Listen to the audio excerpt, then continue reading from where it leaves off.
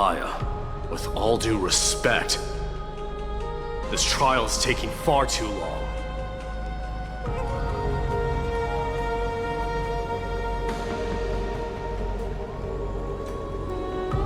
What do you think of this, Trinan? It's not possible to tell for sure what goes on within the vortex. All I can hear are fragments of speech and distant battle cries. Is it Fainan's voice? I'm not sure. It's difficult to make out clearly. Wait, no! Lady Trinan. Snowy's voice. I can't hear him anymore.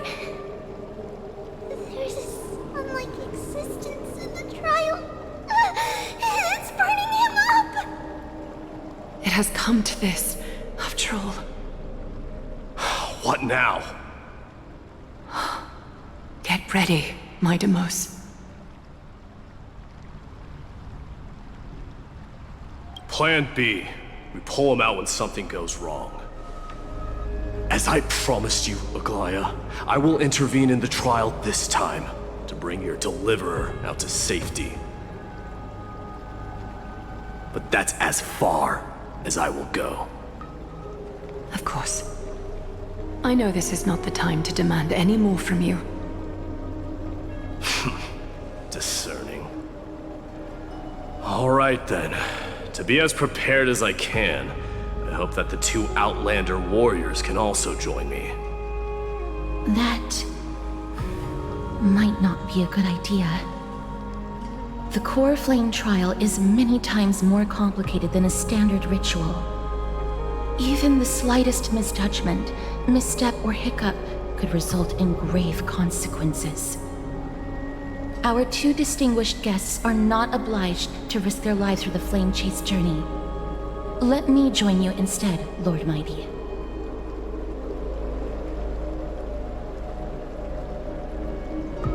No. Someone should stay outside in case we need help.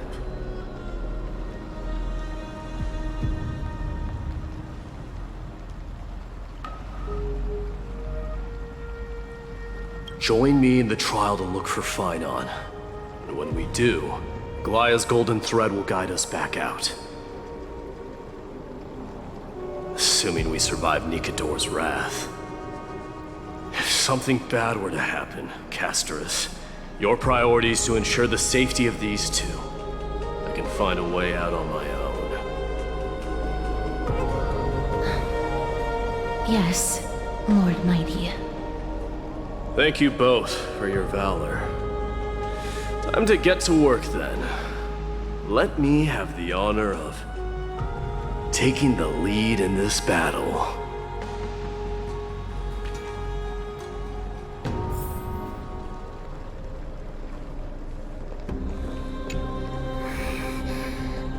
We can't get rid of all the noise.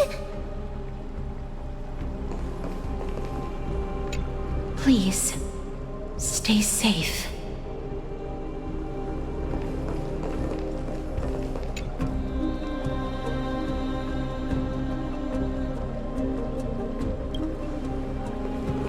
May that warrior be safe from harm. When you are ready, I will preside over the ritual on Trinan's behalf. Our reinforcements from beyond the sky, warriors of high esteem. Please close your eyes and hold your breath. They once kept the fate of this world, and many other challenges safe from the devastating rage of strife.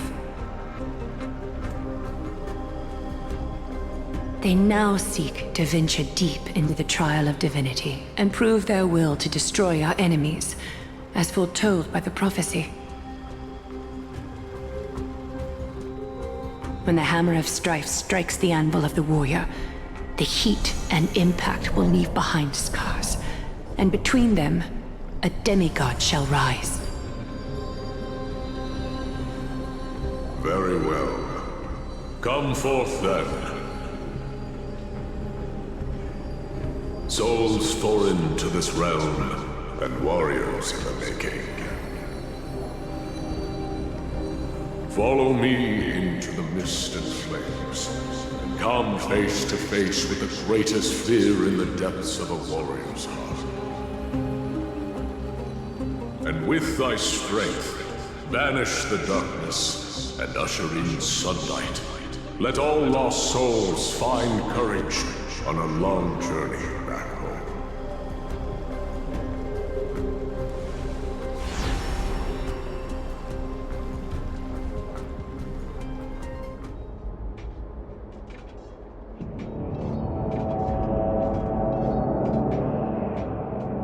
What's the matter? Surprised?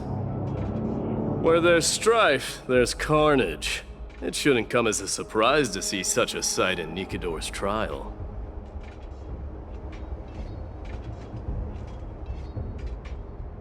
I don't see him around here. We should go first. Let's pray he stays safe. Huh.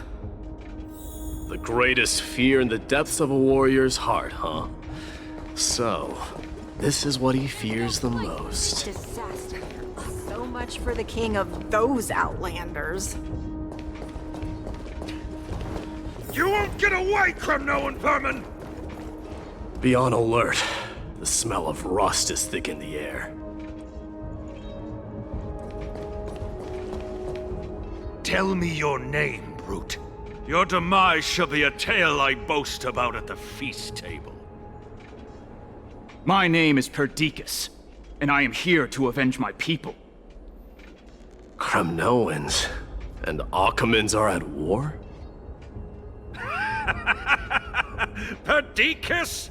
Even the tragic cries of beasts at the slaughterhouse sound better than your name. Say whatever you like, despicable Achaman.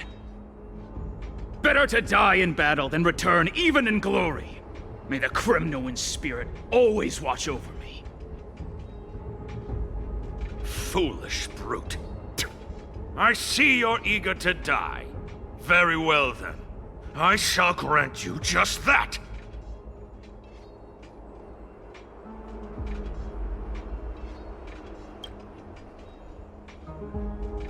You are... Oh. So the Alpha Brute has found his way here. It's a pity, though. You're too late. You will never stop the Holy City's army. Watch as I make this pathetic warrior of yours the first sacrifice. Mightimos, my king, avenge me.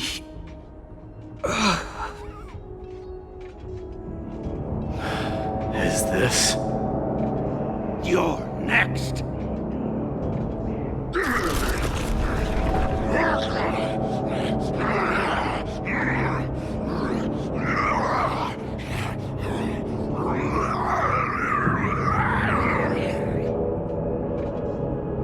Face your death, cowardly king!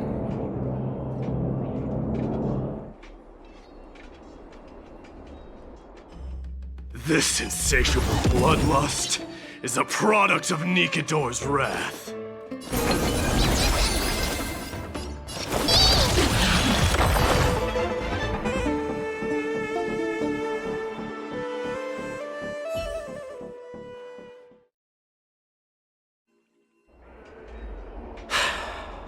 Absurd. I know this Achaman. Strife contorted an honorable warrior into this perverse and twisted being. And that horrible noise. I can hardly suppress my bloodlust when it sounds. This battle cry must have gone to Finon. That's why he lost himself. What a useless fool.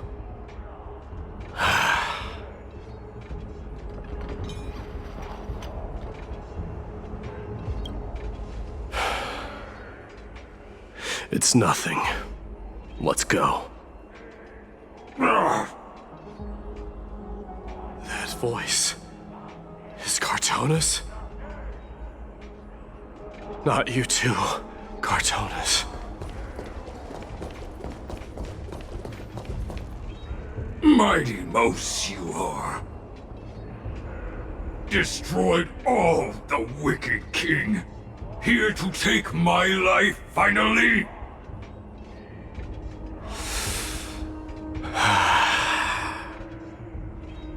I won't ask how this happened, nor will I hurt you like you said. I just need you to tell me where Finon is. All of this you know very well.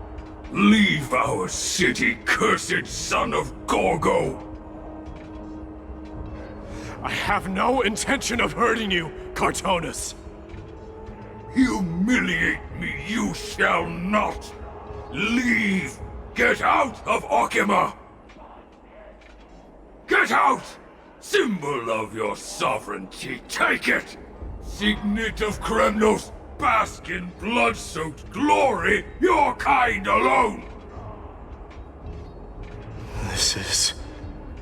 Mother Signet? It's here again. I knew it. Ha!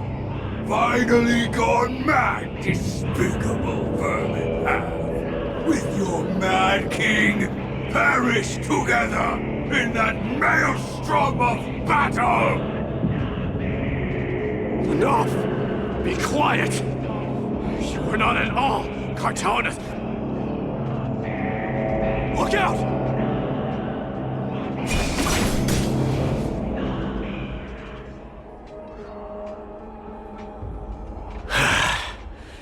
Nice move.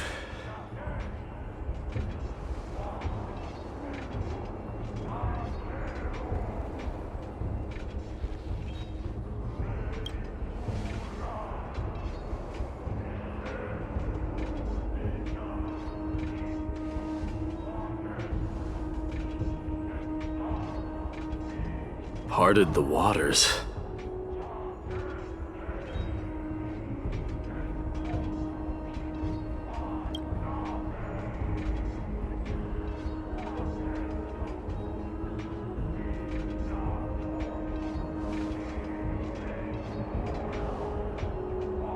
So, you are Don Hong. What did you go through before meeting us?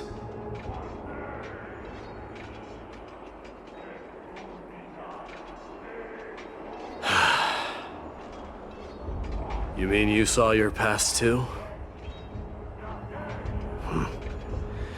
The trial of strife is a vicious one, all right. This might not be a single person's trial, but an arena for every challenger to engage their own delusions in a bloody battle. I saw someone from my past a while ago. Someone Finon has never met.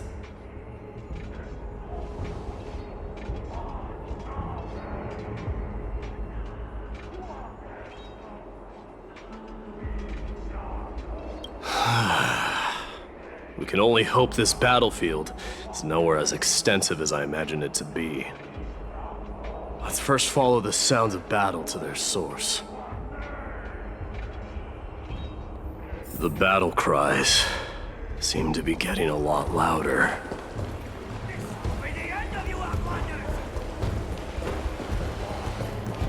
Go find your friends in hell! I agree. In Fab! Cursing boots.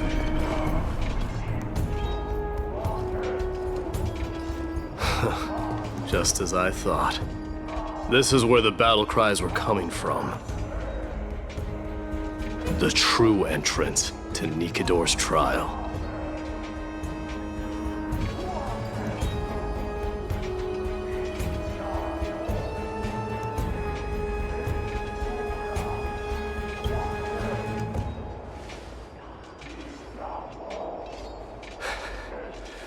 I'm seeing him for the first time, but there's no doubt about it.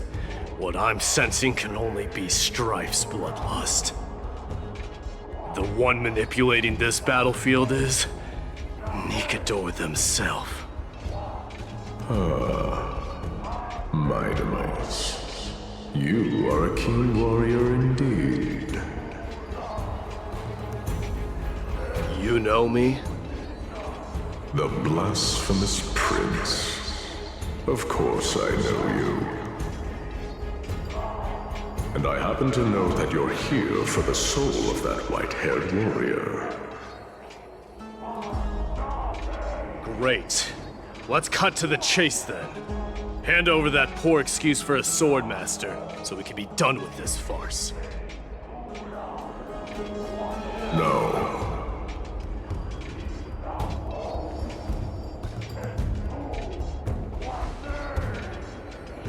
I applaud your courage and strength for coming this far, but you have chosen to besmirch the dignity of one who has fallen, and I cannot turn a blind eye to that.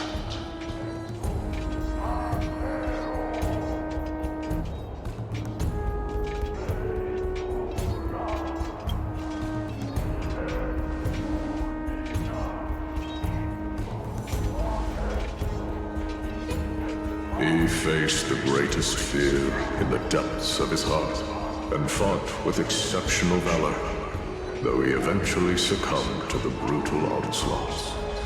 I have since brought him to the rear battleground, and granted him glory worthy of his courage, tenacity, and sacrifice. You wish to take him away? Sure. Pick up a spear and prove that your resolve can rival his.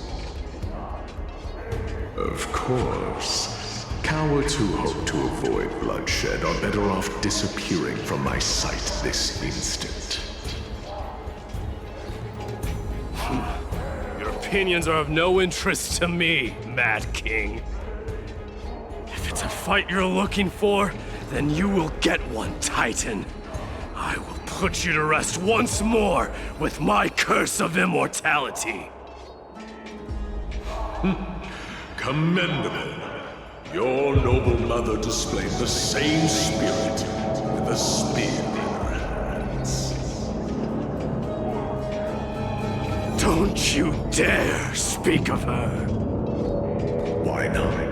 She challenged the former Kremnos king to a duel, even knowing that it was a deadly trap, all to protect your dignity.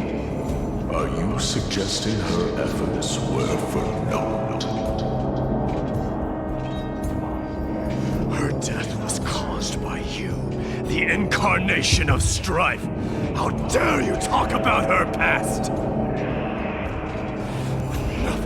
Nonsense. You should be wielding your weapon as the god of strife. Battle me and put a swift end to this!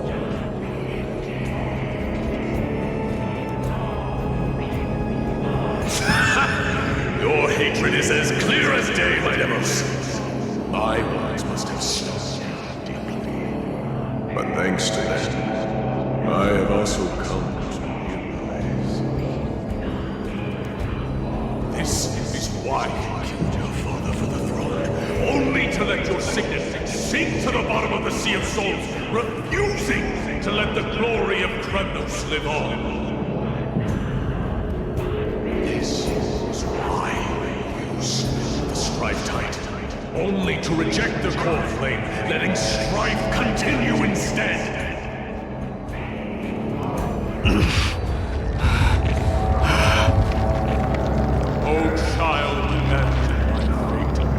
Show me what you are capable of. Show me if you have the power to put out the flames of your very own destiny.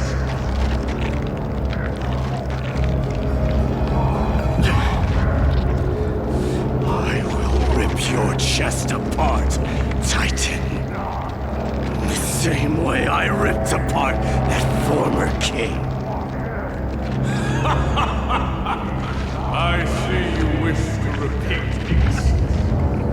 Come at me then. Ignite the flames of your fears and step onto the battlefield. Take this spear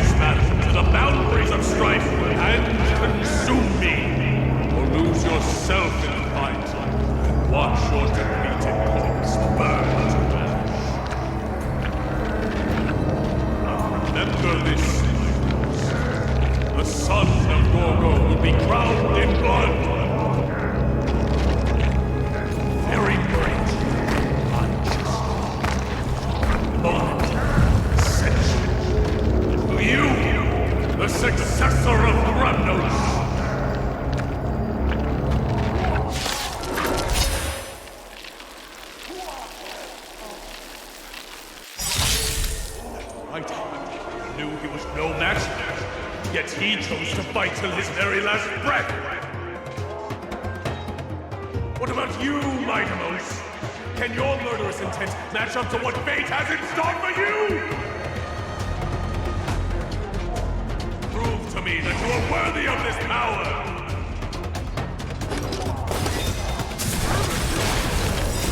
Mournful cries. Miserable wails. Kings of Kremnos! This is the power you desired? In the name of fairness, I grant you the blood of strife! Let this place witness glory. This raging power. I can hardly contain it. In fear you shall abandon your mortal body, King of Kremnos! Curiosity. Nothing but a boy. How noisy. Glimpsing unknown. Dying now accepts your punishment. Burn it up.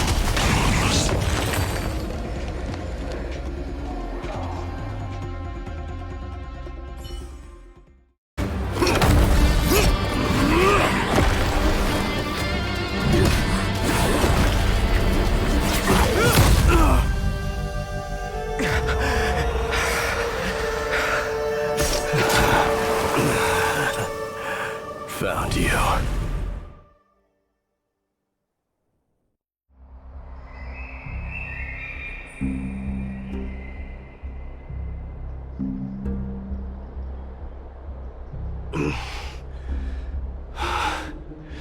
I did my best.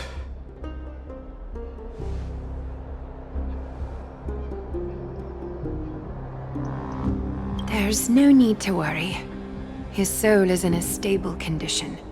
With ample rest for both body and mind, he'll be up and about in no time. The greatest fear in the depths of his heart.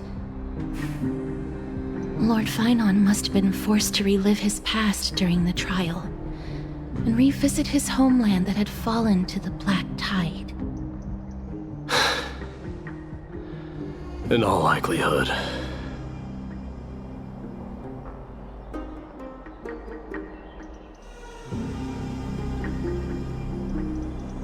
That is correct. He was willing to entrust the core flame to the Chrysoseirs, because he was also pinning his hopes on us to succeed him in shouldering the responsibility of resisting the Black Tide. It is one of the culprits that drives the people of Anvorius to madness. It was during the Era Bellica that this unspeakable thing first appeared, like a plague, alongside the three titans of calamity. Nobody knows where it came from or how it came to be. What we do know, however, is that it is steadily encroaching upon what little remains of this tranquil land, much like a rising sea closing in on an island from all sides. It is for this very reason that it became known as the Black Tide. Those who succumb to it lose their reason and humanity, becoming vicious, mindless monsters. Mortals are not the only ones susceptible to its influence. Even gods and titans cannot escape from it. According to Naius, Nikador, though one of the embodiments of Calamity, also bears the responsibility of fending off the Black Tide. Perhaps that is also why Lord Finon threw himself into the trial of strife so readily. But now, we must look for alternative means of igniting the flames of strife.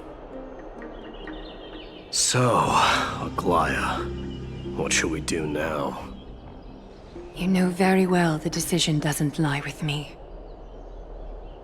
As the successor to Kremnos, Mighty, you know better than anyone that if it was simply about emerging triumphant on the battlefield of strife, you and your people could manage it with ease. But ultimately, the heavy burden of divinity can only be borne by one. It is foolhardiness and indecision not the unclaimed seat of divinity that pushes this world into the deathly fog.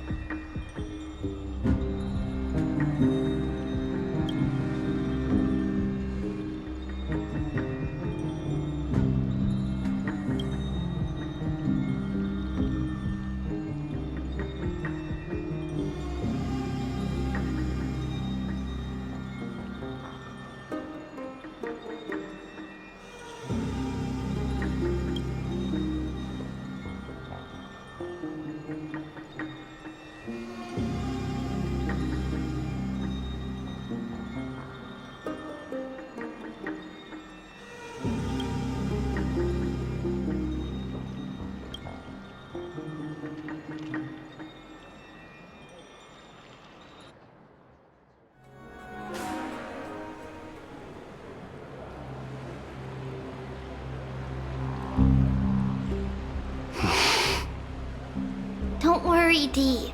This isn't the first time he's been like this. A long time ago. I'm not worrying about him. Oh, alright. You're a little quiet, though. I'm sorry. That was rude of me. What I meant was, I know that man can pull through for sure. It's alright. Being straightforward suits you better. Actually, Dee, there's something we're curious about. What did you see in Nikador's trial? Something that terrifies me. Isn't that ironic? There shouldn't even be a word for fear in the Kremnoan language. Do you think you stand a chance against that thing that terrifies you? Is this also part of your grand scheme? What do you mean? Aglaya knew that Phynon might fall. And she expected me to take his place. That was the plan all along, wasn't it? Yes. Looks like you know everything. I have no intention of condemning you for it. The Flame Chase journey is not a game, and I have long understood this. The downfall of strife, and the ever-growing threat that the Black Tide poses. If Circes and Ornyx are also impacted, ramifications will be dire. They are the only two Titans who are still lucid and willing to coexist with humanity. Regrettably, I do not hold the key to completing the trial. If I wish to conquer that fear, I need the assistance of my fellow Kremnoans. Give me some time to speak with my people. It won't take long, I promise. I see. There is strength in numbers, but you must know that the trial to become a demigod is ultimately meant for only one individual. Dee, your people, they have been eagerly awaiting a new king all this time, haven't they? If you take on the divine role, they will have no reservations about following your lead. After all, you're the hero of Castrum Kremnos. I once was. But Lady Trebios, therein lies my deepest fear. We'll talk again later. I'll be back. Dee? Regardless of what happens, we will always be there for you. Thank you. The person I'm looking for is probably in the hot bath. I should go take a look.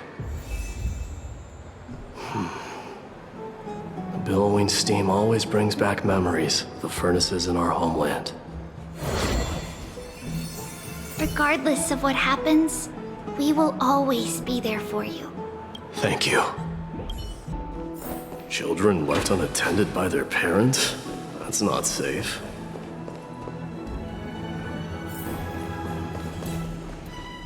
You shouldn't run around in here, kids. Hey, it's the Crown Prince! Are you also here for a bath? I want to hear stories about princes on the battlefield.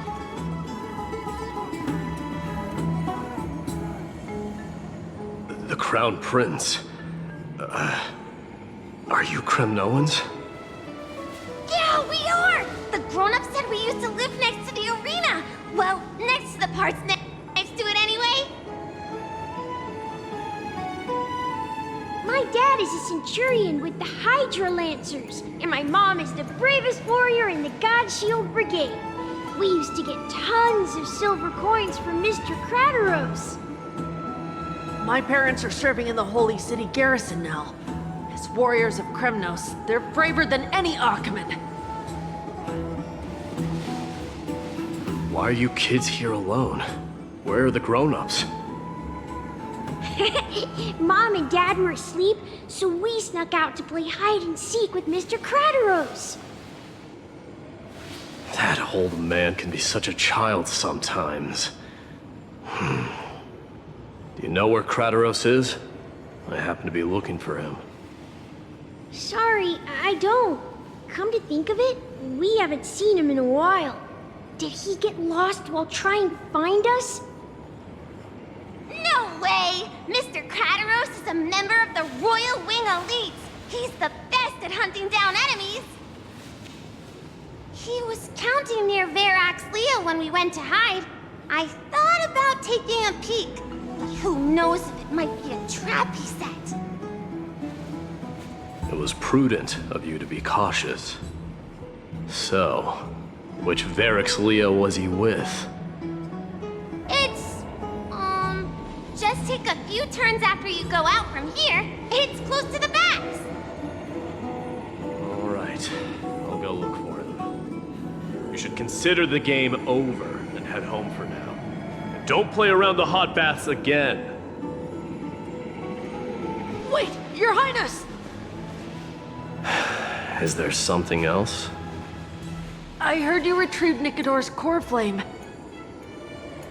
Does that mean we get to go back home soon? Have you ever been to Castrum Kremnos? You were all born in the Holy City, and are living lives no different from the Achaemens.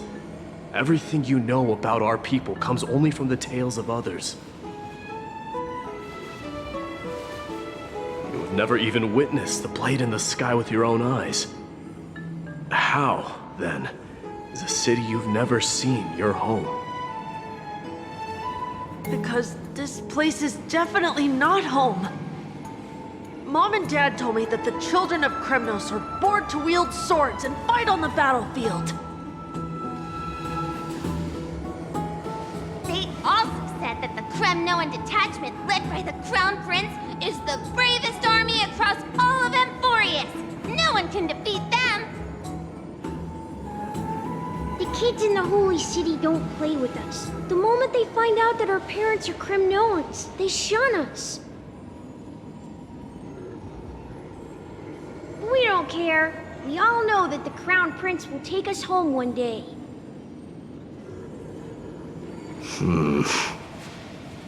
That time has not yet arrived. But, young men of Kremnos, heed my command. Return to your parents at once. From here on, you are to dedicate yourselves to rigorous training and a healthy diet. You must not neglect these two aspects if you are to become a brave warrior of Kremnos. Only by following this path can you be deemed worthy of returning home. Yes, Your Highness! Rat! Oh, it's the Crown Prince of Castrum Kremnos. Get a grip. We're here by order of the Council of Elders. Even the Chrysos heirs have to think twice before doing anything to us.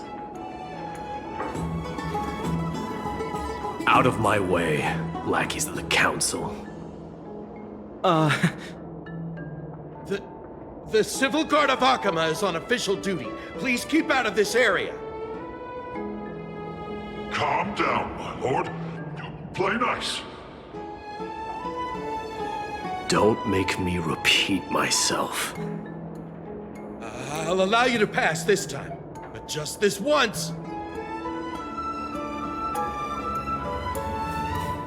So, you think yourself knowledgeable? Then here is a question for you. Do you know how Chrysius Leo in Castrum Kremnos came to be mounted on the wall? I don't know, my lord. How did it come to be? Let me enlighten you. A long time ago, the founder of Castrum Kremnos led a group of warriors to hunt down a lion on the outskirts of the city of Tritos. That vicious beast had been a menace for years, and the bones in its den were stacked even higher than the peaks around Akama. But do you know what happened? Nary a moment had passed after the beast's head peeked out of its den, when the Kremnoan warriors surged forward and brought it down within the blink of an eye, shattering its knees with a single strike. And then... why are you red-faced already? We haven't even gotten to the best part yet. It's your storytelling, my lord. You're weaving such a captivating tale that it got my blood pumping. Please, go on. Well, if it isn't Lord Mighty. It's been a while. Oh, what in Akama is happening? To what do I owe the pleasure, son of Gorgo? Krataros. My esteemed teacher. Let's talk somewhere else, Mighty Mos. I'm tired of speaking with this silly lion. What about the Council's informants? Those two hyenas are nothing but scavengers of rotten meat. They couldn't bite even if they tried. They can follow us if they want to. Let's go.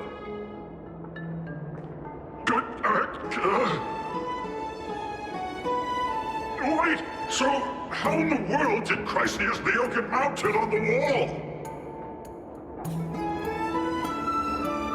Keep up with us, you hyena.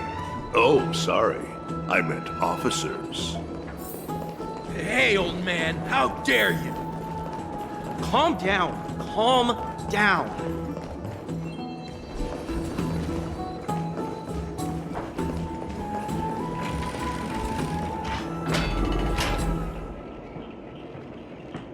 Don't fall behind now.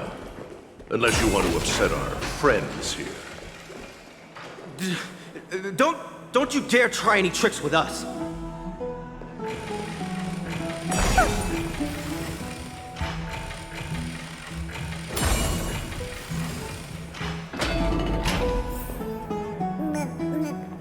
We're almost there.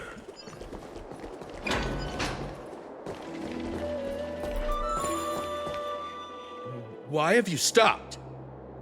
This is a nice spot for a private chat. Shall we, sir? Let's do it. What are you up to? Someone help me! Some privacy at last. So, tell me, why have you come to seek this old man's counsel? I came to discuss the future of the Kremnoans. Interesting. I heard the core flame of the Lance of Fury has been restored, though not by your hand. And you're even considering giving up Nikador's divine power. Is this true? Those rumors are not entirely groundless. In other words, you did entertain the thought of giving up the throne of Kremnos and forsaking your people. The divine power is not equivalent to the throne. The path of strife is also not our people's only way. Enough with the word games. You, of all people, should understand the plight of the Kremnoans. Think about all the warriors of the Kremnoan detachment who left their homeland with you. Think about their children.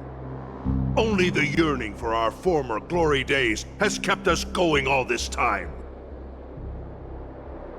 If they ever learn that the Crown Prince they look up to so much is actually toying with the notion of stepping down, think of the disgrace it would bring upon your departed mother, Martimos. You best remember that she died for you because of Europon's schemes to restore the glory of Kremnos. Since you've brought that up, tell me, who is responsible for my father's death? Are you trying to shame me, Mighty Mos? I may be old, but I haven't become so decrepit that I've forgotten it all.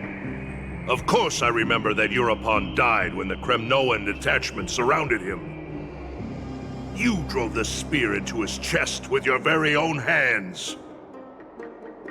That was merely the final outcome. Do you still not see it?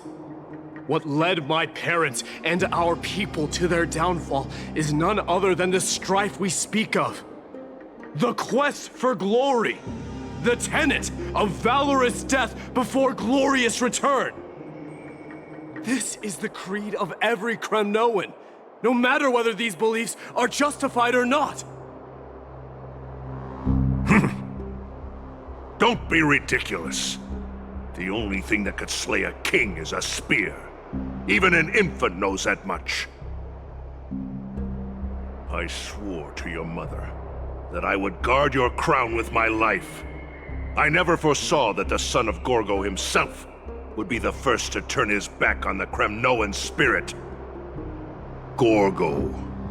Your mother bore that name. The name of the great founder of Castrum Kremnos. And she upheld that name with honor. If you choose to turn your back on her legacy, like a wretched deserter, do not fault me for withholding my loyalty, Mighty Mos. I came to discuss the future of our people with you. But it appears this is not the right time yet. Go, Mighty. Ha! That's what those Chrysos heirs call you, isn't it? Go down the path you have deemed correct. Deep down, you have always been one to do as you please. And I am well aware that no one can deter you once you've made up your mind. But don't you ever dream of renouncing the traditions of Kremnos. We may reside in Akama now, but we remain eternally bound to strife by blood. Bloodlines no longer hold any significance in this era of destruction. My young lord, always bear this in mind. Never reveal your vulnerabilities to anyone. A lion should never dwell amidst its prey, especially when it wields power enough to dominate the entire hunting ground. Euripon, the boy did nothing wrong! This is murder! Do not sully the noble name of Kremnos with the blood of an innocent child! You mustn't reveal your weaknesses to the enemy!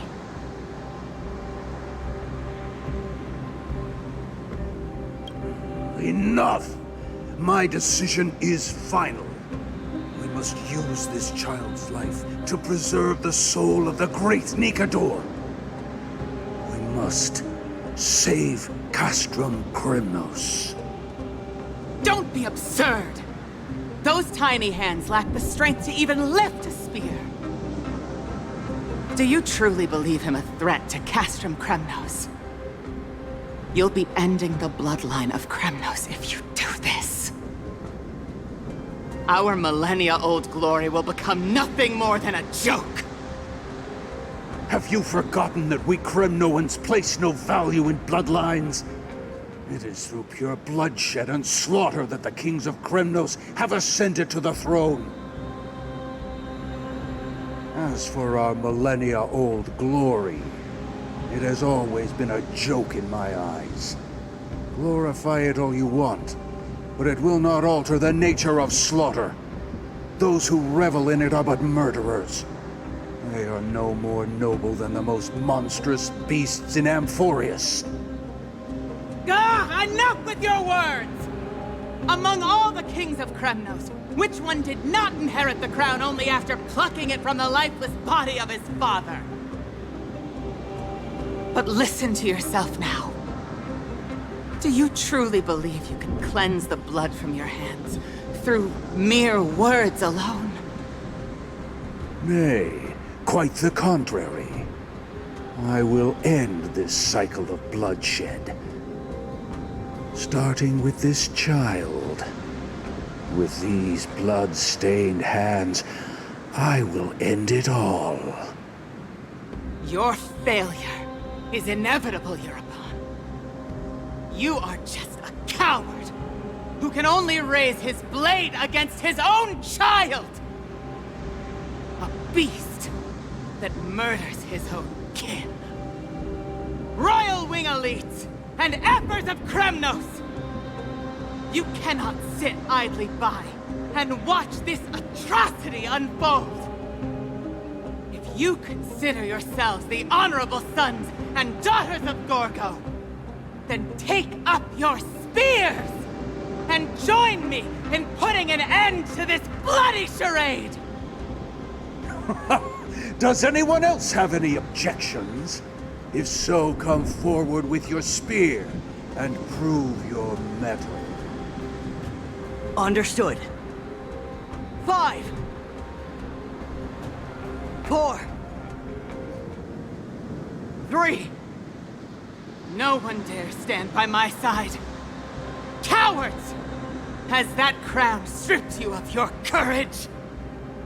2.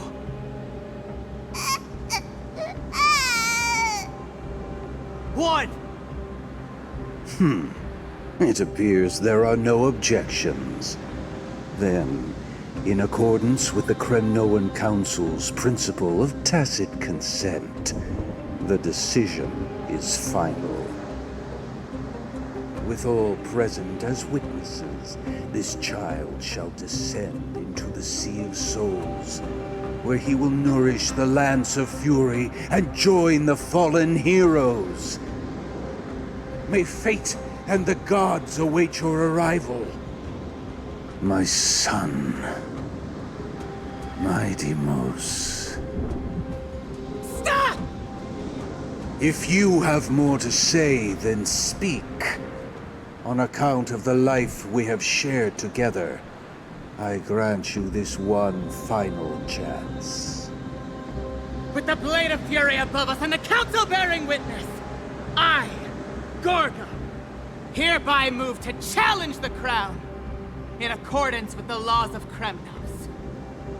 O unworthy king, in the name of the Council of Elders, I demand that you duel me! Very well. We shall see who the Kremnoan blade strikes down. Midamos. My son. They all tell me to forget. But how could I ever? The son of Gorgo will be crowned in blood. If there is no Kremnos without the crown, then I shall seize the crown and smash it to pieces to bring the people to their senses.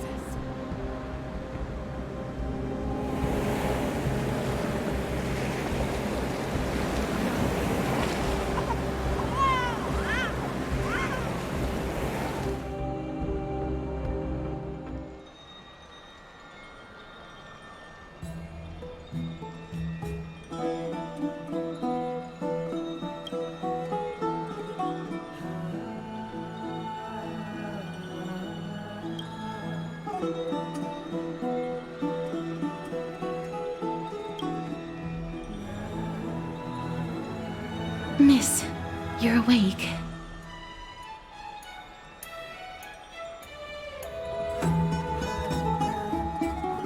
That's a complicated question. I'm not sure I can answer that. I apologize for arriving uninvited. I saw that you were still asleep, so I took the liberty of waiting nearby. I bring a message from Lady Aglaya. She has prepared a gift for you and Dan Hong, and wishes to present it to you in person.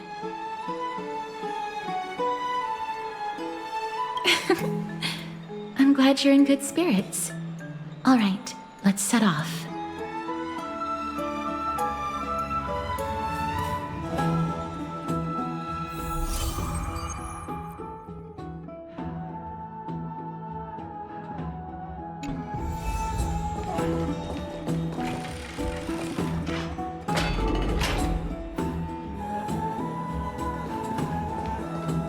Are bustling. Now that Nikador has fallen, the soldiers in the city can finally catch a break. Have you heard? Seems like all the losing. I don't know how long I'll be able to live like this.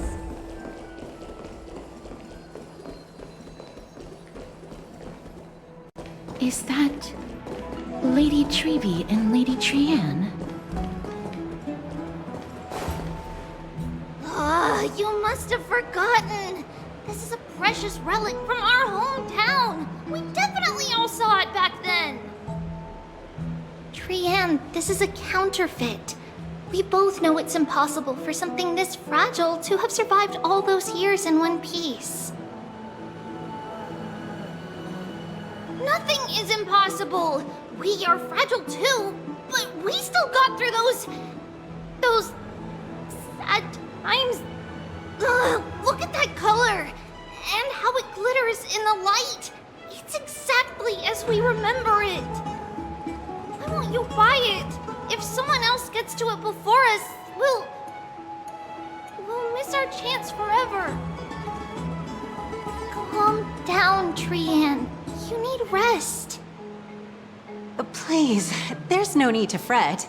If you need more time to make a decision, I can put this aside for you until tomorrow. Or until you're ready? No, it's alright. Trianne is just... she'll come to her senses tomorrow. We'll be off first. Trianne is just... what? Trianne is super mad, that's what! You've forgotten all about Mama! Mama gave us something just like this before! Trianne...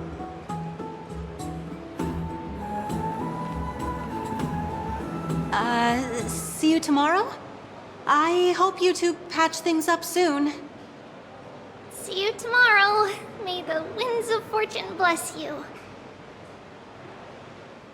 Excuse me, if you don't mind, could you tell me what Lady Treeby and Lady Trianne were discussing just now? Oh, it's Miss Castoris. It's been a while. Well, honestly, I'm not quite sure myself. See, I have a little hobby of collecting handicrafts. Some time ago, I found this trinket being sold at the Memorial Market and bought it to use as decoration at my stall. When Lady Treby and Lady Trienne walked by earlier, Lady Trienne happened to catch sight of it and promptly insisted that it was a precious memento from her hometown. But Lady Treby believed it to be a counterfeit. She said it couldn't possibly be from Yanisopolis. The likelihood of such fragile glassware surviving the Chrysos War is simply too low. For some reason, Lady Trienne became awfully upset after hearing that. I see. Madam, would you mind selling this trinket to me? Certainly. It's just...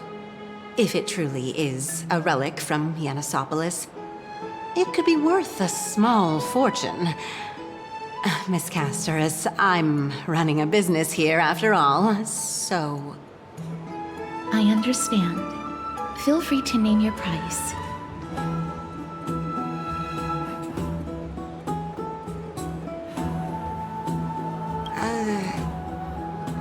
I suppose I can sell it to you at cost as a sign of goodwill, Miss Casterus.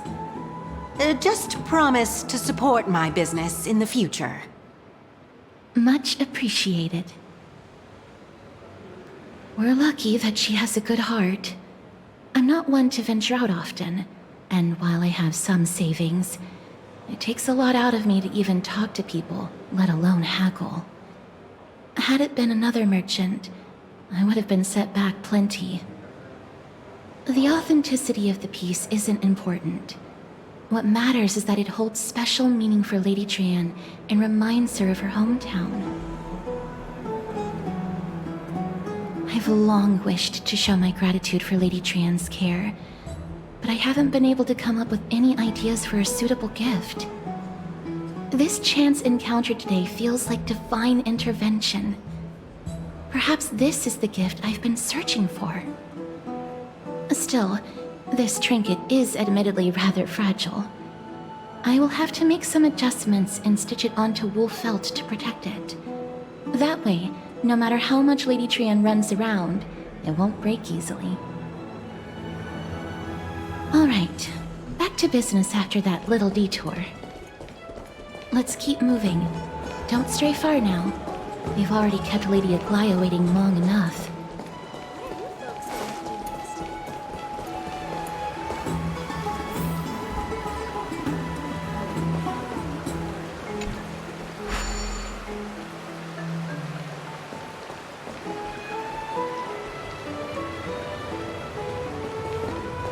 Thank you for the food you give us, great Xerxes.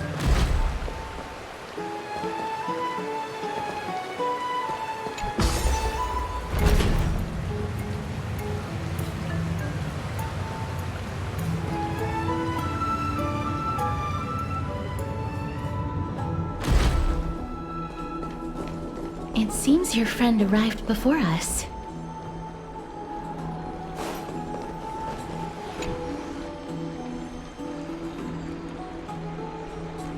Welcome, Cass.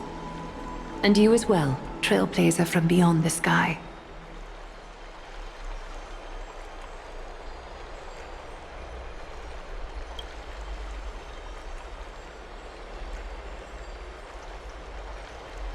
For all that has happened, it was never our intention to drag you two into the battle against Nikador and jeopardize your safety. To express our gratitude for your kind trailblazing endeavors, we would like to present you with the highest honor of Akima. This is the dew of divine blood, brewed from crops nourished by the blood of the Titans.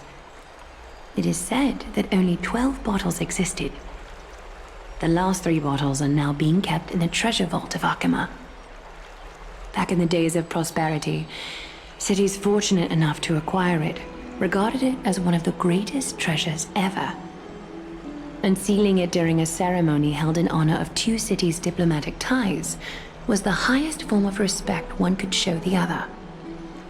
And now, in keeping with tradition, Akima dedicates this drink to our esteemed guests from beyond the sky in appreciation of what you have done for us.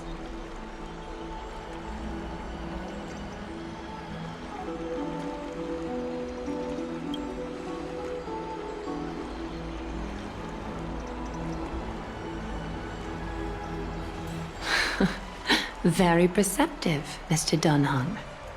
Your heroic deeds have proven that you come in good faith.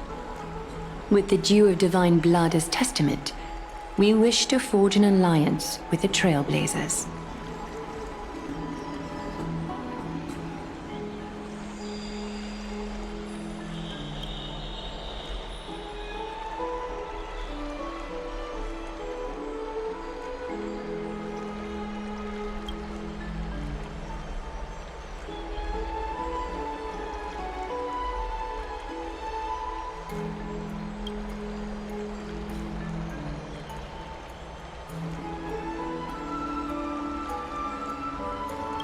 Wow! Gray and Danny have sharp eyes indeed. You'd make outstanding members of the Twilight Courtyard.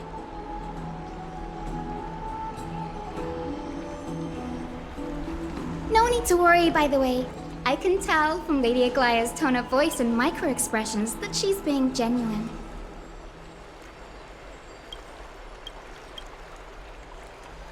Not only are you guests from beyond the sky, but you've also done so much for Akima.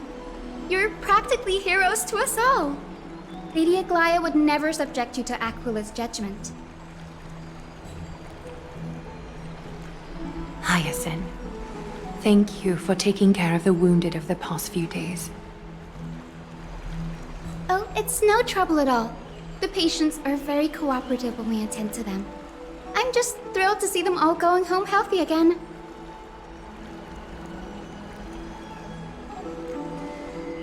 Oh, it's Cassie! Oh, I've missed you.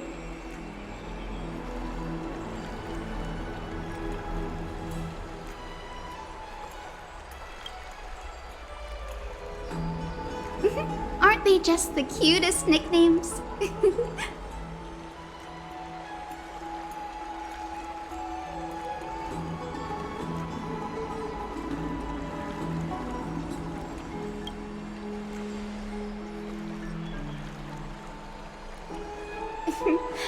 As an acolyte of Aquila, I'm here to bring healing light to the world. Plus, I've heard you're also children of the distant skies. Fate must have brought us together. Can we be friends? I'd love to hear your tales of the sky. And oh, it's a rare occasion that Akima presents such an invaluable gift to guests. Lady Aglaya, may I have the honor of tasting it too? Of course you may. Esteemed guests of Akima, please believe me when I say that this gift carries no hidden agendas. As for the matter of the Alliance, you need not give me an answer here and now.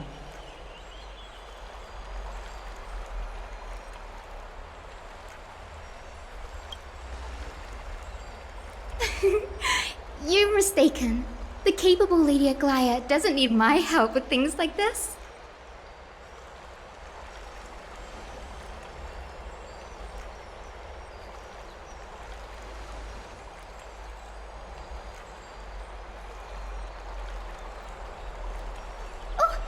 Yay! Then I'll get started on my questionnaire.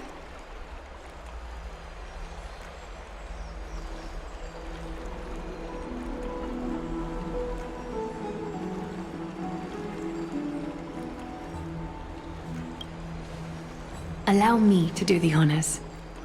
This young lady is Hyacinth, assistant lecturer of the new sporists at the Grove of Epiphany and head nurse at the medical institution known as the Twilight Courtyard.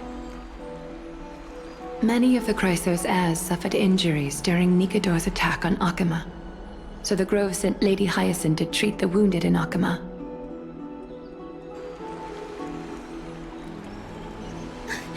But what I'm really good at is helping people sort out what ails their mind and spirit. If you're ever feeling troubled, come find me. sunbathing in the courtyard will chase all your worries away.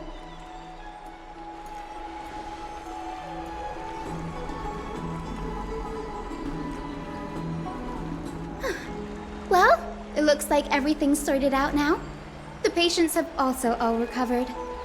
I think it's time for me to head back, Lady Aglaya.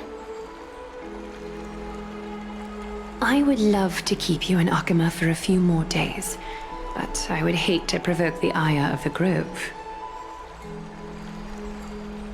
As it happens, Akama intends to send a messenger to the Grove for updates about the research on the Black Tide. We also want to communicate our desire to discuss the retrieval of Circe's core flame at the earliest convenience. Oh, that sounds pretty serious. Lady Aglaya, you can't be asking me to... No need to fret. We won't put you on the spot. Trian will be going there as the diplomatic messenger of Akama, and Castris will be accompanying her. I happen to have a few questions for Professor Anaxa as well, regarding the missing Titan Thanatos.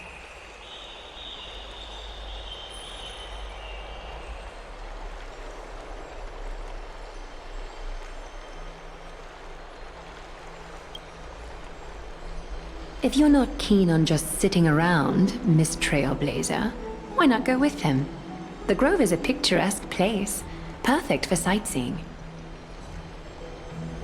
That's a wonderful suggestion. Come visit the Grove, Gray. I'd be delighted to show you around.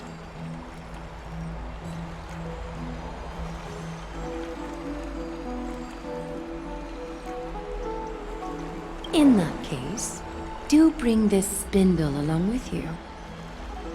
This tool, called the weft, is used to spin thread and has been passed down in my family through generations.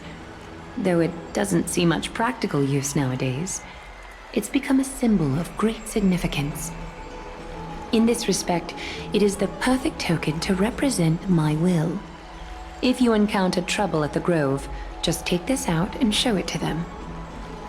While you're in the Grove, the golden thread of the weft can also render all things around you visible, regardless of whether they're corporeal or not, allowing you to see things as I would.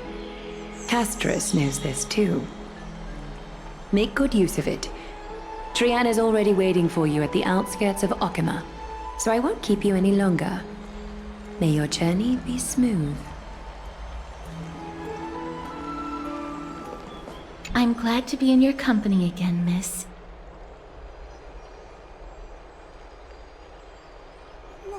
Thanatos controls my fate, in a sense. The curse I bear came from them. And they have something of mine. Something of great importance that I must get back from them.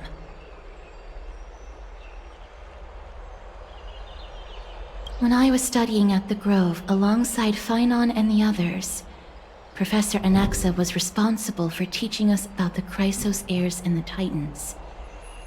That's also when I met Miss Hyacinth. She was Anaxa's teaching assistant then.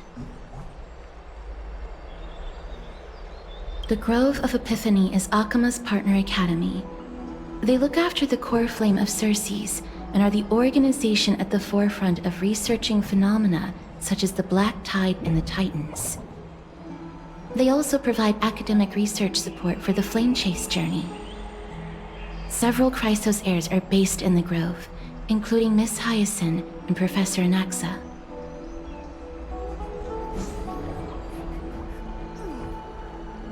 Oh, I came here with a colleague from the Twilight Courtyard. I've asked her to pack her luggage in advance, so she's already waiting for us by the city gates.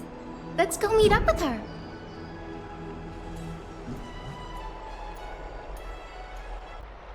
Did something happen, Clementine? Oh, that's a serious injury. Miss Hyacinth, this man was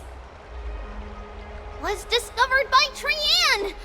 Trian was in a bad mood this morning, so we went to the outskirts of Akama for some fresh air. But then we found him collapsed on the roadside. Trian knows the city has good doctors, So, Trian brought our new friend into the city to look for a doctor. I was waiting here for Miss Hyacinth when I bumped into Lady Trian. But by then, this man was already in critical condition, so I had to perform some emergency treatment first. These wounds, they're caused by the black tide. This is bad. Clementine, prepare a ward for this man at once. I'll treat him myself. It's a miracle he's still alive, considering how badly the black tide injured him. Gray, Cassie, and Trian, would you mind making your way to the grove first? Once this man is out of danger, Clementine and I will join you. As a healer, I cannot ignore those in need of medical attention. I understand. May fate have mercy on this poor man. Trian believes he'll get better. Down this road we go, to the skies we fly, leaving Akuma behind! Little Cass, little Gray, are you ready? You might not be aware of this, but using the sentry gate takes a significant toll on Lady Trian. Mm-hmm. Trian promised Treeby that we wouldn't open the gate unless we had no other choice.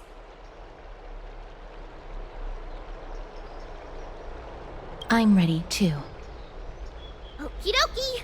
Everybody, let's hold hands. To the grove we go!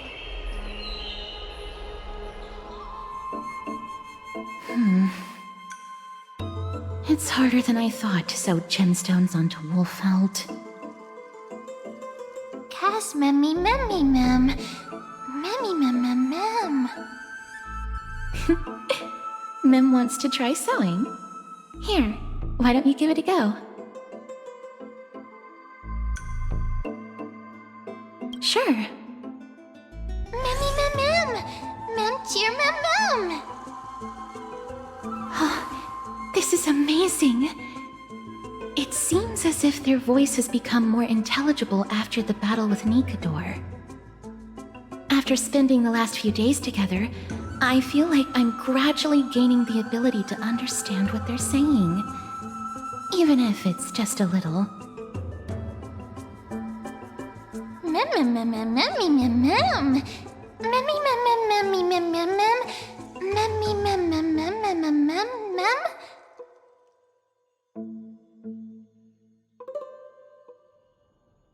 Memmy, mem. Memmy, mem, mem, mem, mem, mem.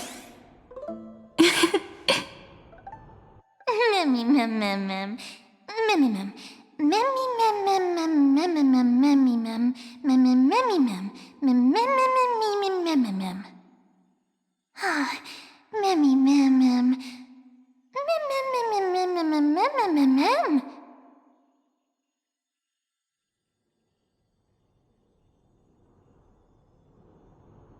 Memmy, mem, memmy, mem, mem, mem, mem. Memmy, mem, mem, mem, mem.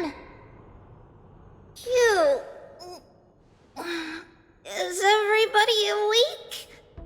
Little Gray, little Cass, and a little pink puppy? Puppy? Memmy, mem, mem, mem, mem, mem. Memmy, mem, mem, mem, memmy, mem, mem, mem, memmy. It's already action hour. Lady Trian, I hope you're well rested. You were talking in your sleep. Did you dream of many things? Sleep talking? What did Trian say? Something like, Mommy, doll with sword, let's fight together. We'll be brave. Ugh, it's so embarrassing. Please don't make fun of Trian. Of course not. Wasn't Lady Trian's mother also the Holy Maiden of Yanisopolis? Uh-huh. Mama was the strongest holy maiden in all of our history. She also gave us the prophecy of deliverance! And she had red hair that looked like a cute red mushroom! But Trian can't remember what Mama looked like anymore. Not even in the dream just now. Mammy, mem. Mammy, mem, mem, mammy, mem, mem.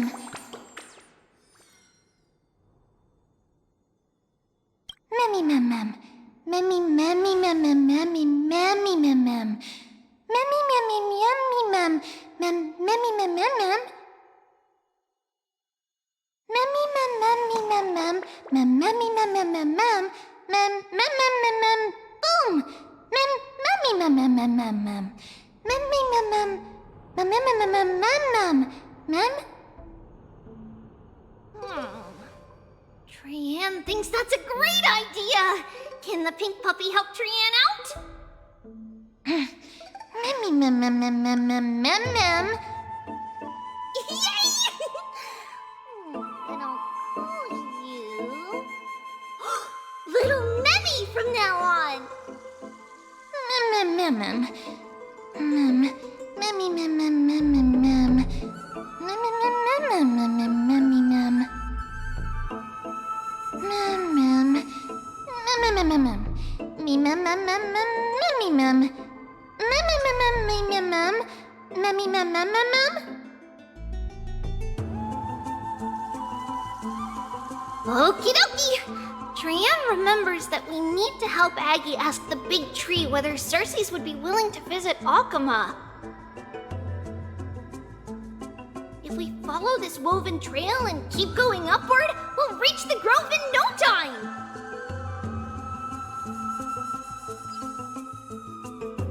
Mem. Mem. Legend has it that whenever they requested an audience with Circes, Nestia— Look! A huge tree! It's huge!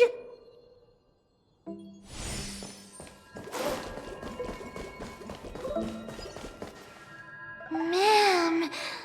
Memmy, mem, mem, mem. Mem, mem, mem, mem, mem.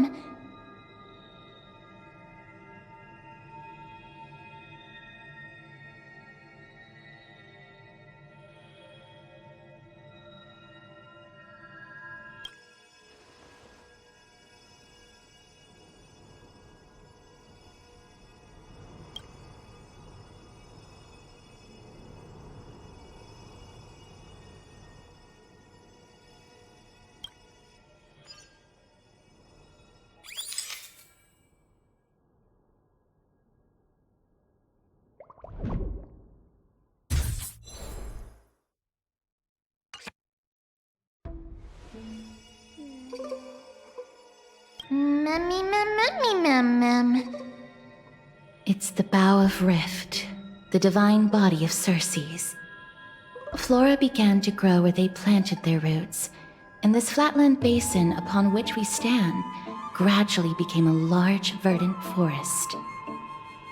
A long time ago, Helesis, the first scholar, led the masses to build a garden and courtyard in the forest, naming the site the Grove of Epiphany. There, people sought mental clarity, knowledge, and enlightenment. Trian knows this. Everybody says that was how this big academy came to be. Mem. Something feels off. The Grove has always welcomed scholars. So too would Circes give us her delicate leaves and extend her branches in greeting. Yet, it seems both the Grove's messengers and the Titan are indifferent to our arrival.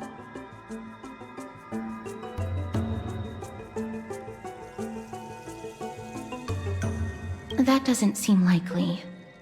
Miss Hyacinth didn't mention anything about it. Maybe everybody's still asleep because classes haven't started yet. They don't want to be disturbed, so they shut the entrance.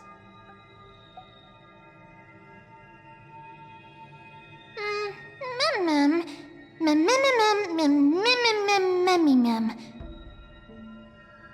This place is too quiet. What in the world is going on? Oh, Trian found it! Everybody, entrance on the other side. Where could it be? Humphrey's eyes are so sharp! I knew you would find it. The courtyard of Storgy should be just ahead of us.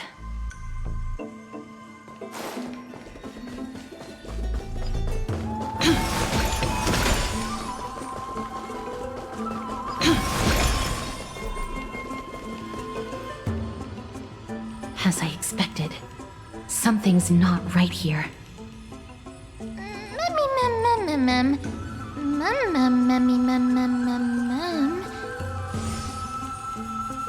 Not to mention that this whole place is also eerily quiet.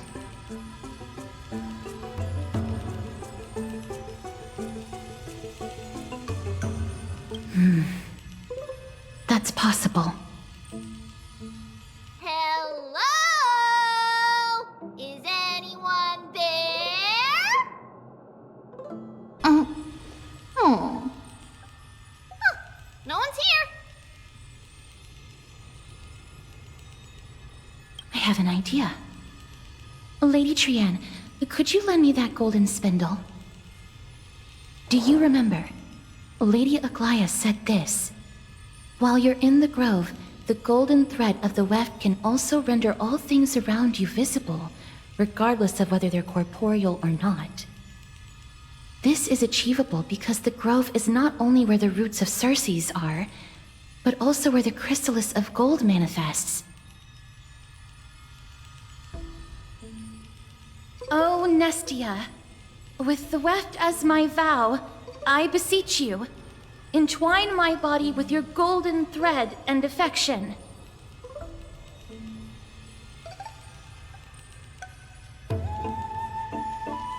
This is a proverb that was recorded in the handbook of Nestia's priests. If I'm not mistaken, we should be able to draw power out of this butterfly exuvia with the golden thread.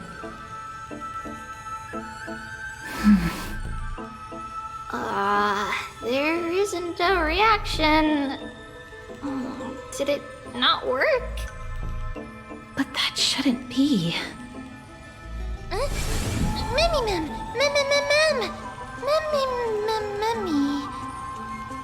Are they white dryad flowers?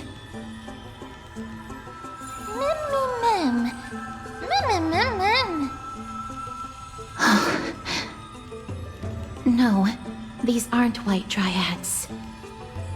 These are shadows of dead white dryads. Dead me, ma'am. Shadow? Strictly speaking, these white dryads are still plants.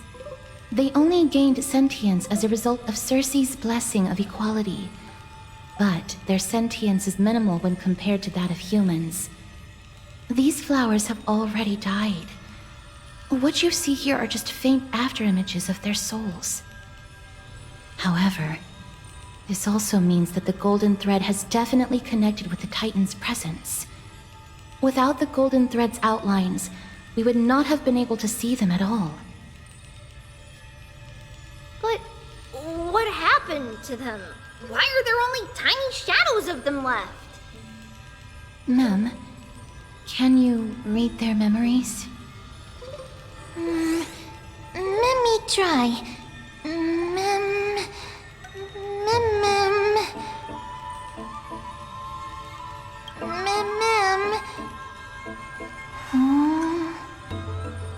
Black cloak,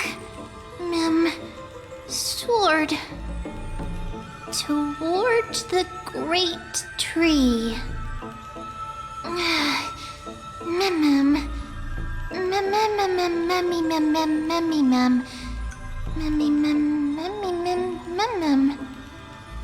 I have a bad feeling about this. The deathly fog of Thanatos is fast approaching. Oh! Trian will be on high alert! smell of death is becoming more and more intense. There, on the steps.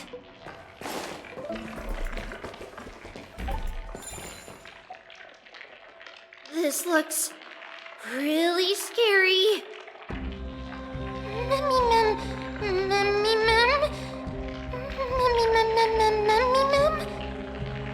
No, it's neither of those. This is a creation of the Black Tide. Such creatures are formed when living beings are corrupted and turned into deformed hollow husks of their former selves. Everybody, stay alert. Regardless of what has happened to the Grove, the fact that we're seeing the remains of a Black Tide creation here definitely doesn't bode well.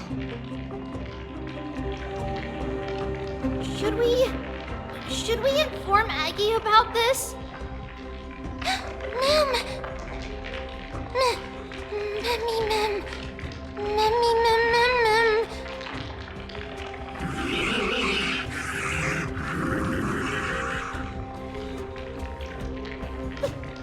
The monster is alive!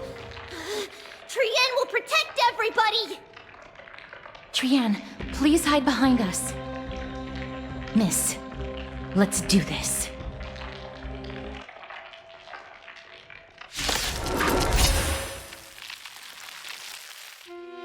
As expected, the words black, sword, and cloak.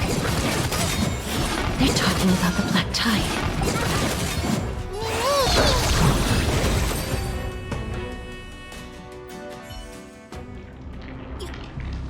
You defeated it! Little Gray! Little Kaz! You're so strong!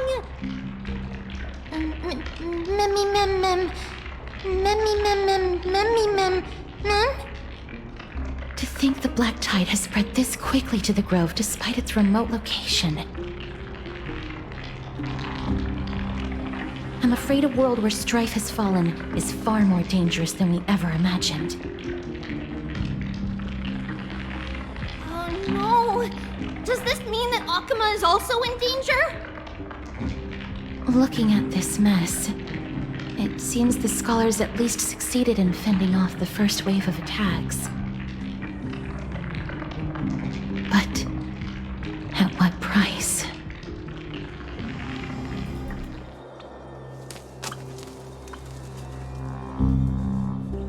Lady Aglaya, after a few days of surgeries, both major and minor, we were able to save the life of that patient found on the outskirts of Akuma.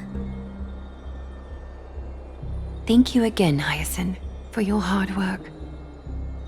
The scarring of his organs was especially severe, a result of the Black Tide's corruption. It's a miracle he's even survived. I can't say for sure when he'll regain consciousness. Don't stress yourself out over this. You've already done everything in your power to save him. There's no need to hurry to the Grove either. You deserve a good rest now. Tribi, I have some things to tell you as well. There's something strange about where that patient came from. He is not Akuman. The way the stitches on his clothes are hidden is quite unique. Such craftsmanship is undeniably from the Grove. The Grove? You mean... Now that I think about it, Castris and the rest should have arrived at the Grove by now. Trienne just got in contact. The Black Tide has invaded the Grove. We haven't detected any survivors, even with the help of the Golden Thread. What should we do, Aggie? The Black Tide is posing an even greater risk to us now. I did not expect the Grove to be the first to be impacted, though. Can they tell where the core flame is right now? We see it. The core flame is still there, but... But what? But they can't say for sure whether the Titan has also been corrupted by the Black Tide.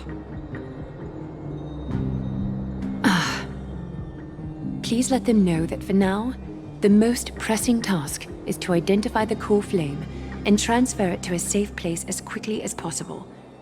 We must also search for survivors and find out exactly what happened to the Grove. Oh, and find Anaxa. Unless something went terribly wrong, he should still be alive. They've set off. Please, stay safe, everyone. I pray for their safety too. Aggie, how do you know that Anaxa is still alive? I know that man all too well. If that blasphemous performer knew that he was not long for this world, he would most certainly try to seize the core flame and drag the Titan down with him. Is this a joke as well? No, I'm being serious this time. We're facing threats from both within and without Akima. The merciless carnage may have ceased, but Akima's nemesis continues to sharpen their blades even now. They may have even prepared the gallows from which to hang us already. You mean... Even if the divine authority of strife is as yet unclaimed, the Black Tide is advancing more rapidly than I expected. I fear this tragedy is more than a mere natural disaster. Alas, it's too late. The Council will likely take this opportunity to do something... I will try to keep this under wraps for now. But you must also take care and be prepared for anything that may happen. All right. Should I inform Hyacinth about this? Not for now. She must be exhausted after performing surgeries non-stop for so many days. I don't want to overwhelm her with this bad news.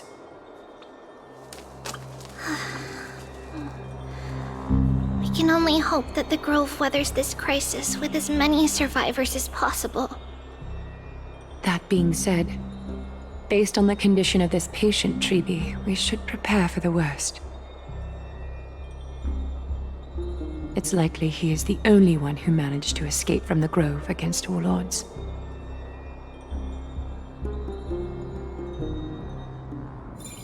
Everything will be fine.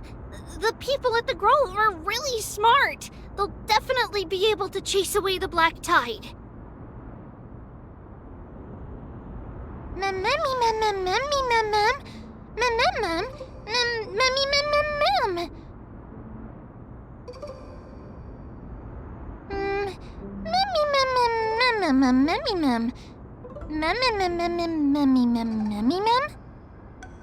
How should I put it?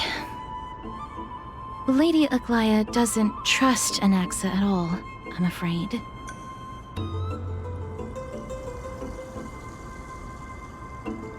Despite being a chrysosaur, Anaxa resolutely believes that titans and prophecies are a load of nonsense.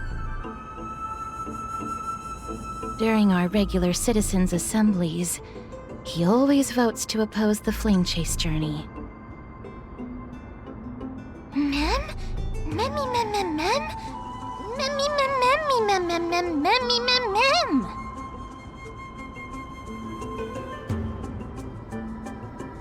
Trian knows the answer to that. Everybody says that Circes, who symbolizes reason, is the most tolerant of novel ideas.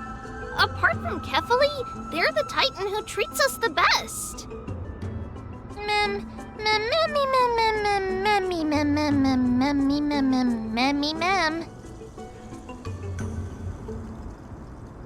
Yes, that is how we formed an agreement with these Titans who bear no harm toward humanity.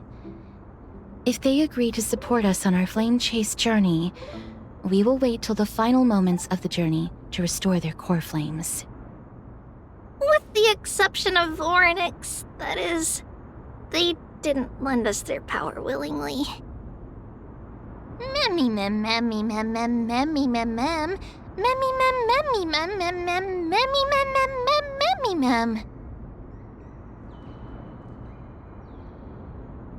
That is true. It's also fortunate that these gods weren't corrupted by the Black Tide and did not descend into madness. Trianne believes Circe's will be alright. After all, everybody says that the people of the Grove are really smart.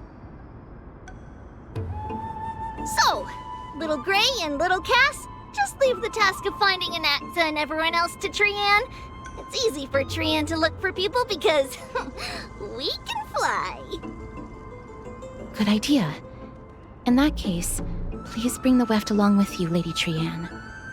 The golden thread will be much more effective from up above. Please promise us that you'll take care of yourself. Okie doke. If Trianne gets in trouble, we'll look for all of you. In return, if you get in trouble, remember to call for Trianne, okay? We'll come right over and open the gate for you. That's the other thing I wish to mention. Do not open the gate unless you have no other choice, Lady Trianne.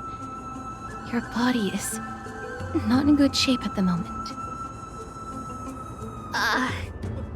Okay. We will keep that in mind.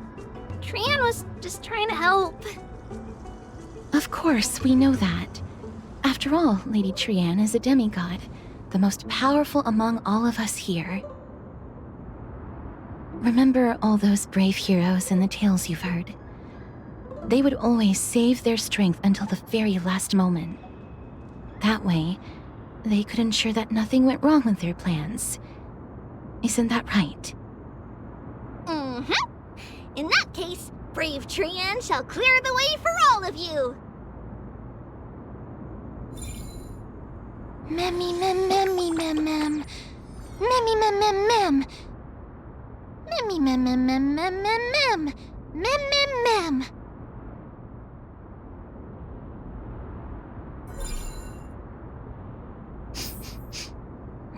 Memmy mem mem mem. So many monsters. Memmy mem mem memmy mem. Memmy mem.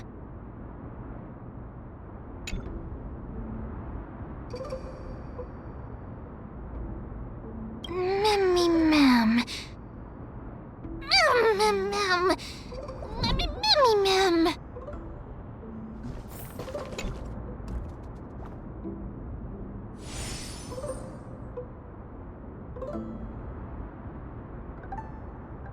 Mem.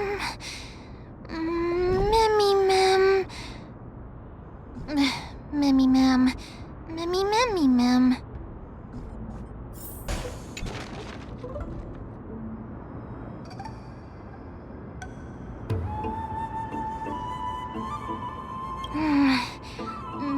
Memmy mem mem mem memmy mem.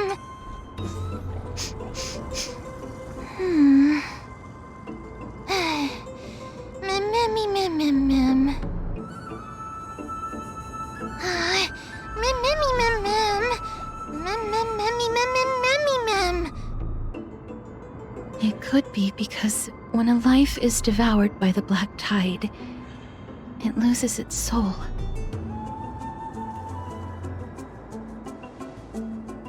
I can't open it. It was probably sealed in order to ward off the Black Tide. Save your energy. Yanis's power is far stronger than we could ever imagine. Memmy mem mem memmy mem mem. Memmy mem mem mem memmy mem.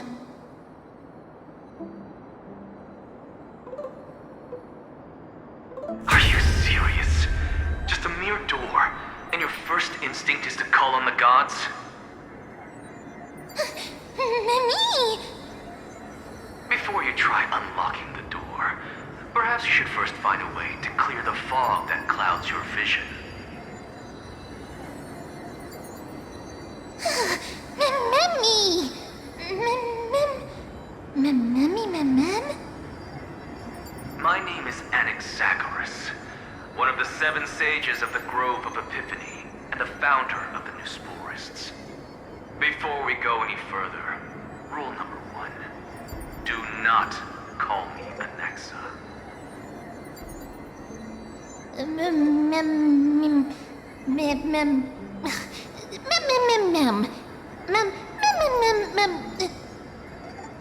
Rule number 2.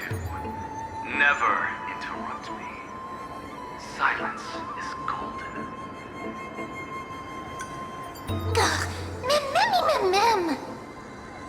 The person standing here and conversing with you right now isn't the vestiges of a memory. Rather, it is the culmination of the greatness of science and the pure, irrefutable, and undeniable exalted truth. Through the wonders of alchemy, I have shattered my soul and transmuted it into gold before burying it in this spot. I have recorded these words so that visitors may learn where their next destination lies.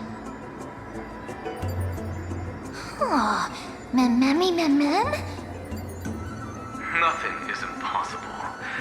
Having said that, alchemy is not omnipotent. Each time you hear from me, an equivalent part of my soul is being consumed as the price. In other words, this voice isn't created out of thin air.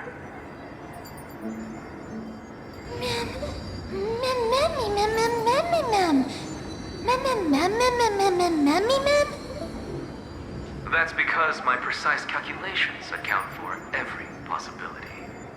I also know that you have already discovered the cause of the calamity at the Grove, the Black Tide, and that you mistakenly believe that the scholars have been wiped. But that is where you're wrong. While the Black Tide was still approaching the Grove, the sages found a way to evacuate the vast majority of the scholars. They are heading toward the holy city of Akama as we speak. Only a small fraction of the scholars stayed behind with me to defend the Grove. If all goes well, Cersei's core flame will reach Akama before long. But since you have accessed this message, something unforeseen must have occurred. For now, you should continue onward to the Luminary Throne, where you may retrieve the core flame. And our mortal remains.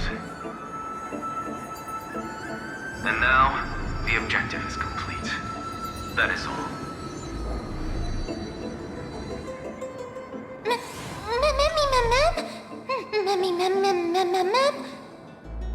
Miss, judging from your reaction, you must have found a useful memory. Professor Anaxa? That's a lot to digest at once. I'm sorry. Please give me some time.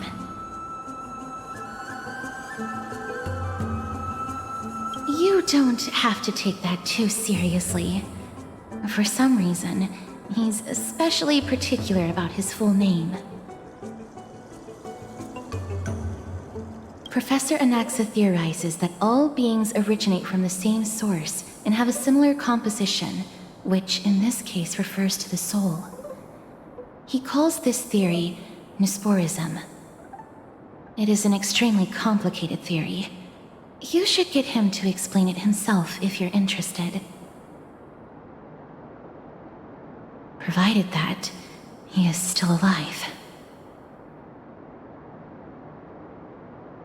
Yes, that seems like the only good news so far. We can just focus on retrieving the core flame then. I do not wish to consider this possibility. Perhaps they were just unable to transfer the core flame, but managed to escape.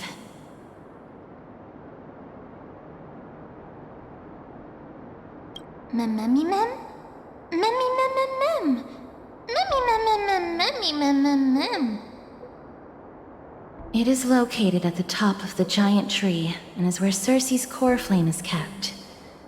According to Anaxa, the core flame should still be there.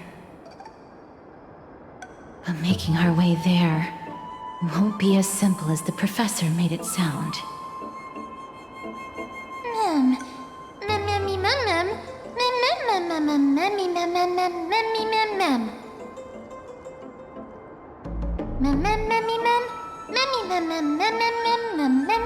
All right. Right. Let's see whether he left any similar directions for us along the way.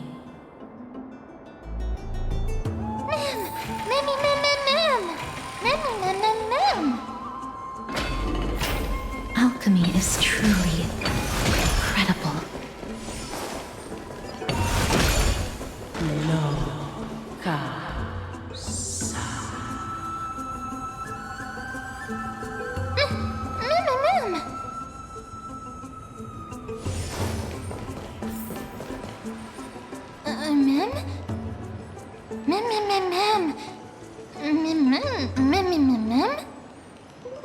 No, you didn't imagine it.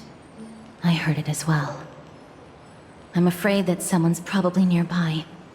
As we are unable to ascertain whether they are friend or foe, we better remain cautious.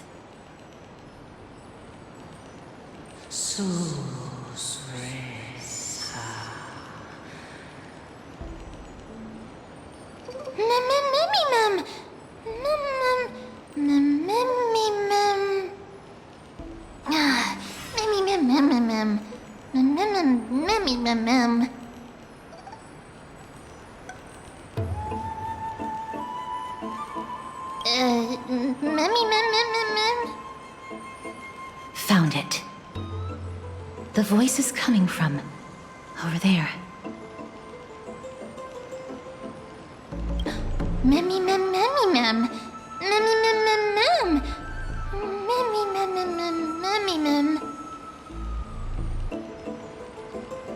No. It seems to be coming from somewhere even further that way.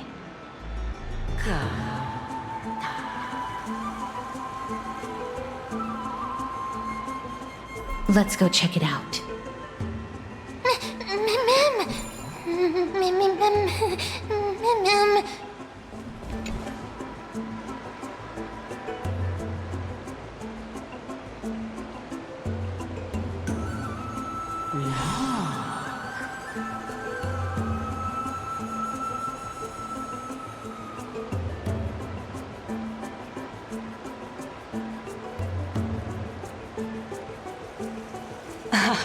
Regardless of what you do, a stone won't be able to speak.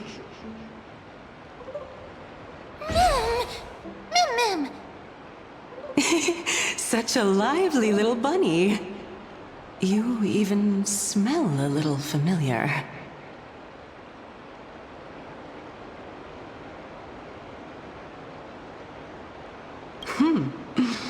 What a smooth-talking child. I'll accept your praise. Who are you? Keep your distance and identify yourself. Otherwise, you'll face the consequences. The scent of Thanatos. I recognize you. Idonia's renowned goddess of death. Since you are aware, stop provoking the authority of death. Answer my question. Baring your fangs at me. How cute. Just call me Calypso. I greet you on behalf of the Seven Sages and the Litophagists.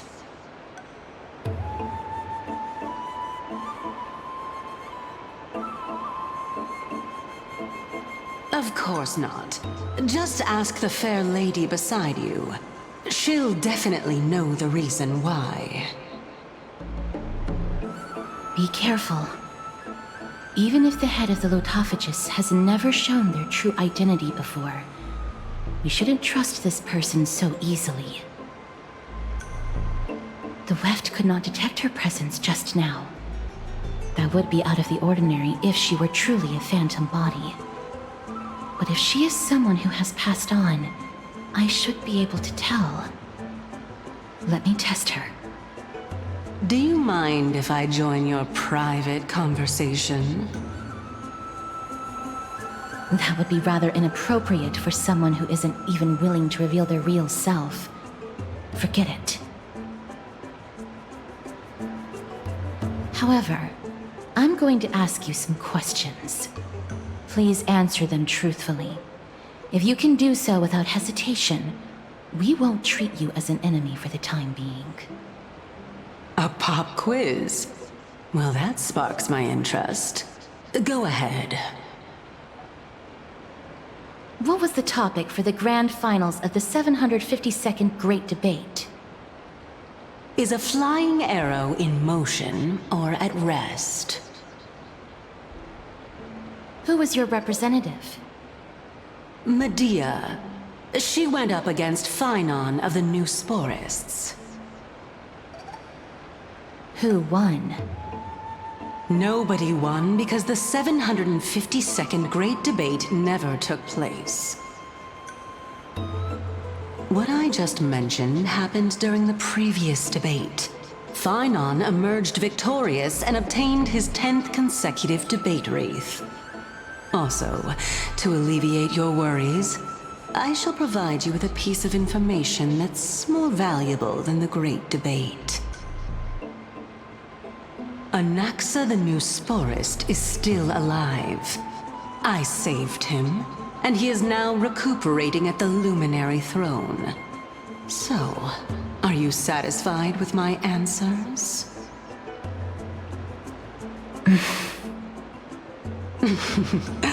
This dumbfounded expression of yours is much more adorable and likable than the previous one. As the saying goes, seeing is believing. Why don't you follow me to the throne and take a look for yourself? I'll keep my eyes on you at all times. Oh, that's truly an honor.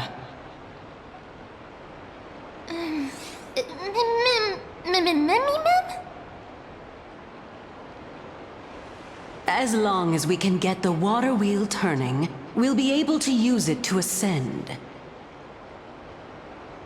So, the solution is to awaken this heart. My intention should be obvious.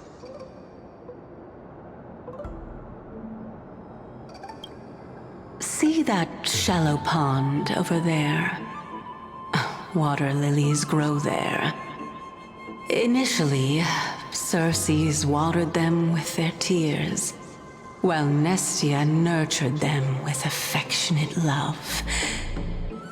They are a token of the eternal companionship between the two gods. All the two of you have to do is to cross the deep well and retrieve the golden bough of vows for me.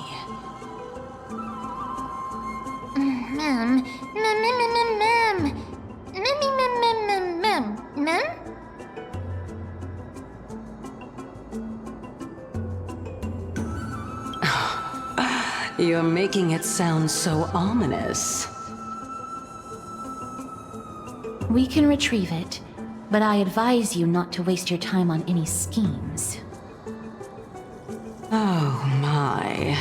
I'm helping you to eliminate your worries and obstacles, and yet I receive nothing in return.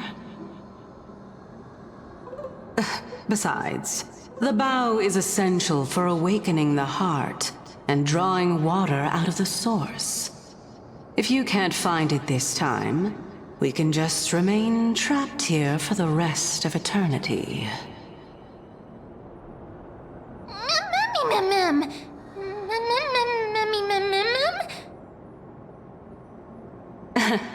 You're overthinking things. We're all in the same boat. Although, it would be absurd to say that I have no other motives. Since you've brought it up, I might as well take this chance to explain. I'm simply making use of this opportunity to see what you two are made of. So, is that truthful enough for you?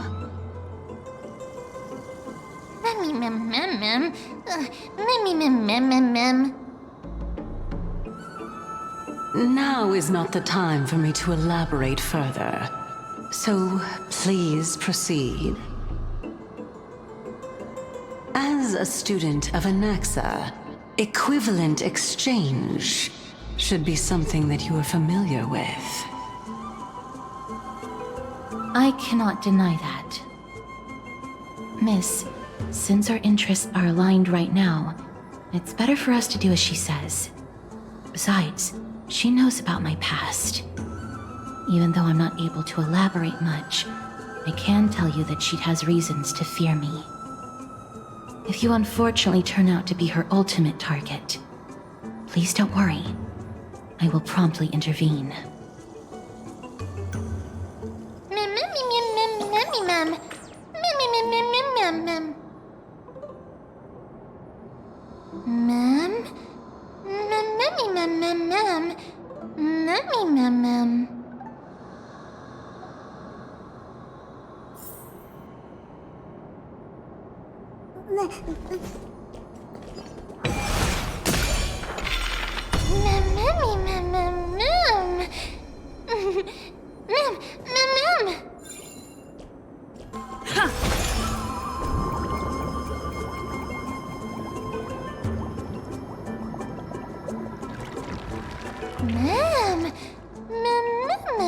Flowers, ma'am.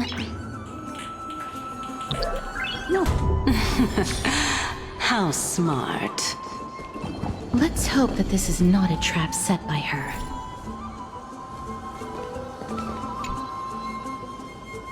So this is the Golden Bough of Vows. I hope that the Titan will not take their anger out on us.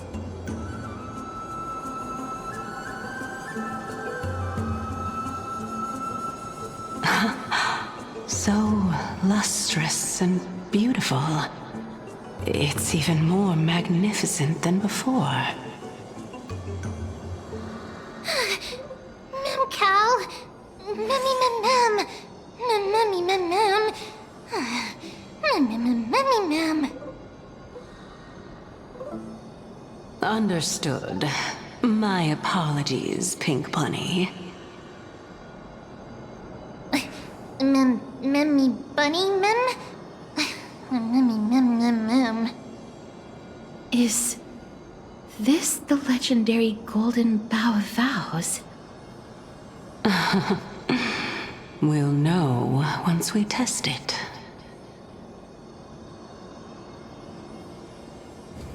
There's a secret passageway behind the pond. It's faster if we take that path. How do you know this place so well? Well, I'm one of the 7 sages after all. We're here.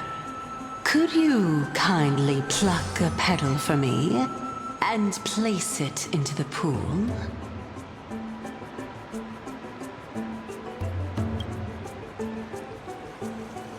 Now, can our little goddess perform that again? Huh? That being the oath of Nestia's priests.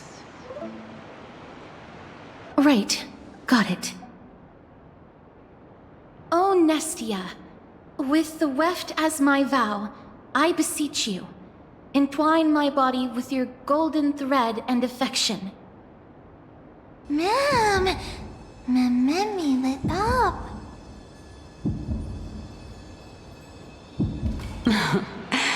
It's just an ancient promise between the Titan and humans.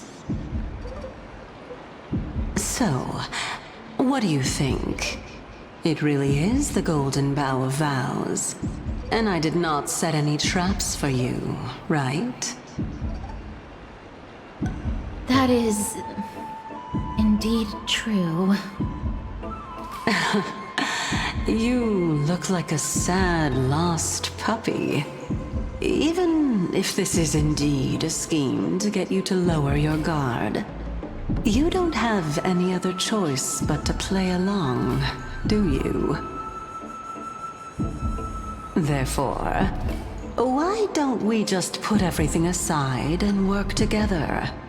We can always determine who's right and who's wrong once we overcome this. Yes, I agree. Great. Then, let's ride the water wheel. However, giving us half-truths is not the right attitude for cooperation. Furthermore, according to the principle of equivalent exchange, since we have passed your so-called trial, isn't it time for you to make your intentions clear to us? I really can't bear to look at your sad expressions. Although you only cleared a simple trial, I'm willing to make an exception and treat you with sincerity. I'll allow each of you to ask a question. But not the little bunny. So, ask away.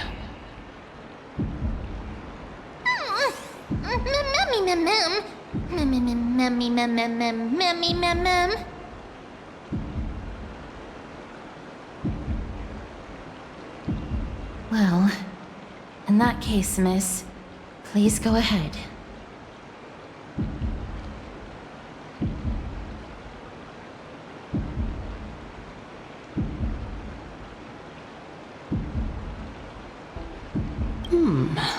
A good question.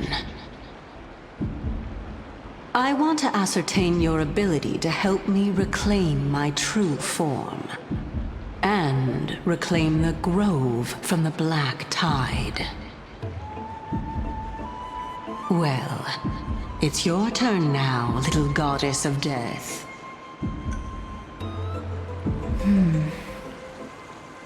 My question is, was your previous answer the whole truth and nothing but the truth?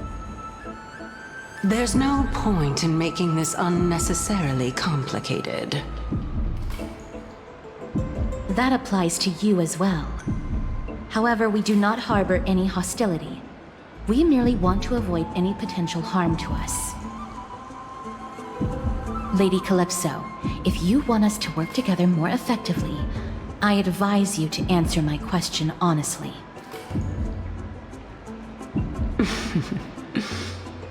All right.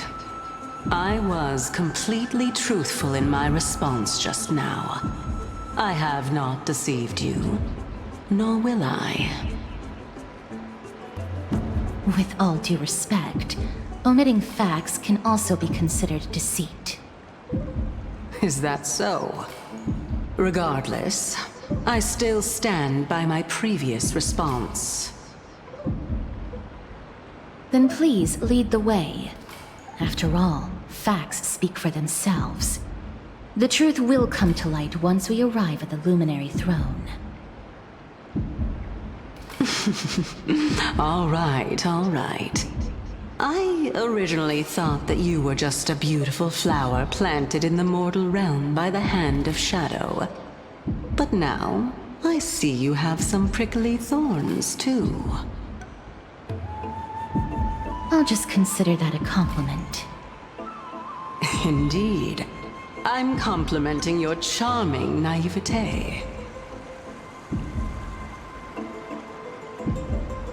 All right, go ride the water wheel. I'll wait for you up there.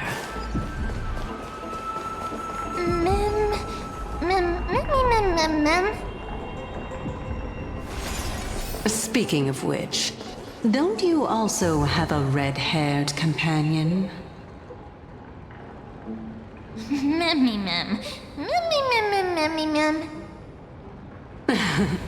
Not too much.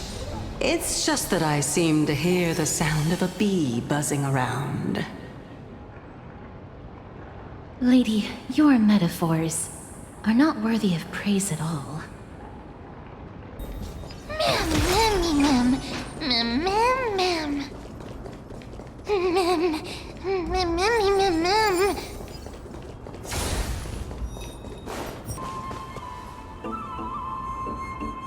Whoa! It's Little Gray! little Cass and the pink puppy!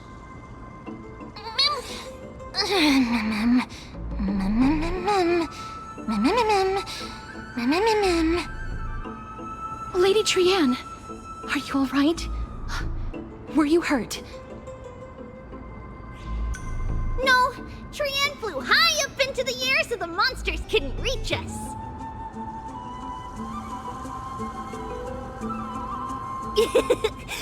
Oh, also, the spindle that Aggie gave us is so powerful that Trianne seems to have found Nax. He's near the treetop. Even though our perception of him is very weak, it's not like the White Dryads from before. But since Trianne was alone and afraid that it might be dangerous, we did not fly there to take a look.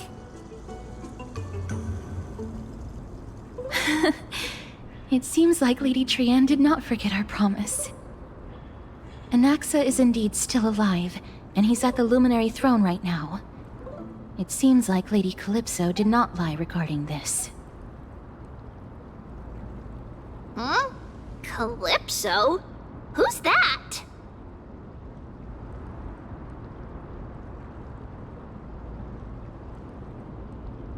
Oh, so you found a survivor! But the golden thread doesn't seem to be able to sense the person you're talking about. Mem! Mem, mem, mem, mem, mem, mem. Mem! Mem, mem, mem, mem. Coming and going without a trace. She's such a strange person. Oh! Actually, Trianne also found this. Could this be related to the person you're talking about? This is a piece of burnt cloth. Yup! Trianne found it on a branch not long ago. Trianne even used the golden thread to search around and found that the entire grove is giving off a similar aura. Memmy... Memmy mem mem mem... Mem mem memmy mem? Trianne doesn't think so. Because when Trianne picked it up, we didn't see anything at all. And judging by the golden thread, the aura seems to be all around. Lady Trianne, where is the aura gathered at right now? It seems to be... Oh! A little higher and a little ahead of us! The Dome of Devotion. Calypso, just what are you hiding? The golden thread is vibrating more and more violently! Everyone, let's be even more cautious. There's no one... Hold on. The butterfly of divine mind is gone?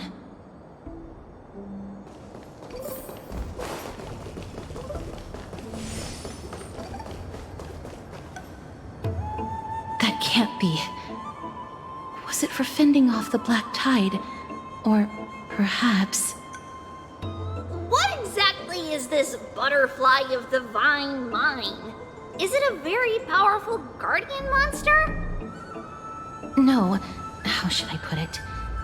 It's considered a safeguard for the Titan's core flame.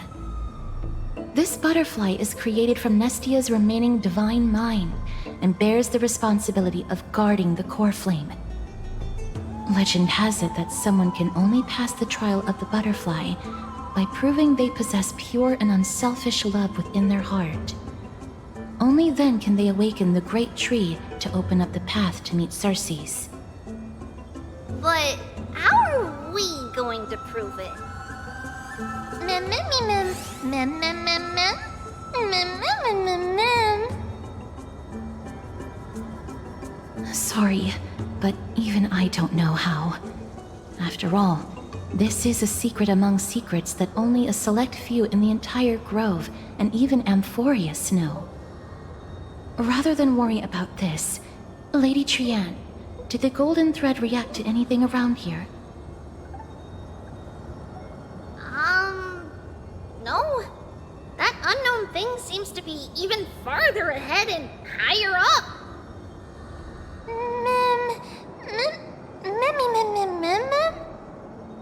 Perhaps we can try again. Let's see if the butterfly will still react to the golden bough of vows despite having dissipated. If it's indeed the token mentioned in the legends, there should be a reaction.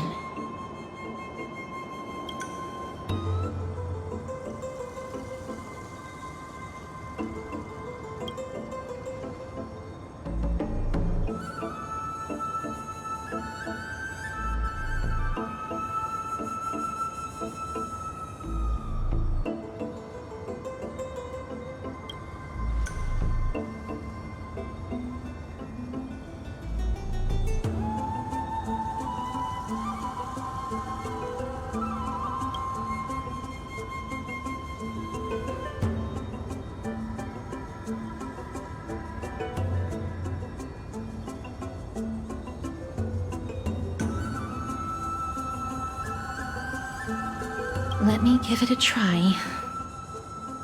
Oh, Nestia. With the weft as my vow, I beseech you, entwine my body with your golden thread and affection.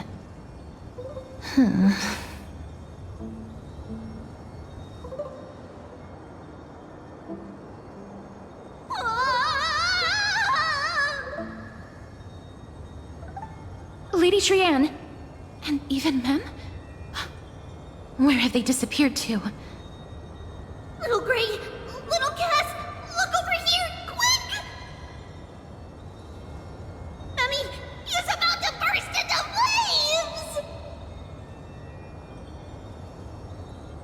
The voice seems to be coming from the Star Chase atrium.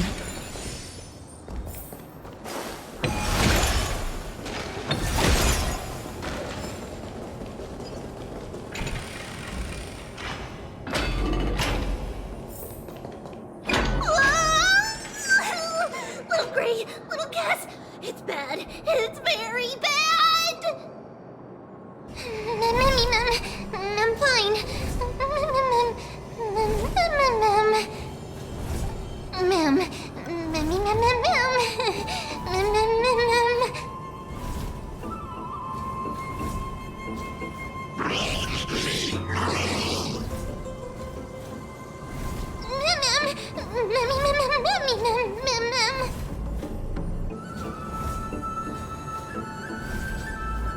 Lady Trianne, what exactly happened just now?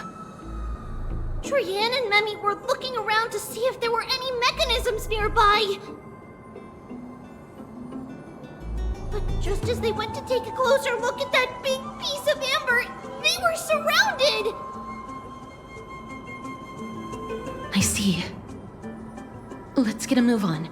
The orbs belonging to Ornyx's priests should be nearby. Hopefully they'll be of some use.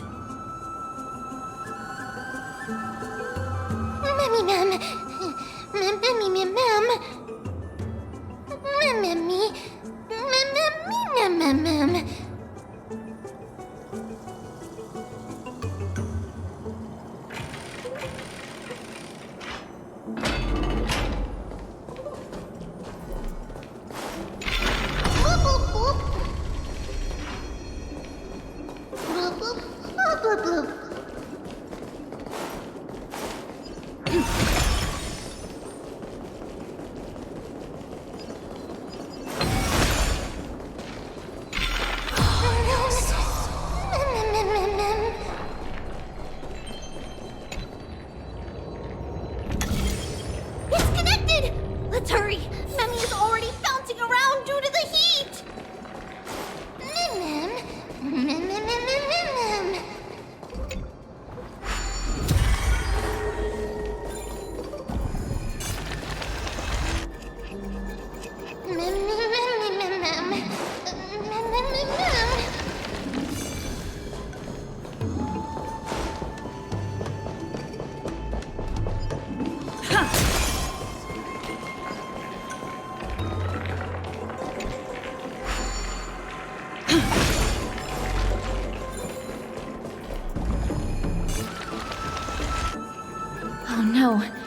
I'm starting to smell something delicious.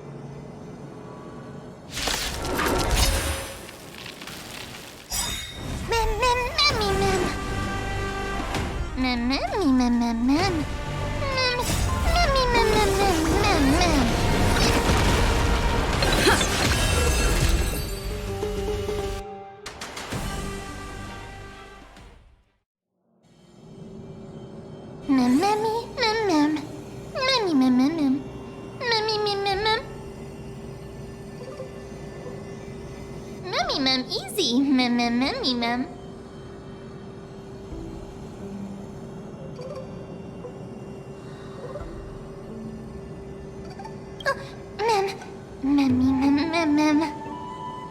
It's alright. Trian only just flew down. I'm glad that everyone is all right. Speaking of which, this piece of amber is... A remnant of Nestia's core flame. To get to the throne at the treetop, gather the embers before you with the golden bough of vows, and present it to the divine butterfly. Whoa, where did you come from? You finally appeared, Lady Calypso. Yes, it's been some time. The battle just now was a true delight, and I feel quite elated. It seems like I'll really be able to rely on all of you to reclaim my true form. Lady Trian, how does the golden thread react to her?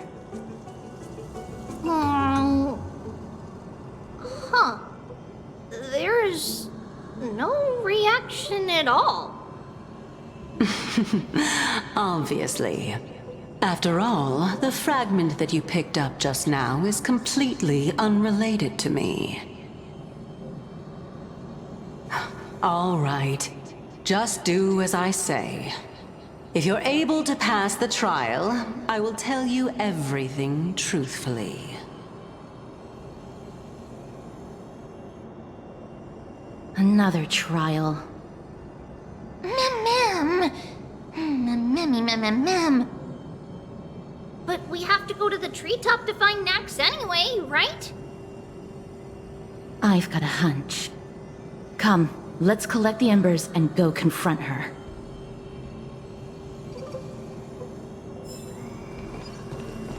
According to Calypso, we just have to gather the embers before us with the golden bough of vows.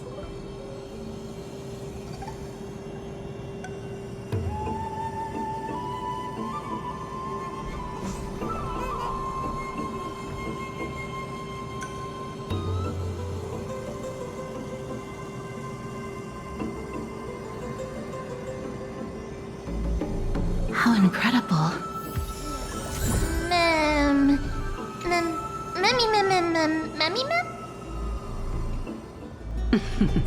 It seems like you managed to gather the embers.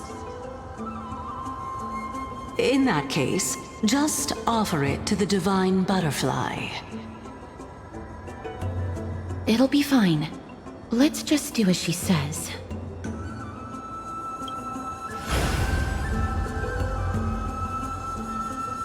It's a success! Path has appeared! All of you have indeed passed the trial.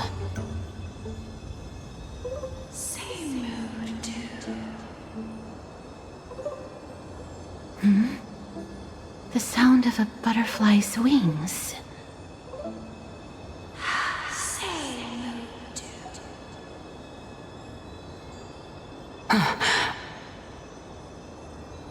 I'll be back shortly.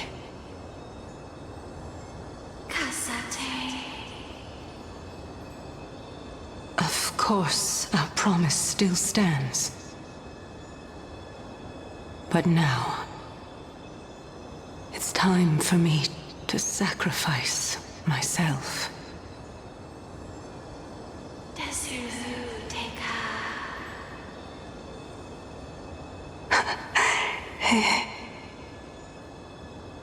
If the West Wind ever ends, let that be the place where we reunite.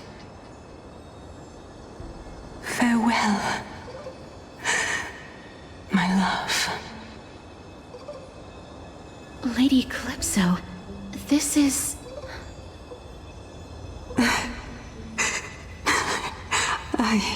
It's nothing much. Thank you so much for your help. Now, it's time for me to fulfill my part of the promise. Well, in that case, I can start. You're actually Cersei's, right?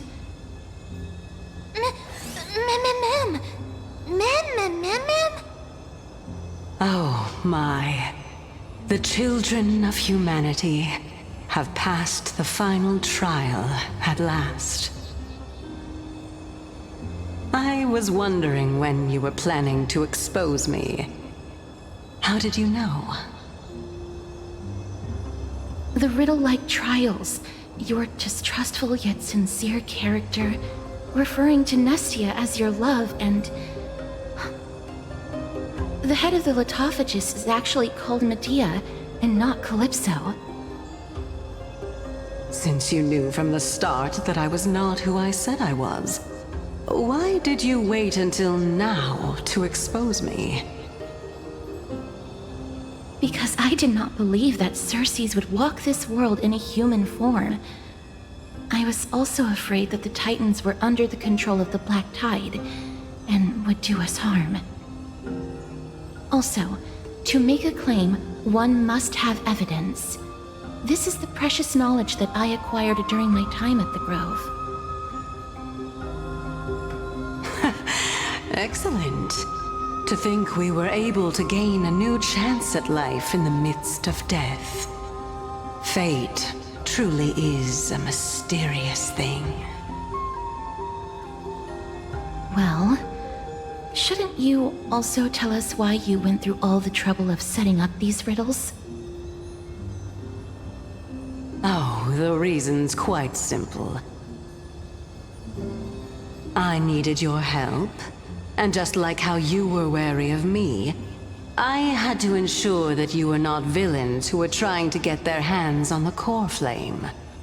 I also had to ascertain that you were capable of dealing with the threat at hand. Is this threat related to the Black Tide? Indeed. And it's even more related to that lost item from before. Its owner is a quiet and paranoid hunter who seems to have been reborn from the Black Tide and is attacking along with it. As I could not do anything about him, I split my body up and escaped to avoid harm. I bided my time for a chance to seek assistance. Unfortunately, this was not a sustainable long-term plan.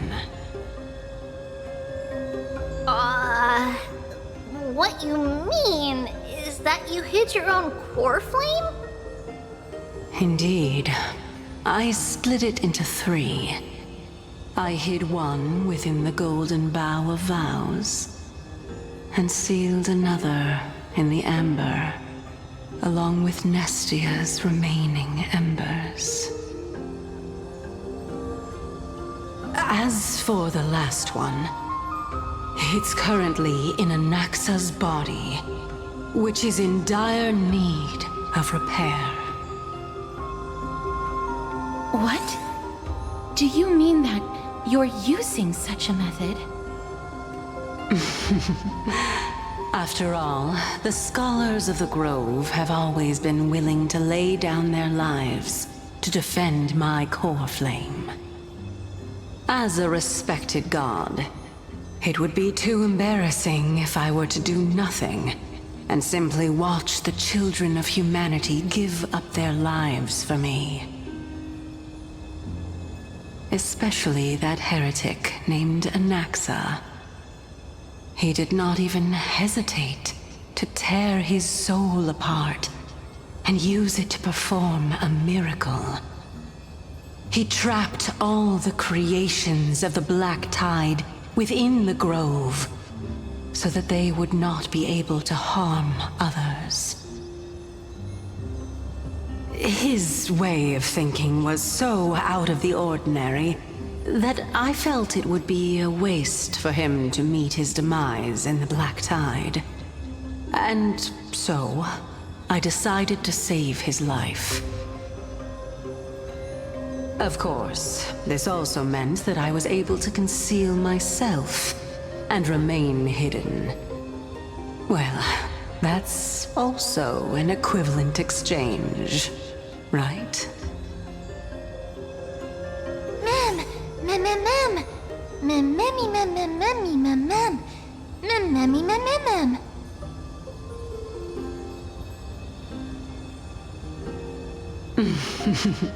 What a smart little bunny. This way, I'll be able to regain my true form, and you will be able to bring the core flame and your teacher back to Akama. We'll also take down the black-robed swordmaster at the throne, together in one go. But, Cersei's, aren't you the reason, Titan? Even if I do not have the authority of strife, I'm still a god. I just need you to buy me some time against the warrior's blade. Once the core flame is reformed, I'll be able to show my hand.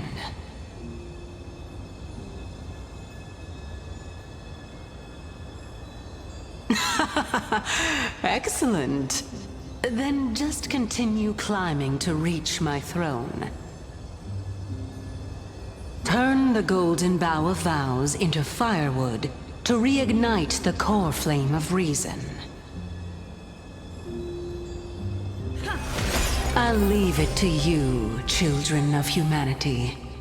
May you be blessed with good fortune. It seems like a fierce battle will be inevitable. Don't worry, Trigan will protect everyone! Ahead lies the Luminary Throne. And also, the battlefield that we're about to step onto.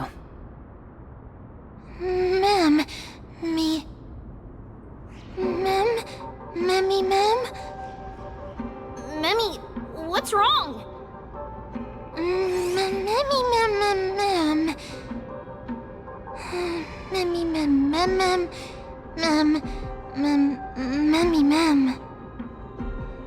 Is this Professor Anaxa?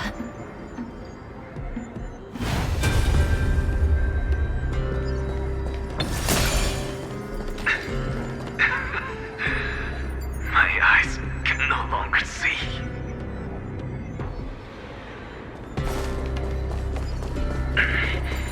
No matter. All I have to do is to place this body at the core of the array. For the sake of Amphorius. Die with me, Titan.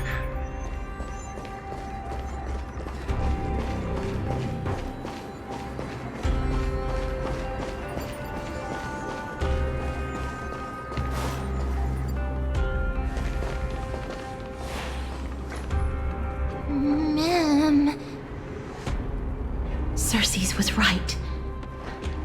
He's indeed here.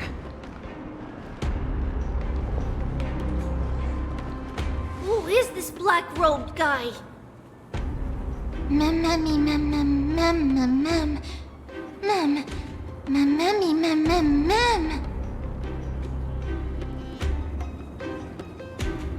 Mammy mem. Mem mem mem. Mem. Mem mem. Mem. Mem me mem.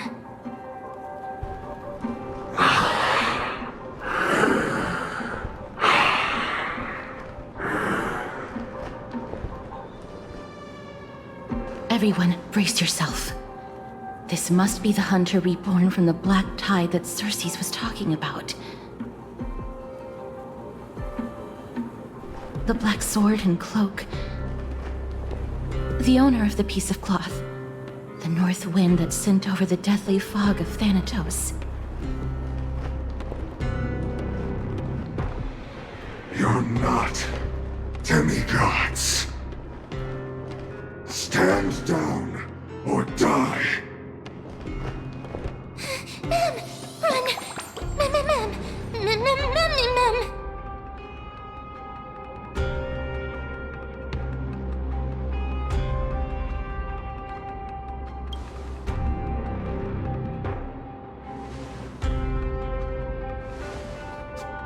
Trian will also protect everyone! Trian is brave! Miss. Only this time, may death protect us.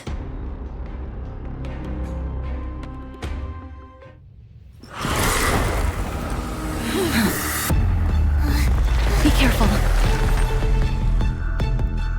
One slash. Two slashes.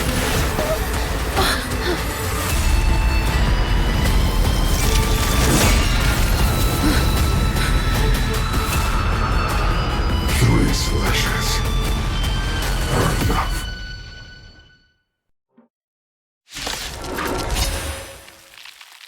Who exactly are you?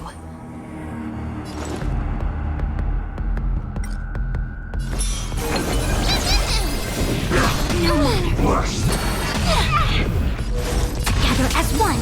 Do you know who this big diamond? It's all yours!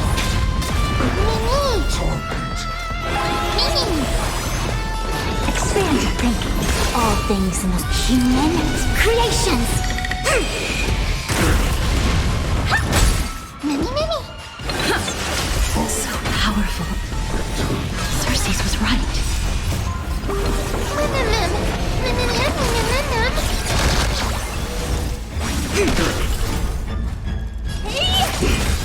Never seen perfection before? Open sesame. Curios, endless riddle. Nothing but a boy. Expand your thinking. Glimpse the unknown. Time to twirl! Return to the great tree. Yin and yang.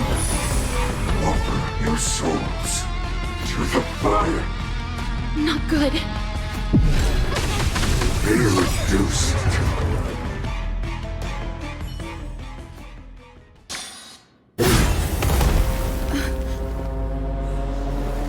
in that case.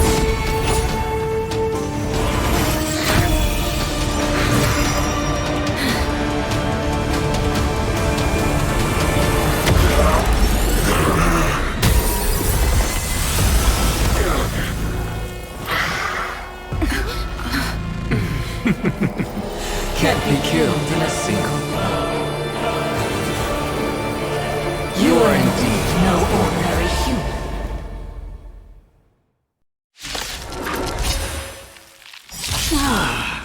How annoying. Since the ambush failed, it'll be difficult to find another opportunity. Professor Natsa? No. It's Circes.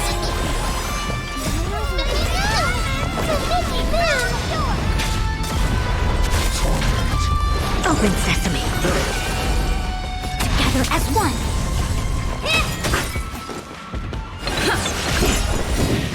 No matter. I'm about to be overwhelmed. Fighting is so much more tiring. Nothing but a force.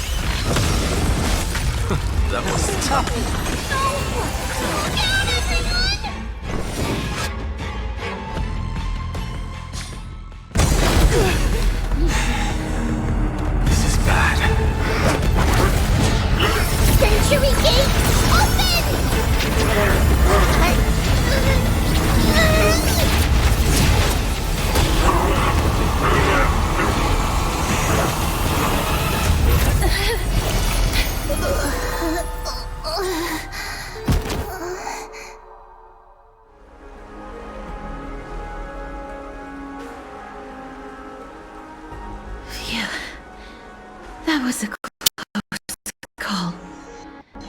Thank goodness that we returned to Akama unharmed.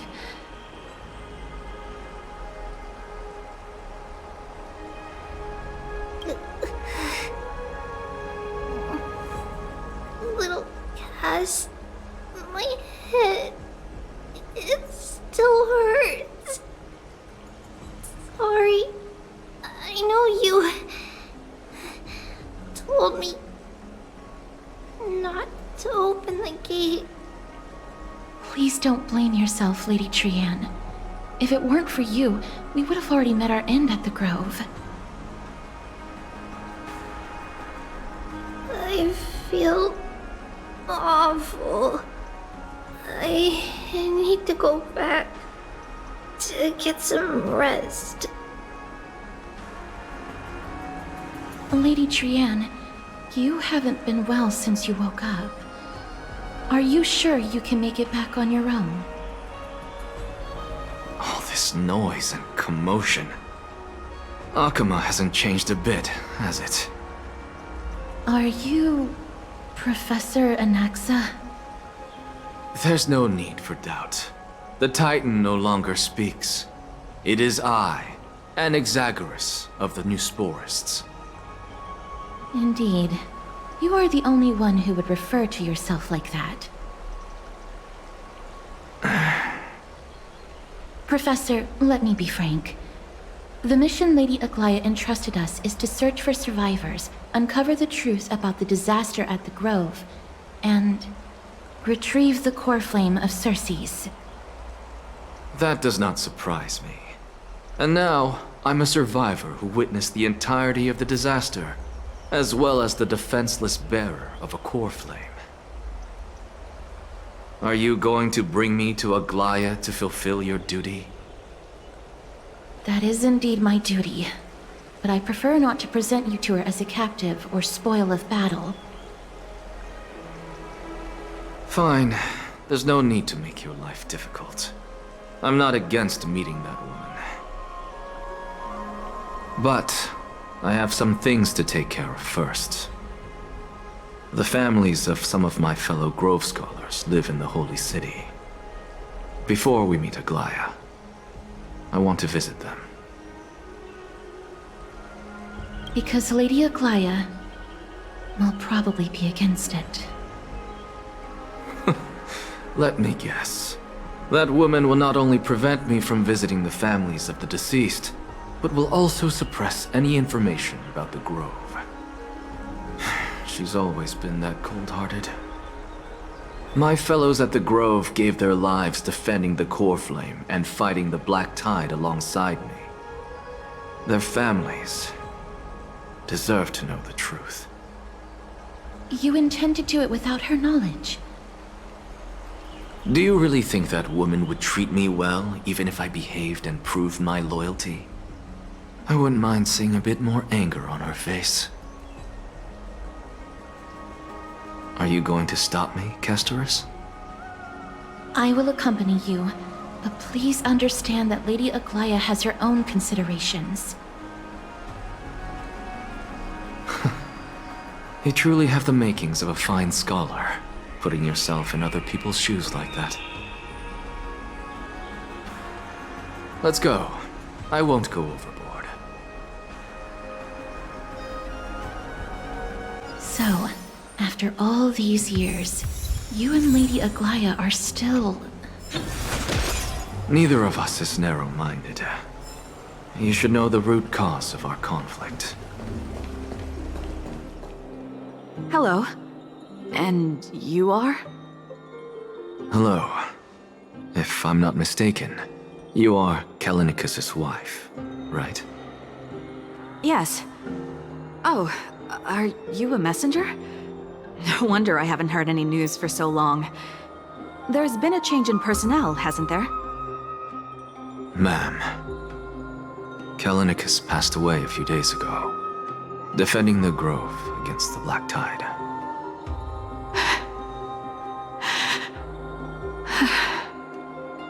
So...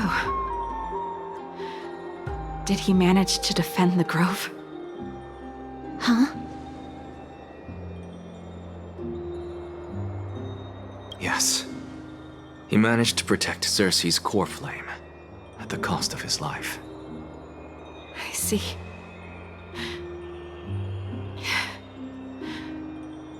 I'll select some of his possessions and pick a nice resting place for him. Please let us know if you need any help, ma'am. I come from Kremnos. Death and sacrifice are things I've learned to face with composure. You know, Kallinicus, even though he was a scholar, he'd always ask me to teach him how to fight whenever he came back. Isn't it funny that a Chrysos heir like him wants to learn from an ordinary person like me? I've been prepared for this for a long time. In times like these, any ordinary goodbye might just turn out to be a final farewell. I'm really sorry. There's nothing to be sorry for. I was once a warrior, and I'll find my way back to the battlefield someday. With the coming coronation of the new king of Kremnos, I'll take up my lance against the creatures of the Black Tide and seek vengeance for my husband.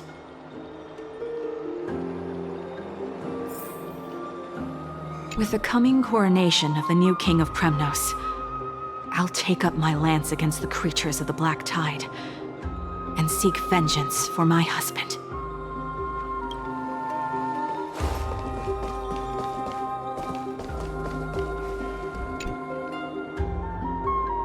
Oh, hello, young ones. Is there anything I can help you with? Are you the father of Keinani and Ardakama? Ah, yes. Did my daughters cause trouble at school again? Alas, forgive this old brain of mine. Both of my daughters graduated long ago, and they are now scholars at the Grove. As I get older, memories from years past tend to blend together. What's the matter, young one? Why so quiet? Did my daughters really get into some trouble? If they refuse to apologize, just let me know. Their old dad can still talk some sense into them. What should we do? I really can't tell him. Mr. Fabio. The Black Tide took Keinani and Ardakama. What? They fought until their last breath against the Black Tide to defend the Grove.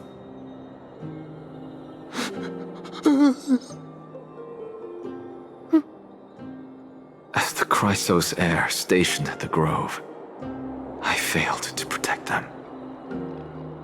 Mr. Fabio, if you're upset... Don't put it that way. Even if my Ardakama wasn't one of the Chrysos heirs mentioned in the prophecy,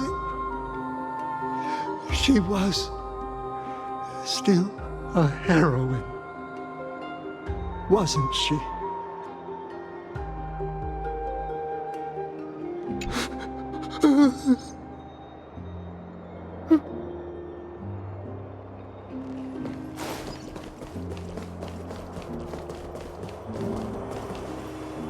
What's Dad talking about? What's wrong? I'm busy. There's a lot going on in the city, and I've got my hands full. Mister, we're sorry to bother you, but... No, wait, Lady Castors, did Lady Aglaia send you because of some mistake I made at work? Keep your cool, Titus. I'm Anaxagoras from the Grove of Epiphany, and a colleague of your father, Old Titus. A few days ago, your father passed away. Wait, what? My old man died?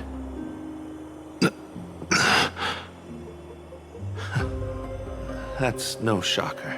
At his age, he was due for the River of Souls any time. Just up and left me behind. That old man.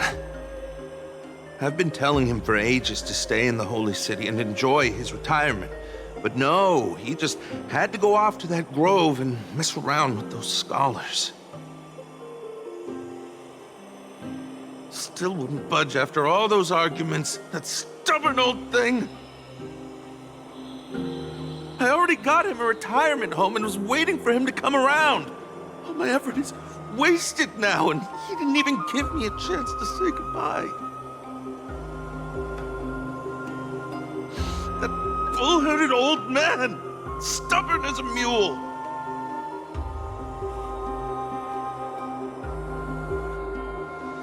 That is it. That's all the colleagues' families that I remember. Good work, Miss. And Professor Anaxa. Let's go. Take me to see Aglaya. All right. I'll lead the way. Miss Castoris, my lady, you're back. Hello. We have an important matter to discuss with Lady Aglaya. May we trouble you to inform her of our presence? My apologies, Miss Castoris. Lady Aglaya has just informed me that she has no time to receive anyone at the moment. That's just great. She refuses to even see me.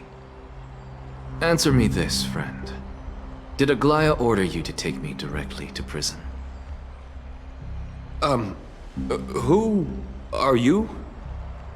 Please don't jest. It's possible that she really is busy.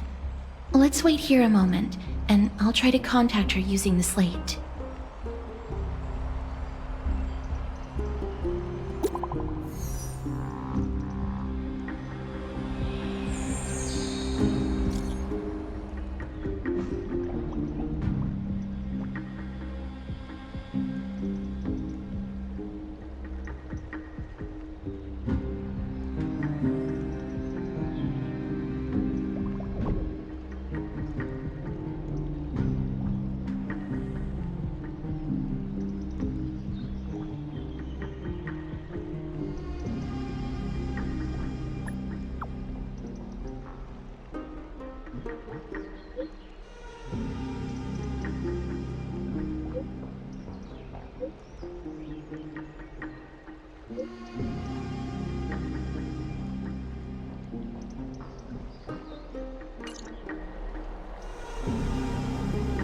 It's fortunate we don't have to confront that woman while I'm hauling around this sick body.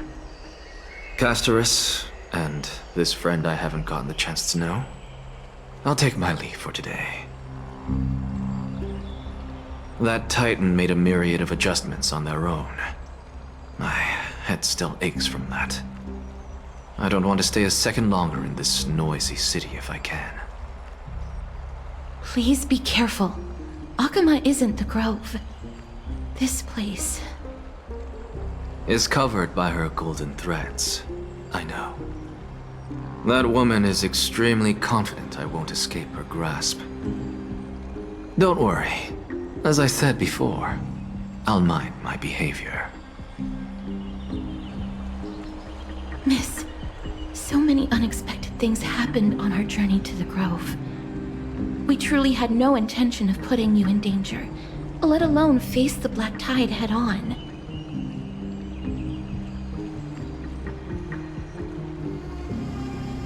The Black Tide is not just an enemy of Akama, but all of Amphorius.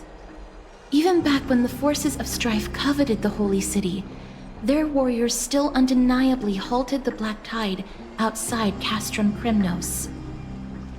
Nikedor's core flame now sits vacant, and the Black Tide has returned. The Grove is an academic city with the best understanding of the Black Tide. It shouldn't have fallen so easily, and yet it was taken overnight, leaving the city in blood and tears, haunted by the spirits of departed heroes. The trial of strife is imminent. I pray Mighty will be able to steel his resolve soon.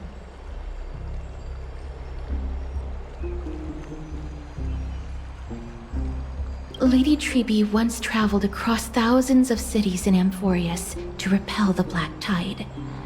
But even they have no recollection of this powerful enemy in all their journeys. Perhaps the fall of strife has triggered even more terrifying events in unseen places. As for me, I detected a strong stench of death from that entity. But it wasn't because it had a connection with Thanatos. I'm afraid it's purely because it has sent countless others to their deaths. Speaking of Thanatos, Miss, there is something else I wish to verify with you.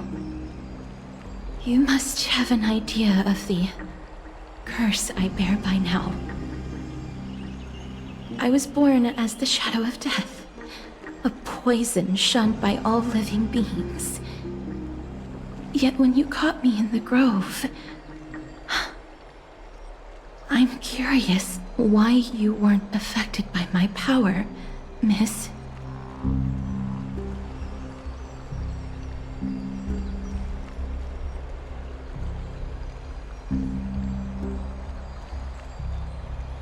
My apologies for the abrupt question. For all my life, I've always wondered, what is my connection to death? And why am I inextricably linked to Thanatos? Miss, you must be tired after being on the move these past few days. Please set aside the tragedy at the Grove for now, and rest for the day.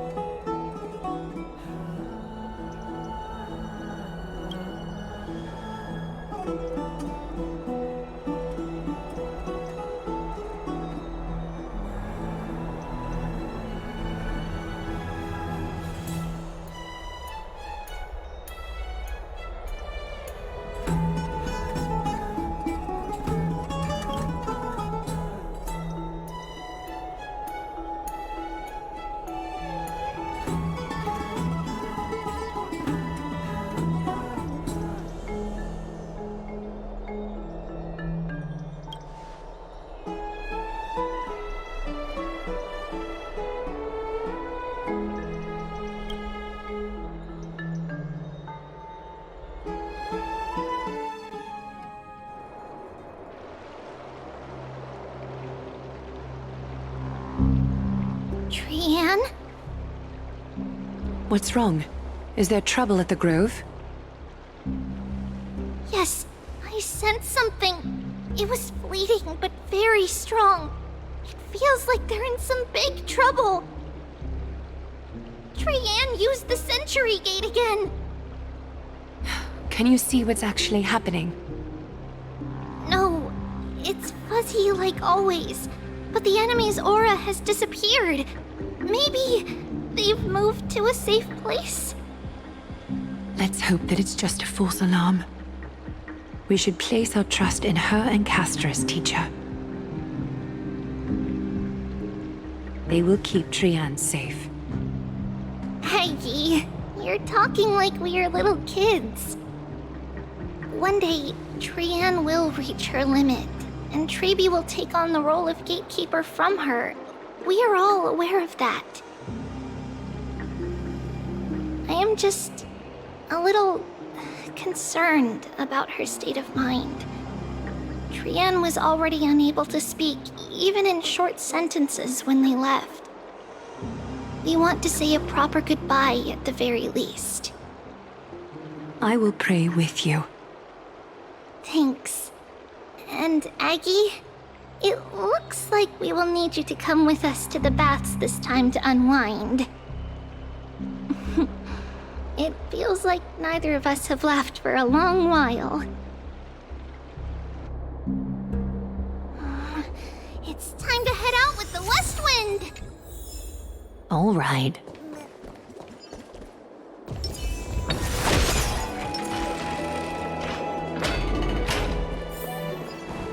Here's really hot and heavy. Has it always been like this? Is someone injured over there? What's going on?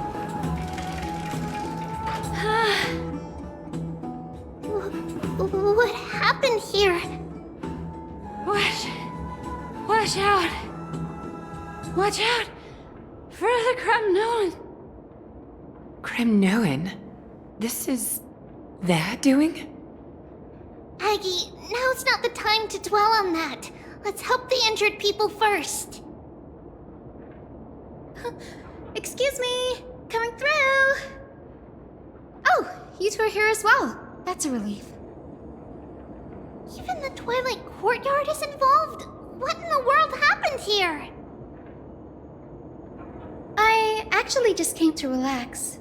But as soon as I got here, I saw all these people lying on the ground. I've examined them, and they don't seem to be seriously ill. It feels like they've just spent too much time in the hot water.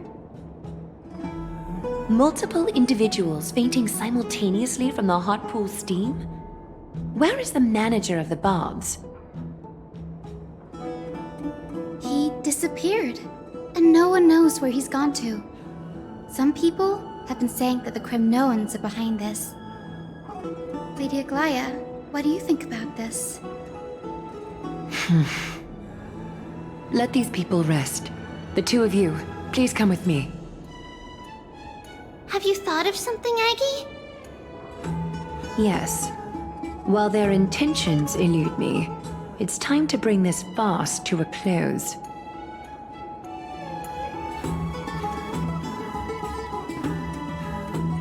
This is really bad. Oh, This is really this bad. many people? Who in the world did this? This is really bad. This is all you can do, huh? Pitiable deliverer.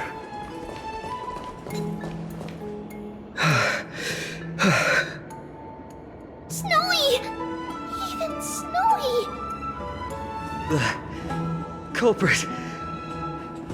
The culprit is Mightimos. Oh. Dee! What did you do to everybody? It's just another duel where I claimed victory. Duel? As I expected. On the surface, these two are the mightiest warriors in the Holy City, but they're still impulsive youths at heart. Speak up, Mighty. Tell us exactly what kind of foolishness you and Finan indulged in this time.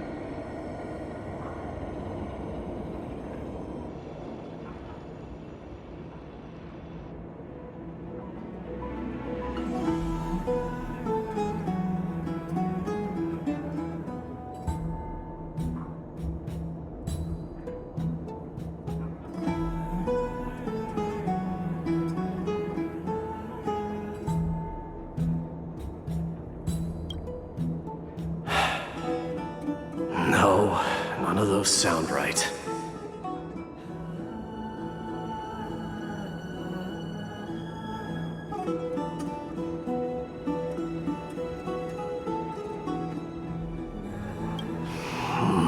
Forget it.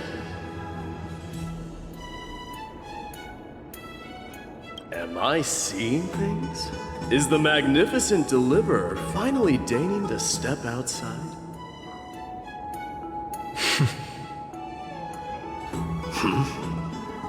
What kind of response is that? Nothing. I was just imitating your usual response. I don't feel anything special from you. Have you passed the demigod trial? The ritual hasn't reopened yet. In case you forgot, it hasn't been that long since I pulled you out of the trial. I didn't forget. Then, you're welcome. In twilight's last gleam, Makima stands bold. Her walls sturdy, tales untold. Dreaming of her fruitful gardens, pilgrims arrive from distant lands. Figs and olives, so grand. Yet little do they know that they will step into flames, fuel to the fire, a burning brand. What are you playing at this time? I just felt like reciting a few lines of poetry. Surely the Crown Prince of Kremnos knows how to appreciate poetry, right? Kremnoans steer clear of such weak literature. But my library doesn't lack collections of this kind. These lines express the poet's yearning for their home, just as Akama is distant from many people's homes. I know how to interpret poetry, Haikis. There's no point in pretending to be profound, my friend. Thank you for helping me out when I was in a tight spot, but it seems to me that you aren't prepared for the trial either. Don't compare your situation with mine. My people are still relying on me. I can't ascend to godhood on my own without first resolving their issues. So, are you suggesting that you, the mighty Mightimos, and the heir to the throne of Kremnos, wish to defy tradition that has endured among your people for millennia?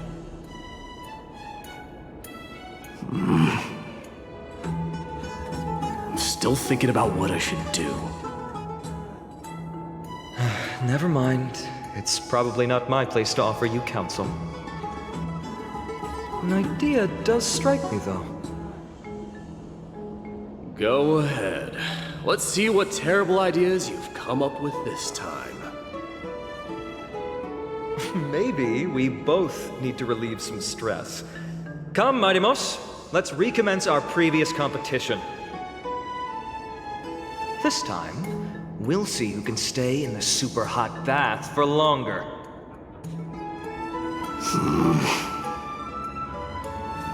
What? Are you chickening out? The phrase chickening out does not exist in the Kremnoan language. I just find this situation absurd, that's all. All-knowing historian, are you not aware that we Kremnoans use boiling water from sword forging for our baths? Looks like I'll have to teach you some royal etiquette today. And thus, an unprecedented sauna battle commences! With unparalleled resolve, the two warriors' determination even alters the very hue of the steam. Flames intertwine with scalding vapor, reaching toward the heavens, shrouding the sky and the sun. The spectacle is so magnificent that none dare gaze upon it directly. Since we can't see what's happening in the competition, why don't I regale you with a tale of kings to pass the time?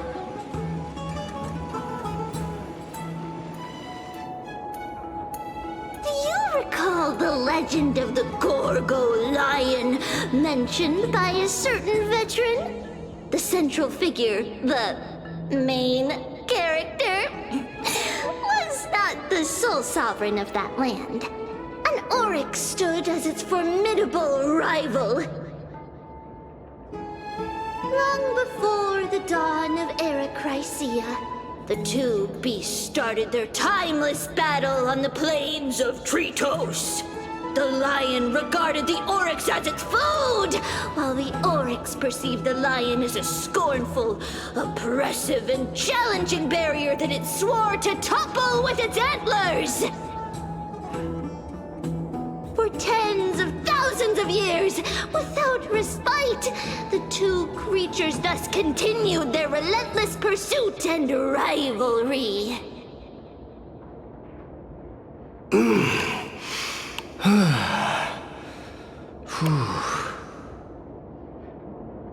It fixated on its rival's fleeing form in the chase.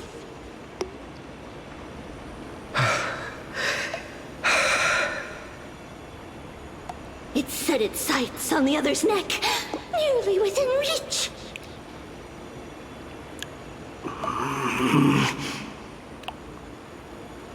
It was stuck in a corner.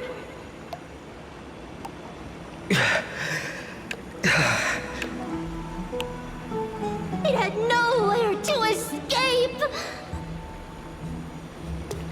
On the land of Amphorius, some lives meet their end at dusk, some at dawn, and yet others are fated to perish under the blistering sun at noon.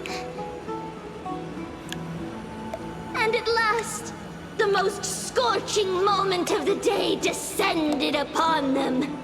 The formidable hand of fate heeded their call and arrived! My lords, would you like me to reduce the temperature a little?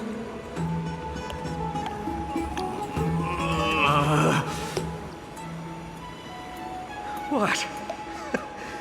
You're chickening out already? Get lost. Are you asking me to get lost, or...?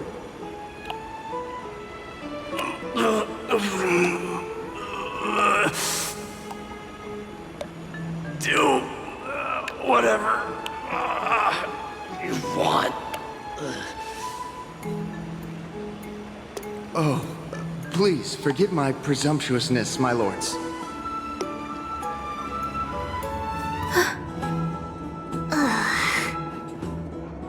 What a spectacle of folly.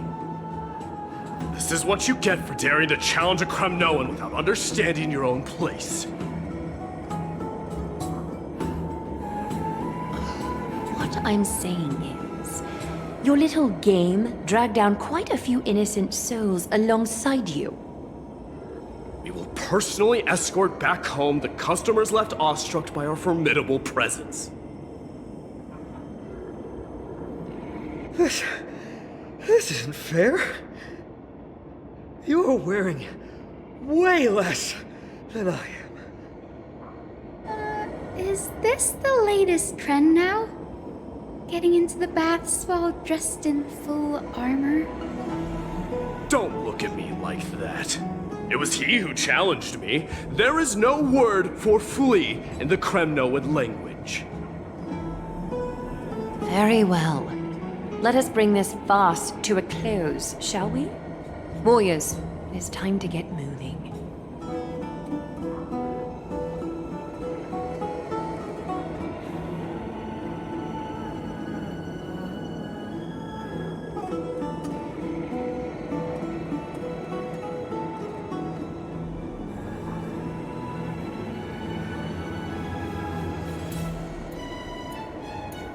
Alas, the flame chase journey is destined to be a lengthy one, replete with obstacles.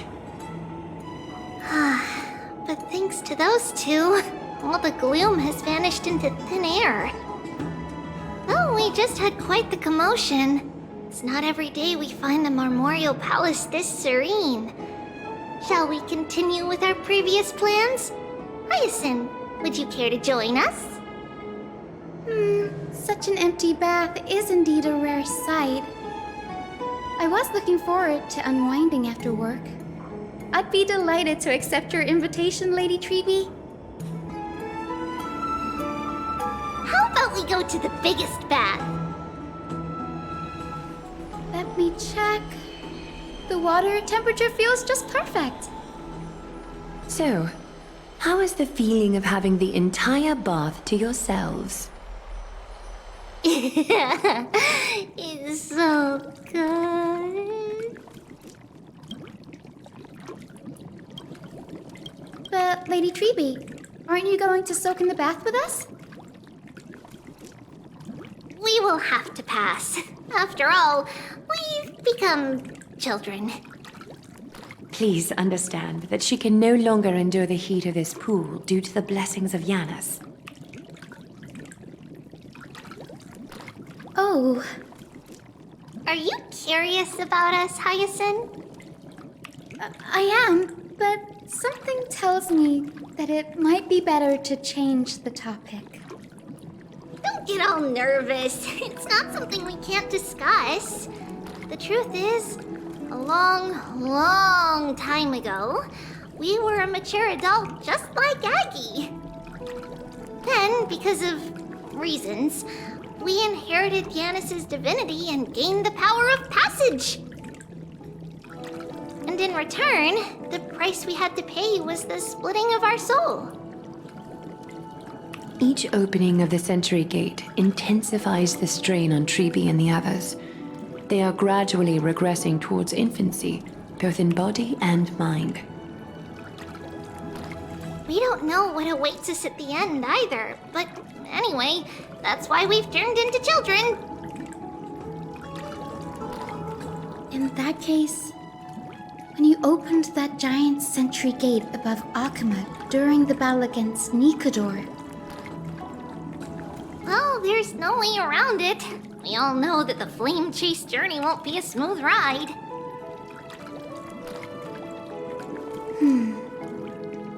Maybe we can find a way to fix it. The primary research focus of Newsporists is the soul. We explore its depletion and methods to restore dispersed souls. As long as research continues, there might be a breakthrough that can help. We will do everything we can. So your first reaction is in fact denial. You're indeed an Access student. I look forward to your good news, Hyacinth. Now there's another reason to look forward to tomorrow.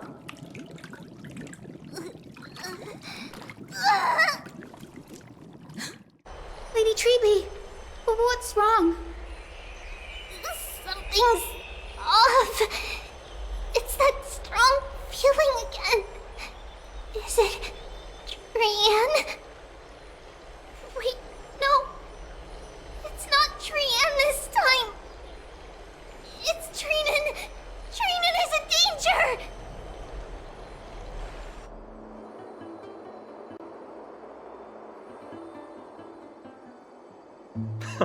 I win this round of escorting the bathers home. How does one contender alone make a valid competition? Offering a compliment or two wouldn't be the end of you, you know.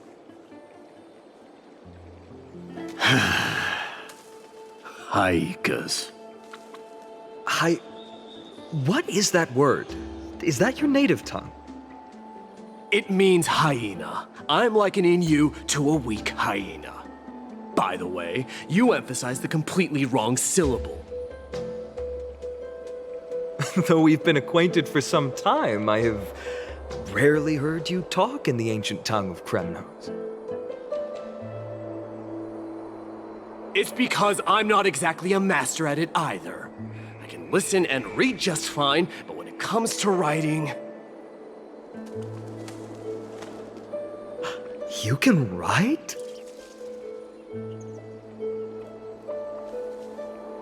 You speak as if you don't have a brain. That was in jest. I understand. After all, you spent all your childhood wandering far from home. Worry about yourself first, Deliverer. You also never mention your hometown, apart from when you need to introduce yourself. Well, it's because there isn't much to say. Ides Elysiae is simply a tiny village that disappeared many years ago in the flames of war. The only times I get to see it are in my dreams, and in the trial from the Lance of Fury. I knew it. Yes, I saw it all. Ides Elysiae ablaze with everyone. My family, friends, and my kin, lying in a sea of flames. A blood-red half-sun hung in the sky, just like on that day. And before my eyes, that murderer killed Cyrene. But I saw its form this time. A black cloak, an eerie mask, and a broken giant sword that carried an ominous aura. I fought it in the trial. But even though I've been fighting, improving, and resolutely getting stronger all this time, I still couldn't defeat it. You were blinded by hatred and almost lost yourself in that trial. That's right. And that's why I am truly thankful to you, Mightymouse.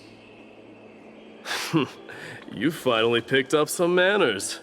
Better late than never. Then what about you, Mighty? What did you see in that trial? What do you fear? There is no word for fear in the Kremnoan language. I'm getting the feeling that your language has no words at all. But to answer your question, I saw Akuma in the trial. As well as...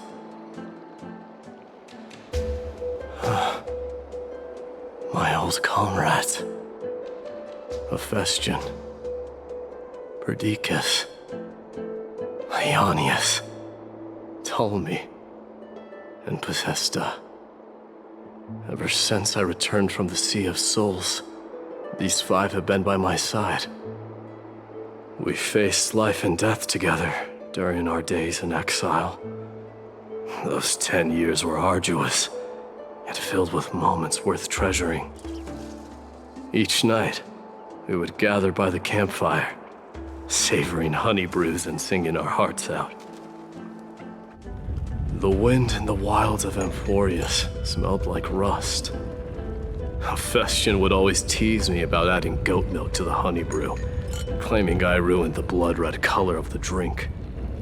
He had a scrawny figure, but was a relentless force on the battlefield, dispatching foes without so much as a blink. Perdiccas was an expert in concocting medicines, delving into all those strange folk remedies. Leonius was a swift runner, and our most reliable messenger. Ptolemy was a real bookworm, always spouting off in chapters and verses. When we left Kremnos, he made off with a stack of ancient tomes from the Grand Library. Not like it mattered, as my family owns the library. And then there was Possesta. He was the silent type, but a truly masterful musician. This is the first time I've heard you mention these five, and their names. They died on the battlefield before the Kremnoan detachment managed to join Akuma.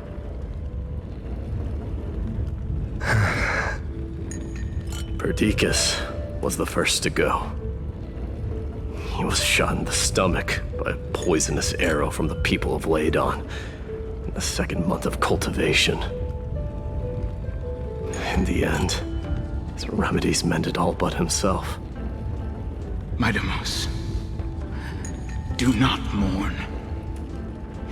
I have achieved honor by bestowing a noble death upon the enemy.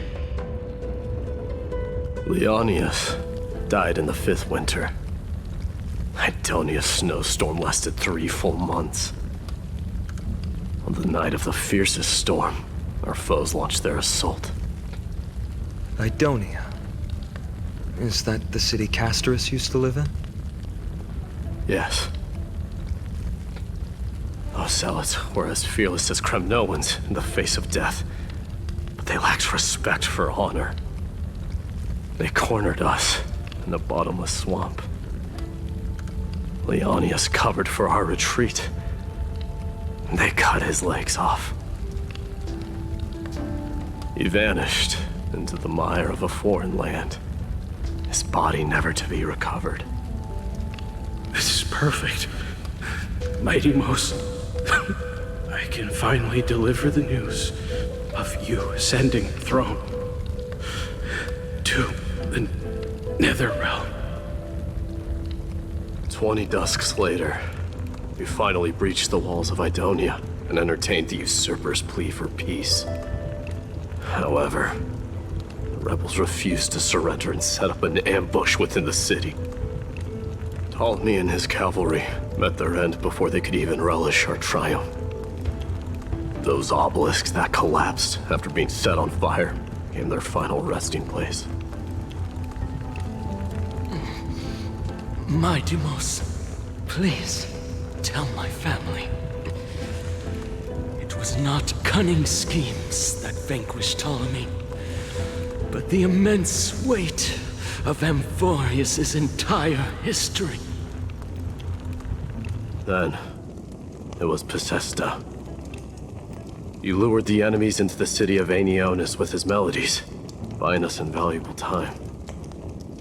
Our enemies, consumed by indignation when they discovered the trick, set the entire city and my soldiers on fire. His final words were recorded on a small clay tablet, fractured by the flames. Mighty Mos, don the crown. And at last, my most trusted friend, Hephaestion. He was supposed to stand by my side through it all. But a sudden relapse of his illness hit him on the eve of my duel against my father. He hid his condition from me. By the time I returned victorious, he had but a breath left in him. A Kremnoan dying on a sickbed. I would be a laughingstock to everyone. Hephaestion, my dear friend, spare your strength. I'll go get a physician. No need. Even if Perdiccas were here, he couldn't stop destiny from taking me away. No! None can take you away.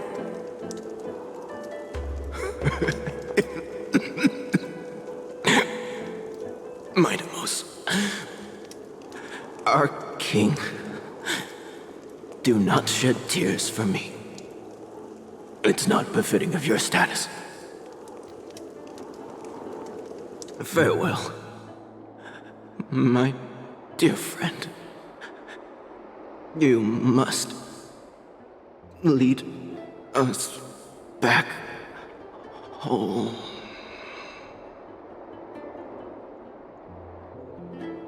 What a grave trial indeed. Now I understand why you see immortality as a defect, or even a curse. My father threw me into the sea of souls to break the wheel of karma. But little did he realize it would grant me an immortal body and summon a fated revenge on his head. Following his demise, I considered leading my people back to our homeland. Kremnos had already turned it into a wasteland. Only darkness and insanity thrived there.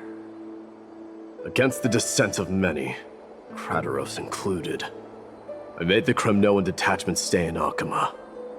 But I know that their glory will never be doused out. The instant of strife shall inevitably arrive. If you take over Nikodor, then you must begin the journey back to your homeland. So, you hesitate because you think leaving your people in the Holy City is a better choice?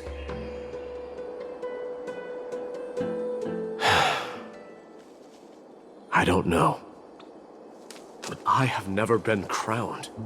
Those 5 were never endowed with any titles. None is aware of their glory. Your predicament is truly complicated. I don't know how I can give you any useful advice. Maybe you could seek counsel from more people, such as the Grand Craftsman. Cartonis' people seem to have been through comparable dilemmas. And that teacher of yours, Krateros? Dee, we've got a big problem! Big problem!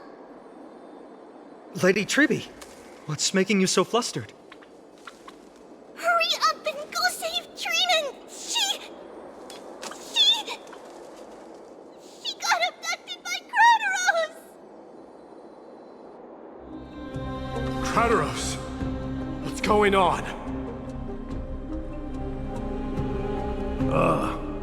Mighty-Mos. It seems I was the one who exposed my vulnerabilities first. Aglaya, I demand an explanation. This man abducted Trinan by force and forced her to bring him to the vortex of Genesis. He then brazenly stepped into the trial of the Lance of Fury, and naturally failed. She telling the truth? Why did you do that? Because I don't want to wait anymore. Your hesitation made me desperate. If you want to run away from your destiny to become king, then keep running. Someone will eventually stand up and fill in the gap left by strife. Then they will lead our people home. Age has blinded you, teacher. Can't you see that I'm hesitating because of this very recklessness seared into your blood? Krateros, do you truly believe you're worthy of entering the trial? To blaspheme against the prophecy? Does the mission we Chrysos heirs bear seem like child's play to you? Do you know how the Kremnoans see you, Aglaya? You're a hypocrite and a megalomaniac. The prophecy of Genesis and the flame-chase journey are just excuses for you to seize power. Silence, Krateros. Do you even know what you're saying? Are you defending this woman, Mighty-Mos? How many wars did people start because of her and her so-called prophecy? How many cities fell in the past millennium, their people massacring each other? Even if this so-called Genesis really exists, will there be a place for the Kremnoans in that new world?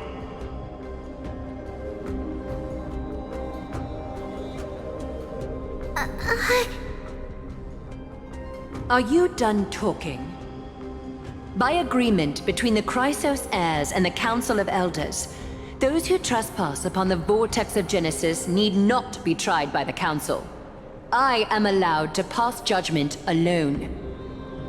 Krateros, your actions are unforgivable. I hereby sentence you. Aggie, wait! We have a proposal! Someone has to resolve this conflict between the cities. Lord Krateros did not use violence to harm us. We can sense that his anxiety stems from his concern for his people's future. Please, Aglaya, hear us out first. I'm listening. I'm sorry, Lord Krateros. We were so preoccupied with deciphering the fragments of prophecy that we neglected those of you not favored by its message. Your accusations were harsh, but justified. We wish to earn your trust and those of the Kremnoans. I think the best way to do that is to take you to witness the source of the prophecy for yourself. How are you going to show me something that has no form? You've heard about that Outlander, right? She has somehow made a connection with Orynyx and can completely replicate scenes from the past. We will ask for her aid. Tomorrow, at the Abyss of Fate in the Temple of Yanisopolis, we will show you everything from that distant memory, Krateros. A fair proposal. I accept. Until then, you will be stripped of your freedom. That is my one condition, and I will brook no argument. It is not the first time I've been made someone else's prisoner. Do as you please, demigod. Teacher, why did you do this? Forgive me, young master. But I just cannot wait any longer. Ever since your father died, our people and I have been waiting for a day to revive Kremnos. We placed all of our hopes in you, but never received an answer. This obsession for returning home has become a sickness for our people. Wise as you are, I refuse to believe that you can't see the truth. You have a clear head, which is why you're also incomparably alone.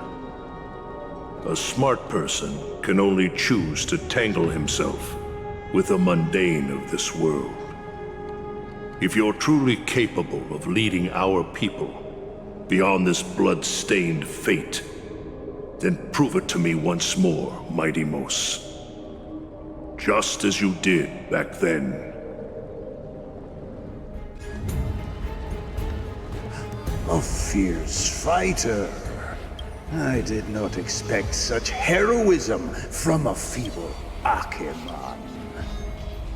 Fulfill your duty as the victor, warrior, and tell me your name. I seek an honorable death from you. As if you have any honor! Listen closely. I am the leader of the Kremnoan detachment, Mighty Mos. I'm here to finish you, Father.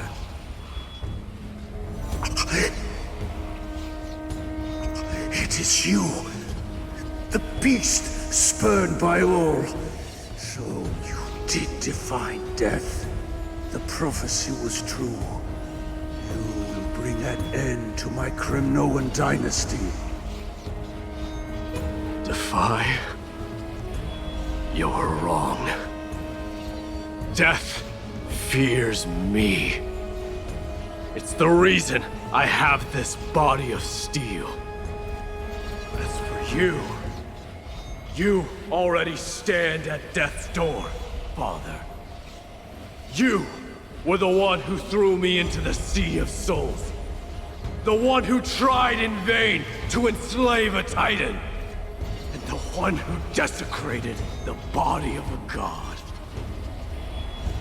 Haikis! You're a weak king. So weak that even the lowliest hyena is a more noble existence than you. And now, fate's reckoning is upon you. Then swing your blade. Take my crown, coronate yourself with an old king's blood, and inherit it all. Become the new rightful king of Kremnos. No. I don't want the crown. Listen. If there's only one end for the kings of Kremnos, then the crown means nothing to me. All I want is your life. To avenge Mother and my comrades. But the walls of Kremnos will not fall with me. Do you truly think you can escape fate's grasp, my son? You and I We're both the same. We feast on strife and fear. Now, kill me! The son of Gorgo is destined to be crowned in blood!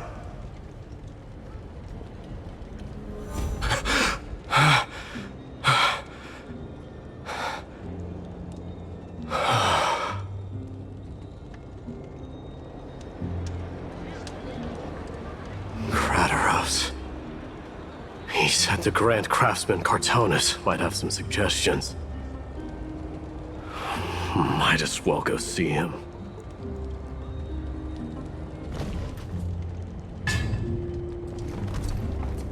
Grand Craftsman, how have you been?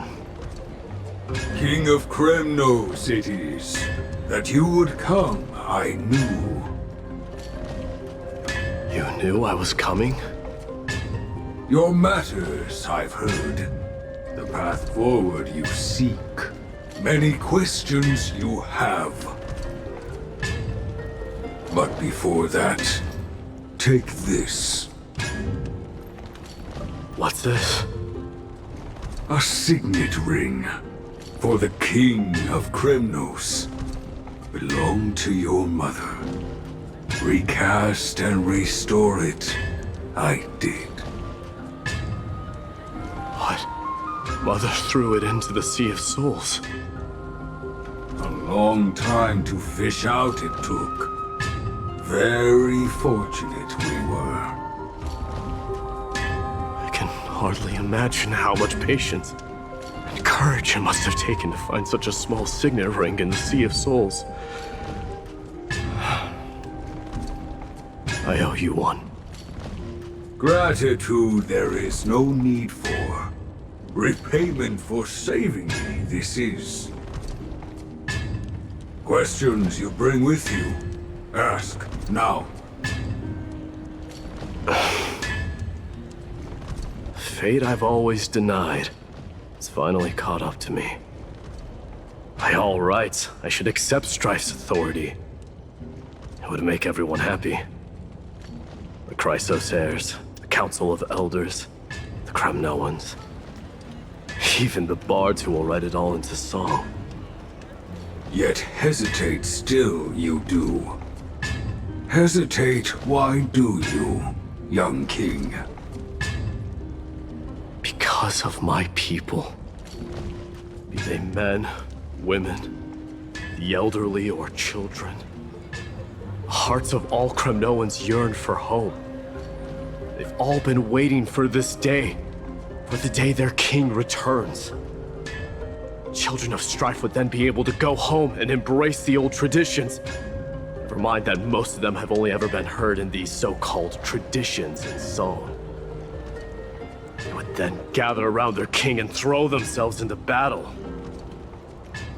This is not a good thing, you believe. The Kremnoans have been trapped in a cycle of bloodshed for the past 1,000 years. They seek vengeance, start wars, become prosperous, and decline. How much innocent blood flowed into the River of Souls in all those years? How many needless sacrifices could we have avoided? I accept that fate and become the totem of strife that lead my people into repeating the same mistakes. Then of course I would be terrified. I'd be terrified of becoming king. A different kind of Kremnoan you truly are.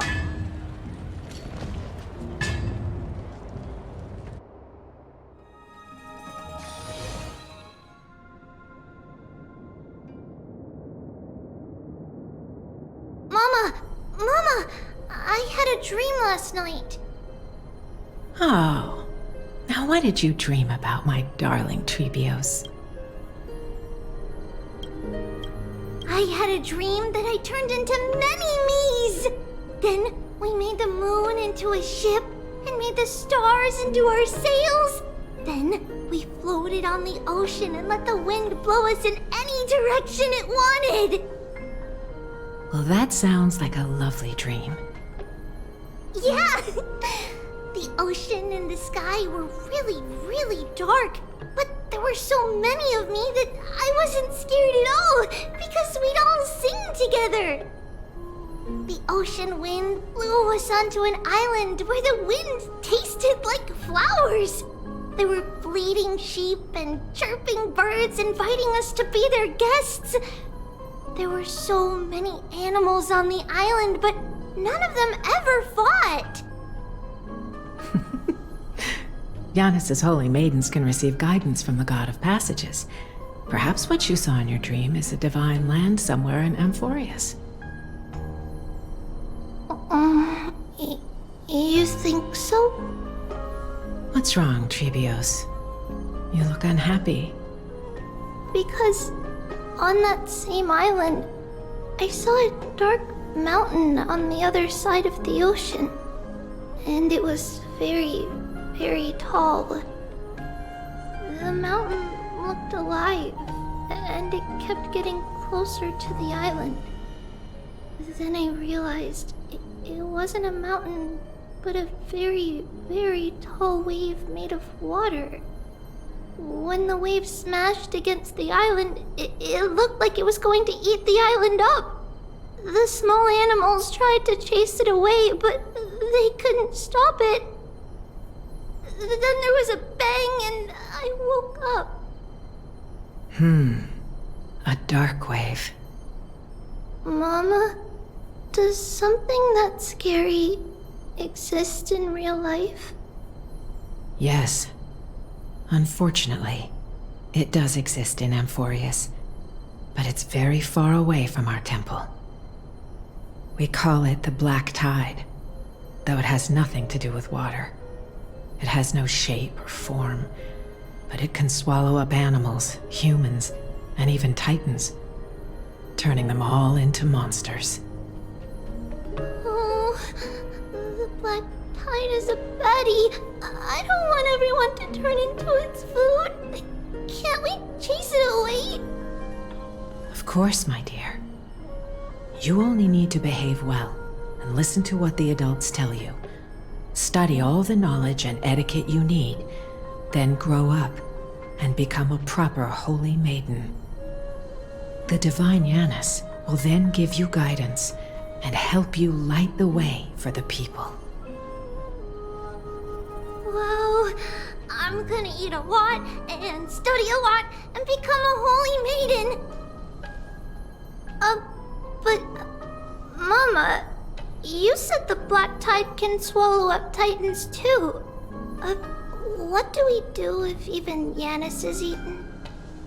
If that happens, then the Holy Maiden will have to be the one to guide people on the right path. After all, we are the human avatars of the God of Passages, yeah? Yeah! But one person alone is not enough. Once you're older, you'll make a lot of friends. You must do your best to unite them, because that's also our duty as priests. Friends? Are they also like me and Mama with pretty red hair? They might not, but they'll certainly be just as smart and kind as you. Mama? Am I dreaming?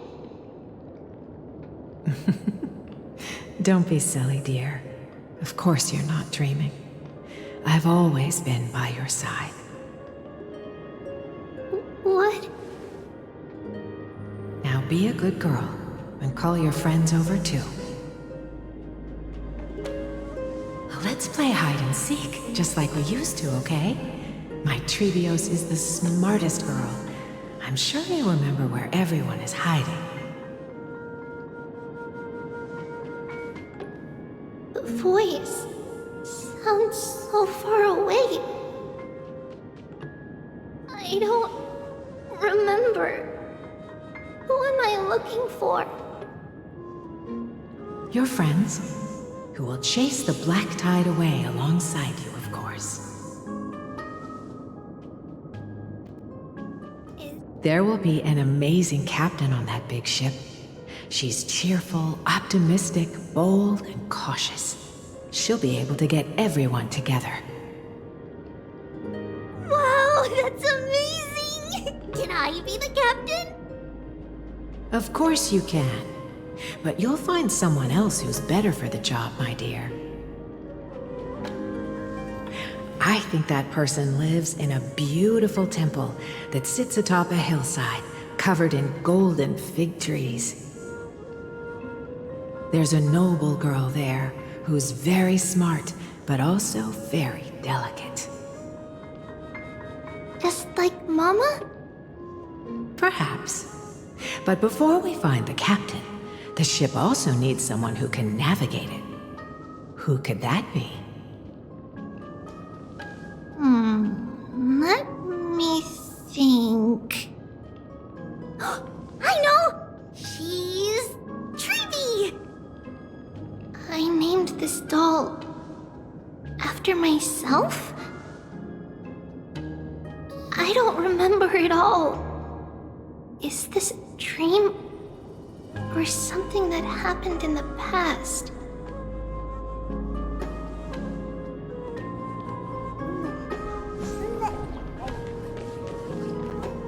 Am I dreaming?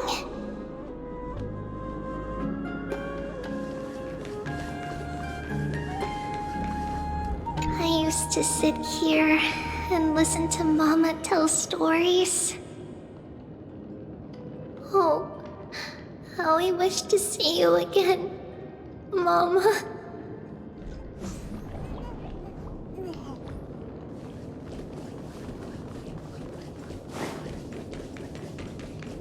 That chest! You can't lock me away! It's packed full. Mama must have left all of these for me. All the words are blurred out. Could it be that my memory is fading?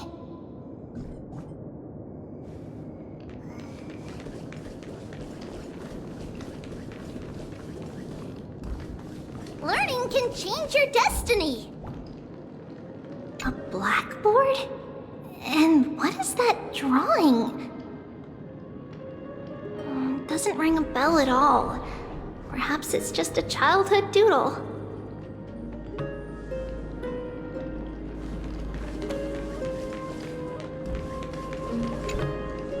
Huh? Why is this doll inside a chest? It's holding a sword. Why? Many years later, many brave warriors will board this ship. They're skilled combatants who fear no danger. Ooh, I can learn how to fight too and protect everybody! Silly girl. You're Yanisopoulos' holy maiden. It's not your duty to fight. There will be many others to protect you. All right. Then where will they come from? I believe one warrior hails from a lovely village where bulrushes flourish, while another comes from a magnificent royal city. Though each has their own troubles, both are ready to lend their strength for the ship's long voyage. In that case, let Trianne fight by their side. This way, they'll always stay on course. How could I have known the name Trianne back then? Was it just a coincidence, or...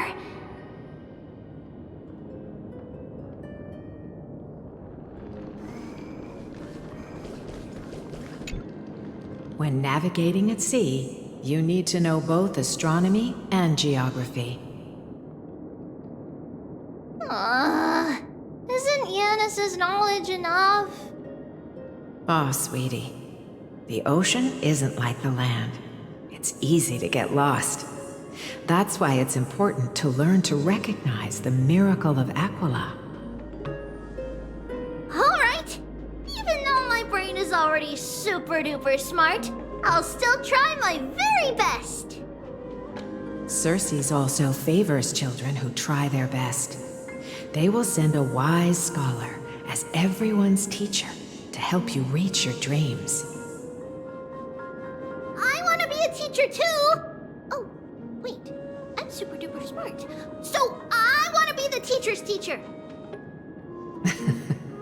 Why not? But if you're going to be a teacher, you might need to tone down that hyper energy of yours. Then Trinan can do it. She's well behaved and would make a great teacher. Mama and the others always said that I had a great memory. But now, I can't even tell if this is a memory or a dream. Come, let's line them up. Now, Trebios, set them on this music box and let them compose a melody for our song. Music box? What's that? Sweetheart, are you still groggy from your nap? You invented it. I invented it? What does it do? Oh, my lovely Trebi. You're usually so bright. What's gotten into you today? Well, you might as well see for yourself. Put your good friends on it and see the wonders it can do.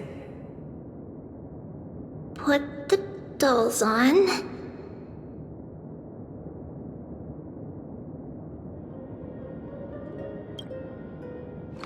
It's rotating, and I can hear something. That's right. It's a music box. If you place the dolls in the right spots, it will start rotating and play beautiful music. Out of all your inventions, this one is my favorite.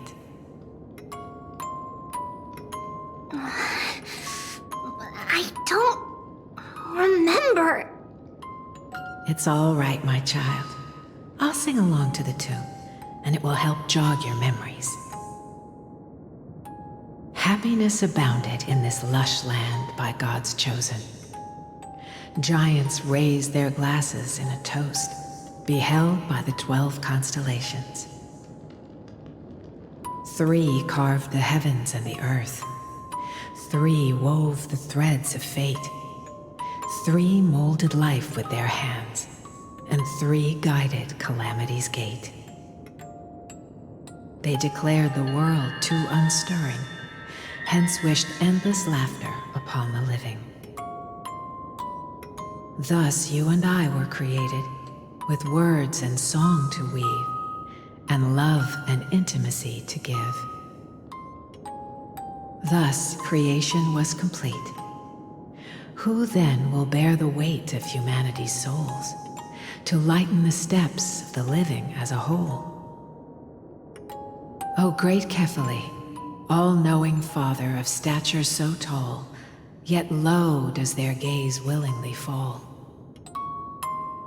With light of dawn heavy upon their shoulders, golden blood spills unto the land,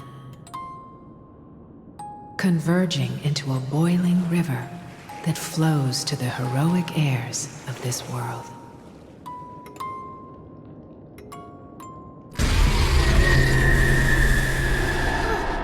What's going on? Oh yes, please lend me your ears. In the black mist, as death and fate draw close, on the bloodied earth, the living dead, but ghosts. What is this world? It mirrors your maze-like fate. What is this world? A silent lament without a trace. What is the past? Wandering ghosts that linger.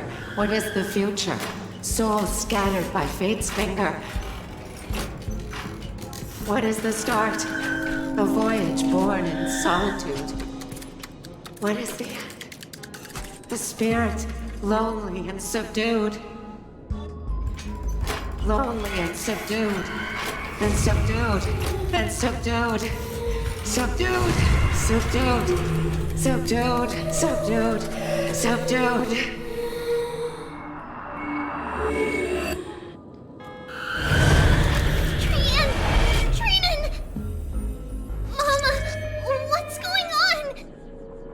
Hurry! Run! Trailblaze, run! The black tide has arrived!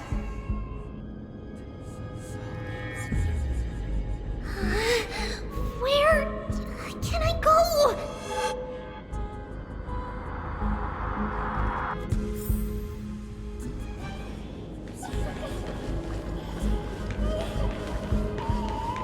What's this?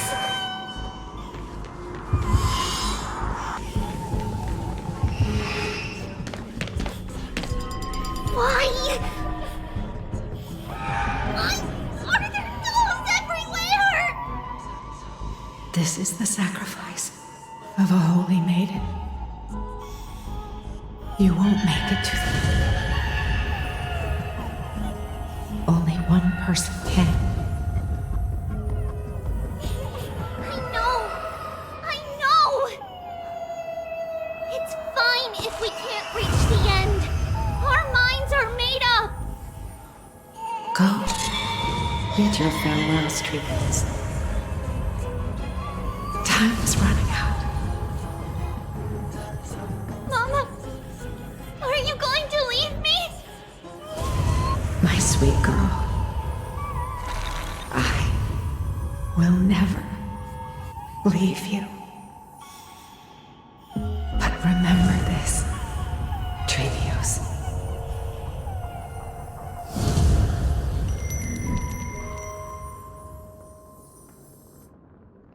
All shall bid farewell to one, and that person alone will witness the miracle. Since your mind is made up, then traverse the black tide and dispel the fog for Amphorius. I shall see you tomorrow, my dearest Trailblaze.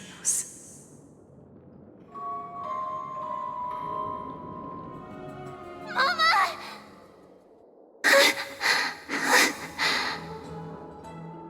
Are we still in a dream? Did you have a nightmare? Maybe. But it's been a long time since we had any dreams. It's not yet the entry hour. You still have plenty of time to rest. No. Our heart is still racing. It must be that reckless Kremnoan soldier who startled Trinan, and you as well. If you want, I can pierce through his chest with the golden thread right now. Aggie, cut it out with the scary talk. I'm just kidding. If I were serious, I wouldn't have waited until now.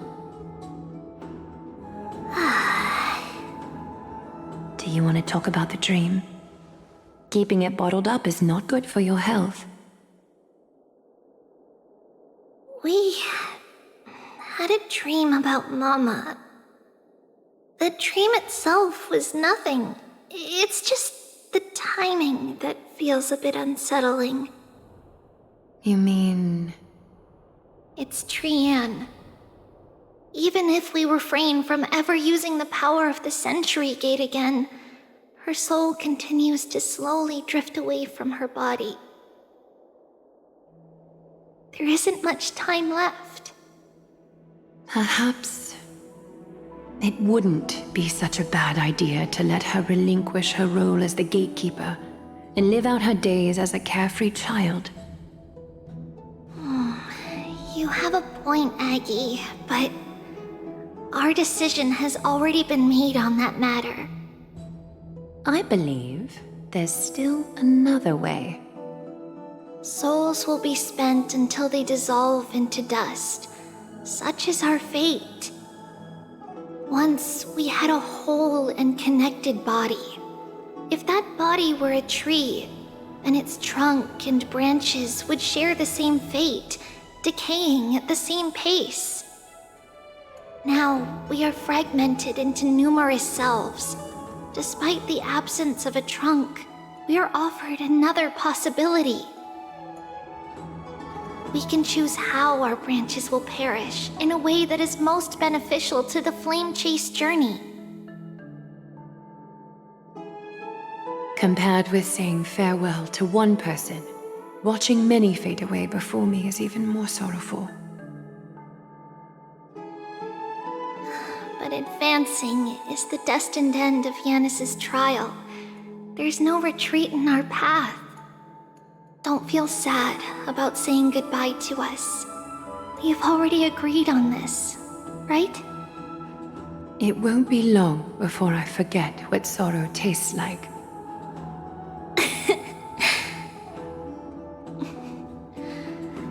So, what would you like for breakfast, Aggie? What? Where did that come from? After all this talking, we are feeling a bit hungry. Plus, it's nearly the entry hour now. Do you remember when we first met, Aggie? You were still a little one, and we caught you secretly eating oatmeal late at night. While my emotions might be fading, those memories are still as vivid as ever, teacher.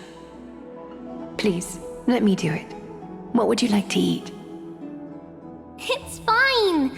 Leave it to us. You should rest for now. It won't take long, and we'll call you when it's done.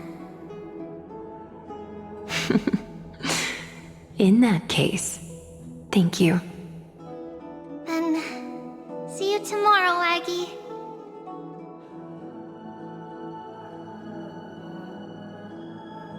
Nevertheless, that nightmare is ominous.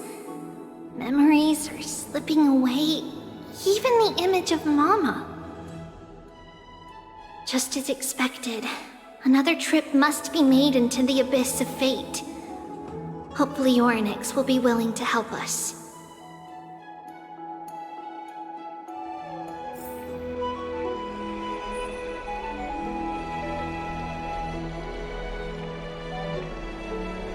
Long time no see, Professor Anaxa. Who are you? It's been a while. I'm the one who once overthrew the entire classroom in that spiritual physics lecture. Oh, it's you. No way. Do you really still remember that, Professor? I remember that glib tongue of yours. What brings you here? Surely you're not here to reminisce. You could tell. Of course.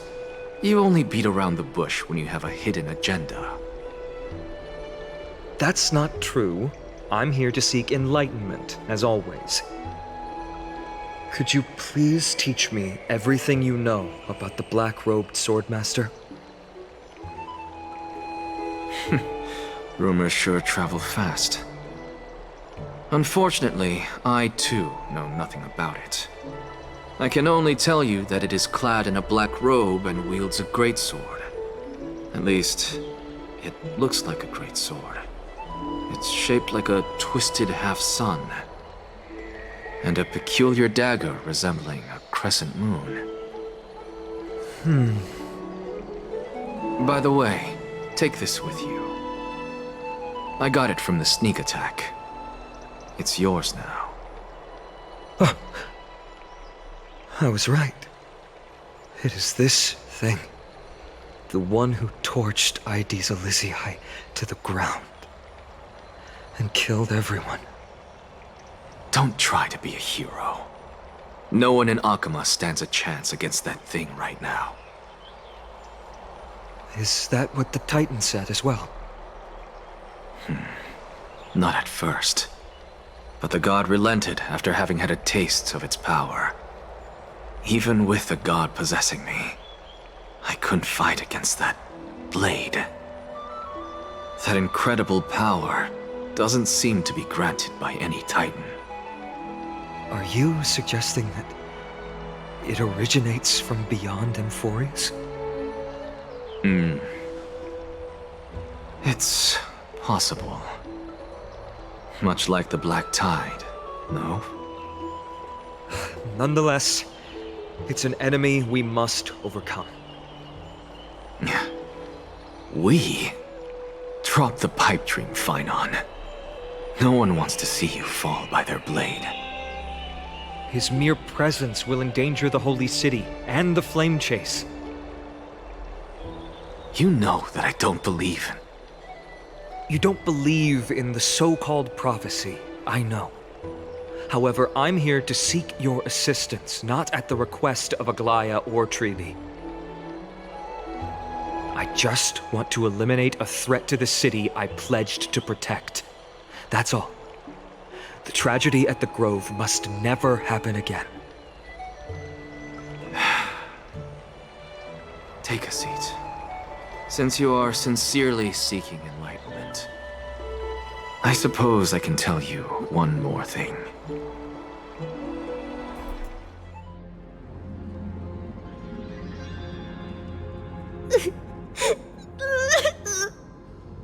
What's wrong, Trian? Nothing. Just remembering what happened at the Grove. Monster in the black cloak. So scary. Everyone in danger. Nightmare. I can't forget. Don't be scared. There are no bad guys here. Didn't you save everyone with the Century Gate, Trian? Trian threw it away. Far, far away. It's never coming back. We got back safe from the Grove because of you, Trian. You're the reason the Flame Chase journey can continue. Sorry. Trian feels a bit dizzy. Why are we here again? For the same thing, of course. Remember? Tomorrow we will reveal the prophecies past to everyone. But first, we need to restore the memories that have been blurred by the fragmentation. We hope to present the full truth to everyone without hiding anything. Since Yanis caused the fragmentation, we can only turn to another Titan, Orynyx, for help. Also, remember to get breakfast ready for Aggie before the lucid hour tomorrow. Oh, yes! Trian remembers now. Oh, on that note, we had better prepare some saffron before we meet with the Titan. Saffron? Huh, it's an essential offering for rituals in the Temple of the Three Fates. You think we shouldn't go to Orynyx empty-handed? Yes, it's also a symbol of Yanisopolis. If we are to replicate memories, we need to use something that has experienced those days. And when we first met Aggie, we added that to the porridge we made for her, and she really loved it. I see! It's like killing 3 birds with 1 stone! But it all depends on whether Orynyx is willing to help us. This could be a problem. After all, it was us who took the core flame from Yanis, from Orynyx's kin. We will have to give it a try. If there's truly no other way... In our current state, we probably can't do anything to them. We'll cross that bridge when we get there. Leave it to Trian. Trian knows how to play cute. In any case, let's look for saffron first. I hope there's still some left in the temple, untouched by Nikador's soldiers. I remember that aged saffron is preserved in sealed jars. Let's be on the lookout as we go.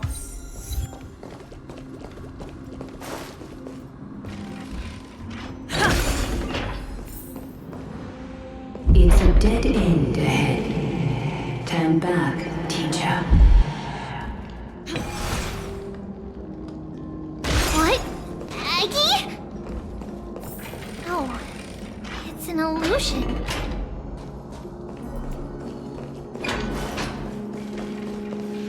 Wow, this room is huge. Trinan, did you? Yeah, I saw it. Was that a warning from Orynyx? What are you two whispering about? Treeby? Trinan?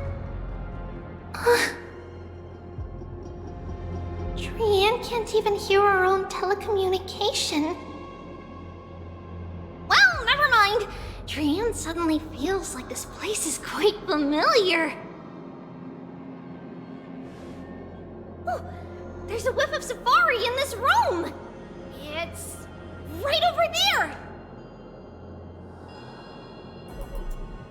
Over here! Follow Trian!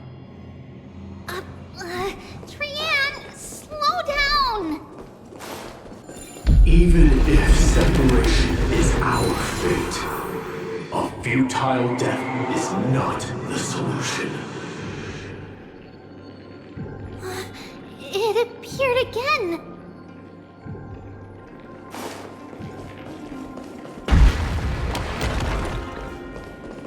Right here! I summon thee, Orynyx! Stir up ripples of past reverie! Something's appeared! Wait, we should read it first.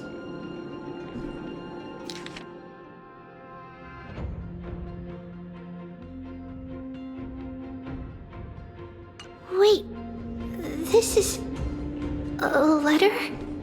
It mentions something about Saffron and Trebios? Isn't that name...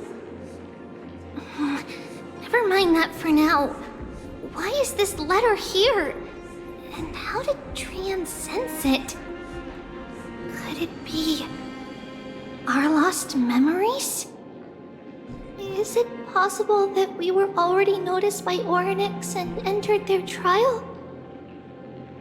But why haven't they said a word? Orynyx has the whims of a child. Perhaps they're toying with us on purpose.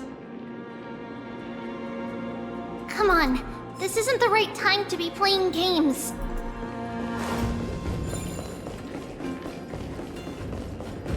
Separation and death, reconciliation doesn't come easily for a mortal. Are these visions also fragments of the past?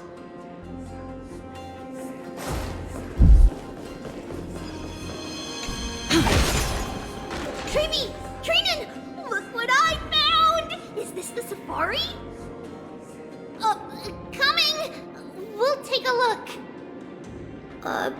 But Trian, there's nothing in here. What?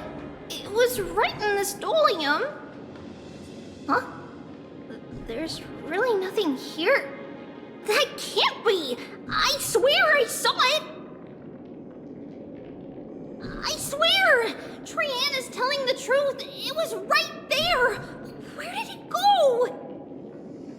Trinan, Treeby, why aren't you saying anything? Trian can't seem to hear you at all. We were just lost in our thoughts. Don't worry, Trian. What you saw was likely, Yanna's hair.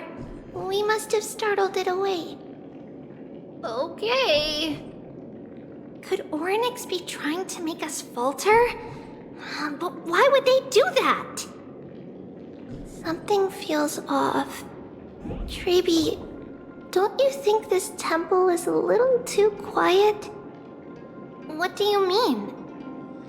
It might just be an illusion, but Trinan wonders. Is Ornyx really putting us through a trial?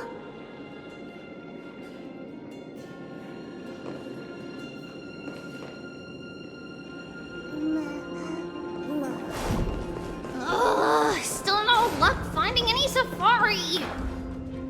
I suppose we can do without it. Let's try to convince Ornyx. At least they didn't toss us out straight away.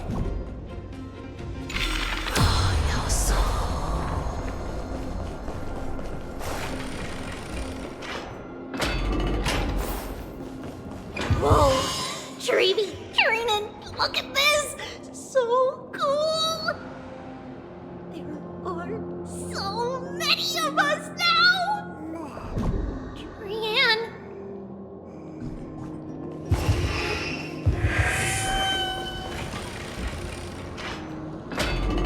It's really quiet in here. Do all Titans live in dark places like this?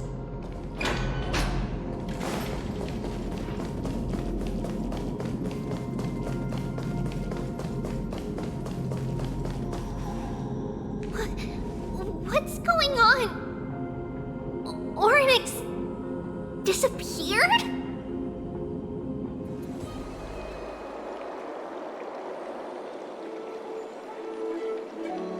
Are you saying that the black-robed swordmaster is not just tied to the Black Tide, but is also hunting for core flames everywhere? This is the most plausible possibility. First, it has a vessel that can hold core flames. Second, I'm one of its targets. Let's start with the first premise. Its peculiar ceremonial blade can interact with a core flame, as evidenced by the pull I felt when it stabbed into my chest. I hypothesize that the blade can sense, absorb, or even retain core flames. The second premise is even more explicit. When it was engaged in fierce battle with many of us and was heavily distracted, it remained consistently focused on me. Or rather, on the Titan Circes inside me. So it's plundering the flames. But if your argument holds up, wouldn't he be headed to Akama soon? The vortex of Genesis is full of the Titan's core flames. Not necessarily. Let's call that person the Flame Reaver for now. If my presumption holds, that person has 3 targets. The first target is me. The second target is Ornyx, who hasn't yet fallen. And the third is Akama and the Vortex of Genesis, where the core flames are housed. But I suspect Akama won't be their first target. Kefali's core flame is guarded by the Council of Elders' arcane power. And Fagusa's water curtain should be able to block out any external perceptions. What about Thanatos and Aquila? Their core flames are yet to be restored. The whereabouts of Thanatos remain a mystery to all. As for Aquila, can you fly? No, I can't. Why are you asking that? Can that Swordmaster fly? Good point. But what if he does grow wings? If they had wings, I wouldn't have made it out of the grove alive. That's a relief. Anyway, since the Flame Reaver has 2 targets, we need to move fast. With the distances between Akama, the grove, and these potential targets, I believe we should bolster our defenses and...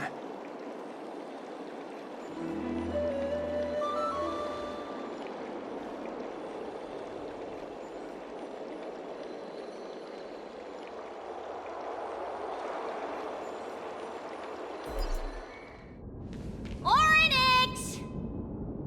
Are you in here? No response at all. Did they foresee that we were coming and hide in the fog? more.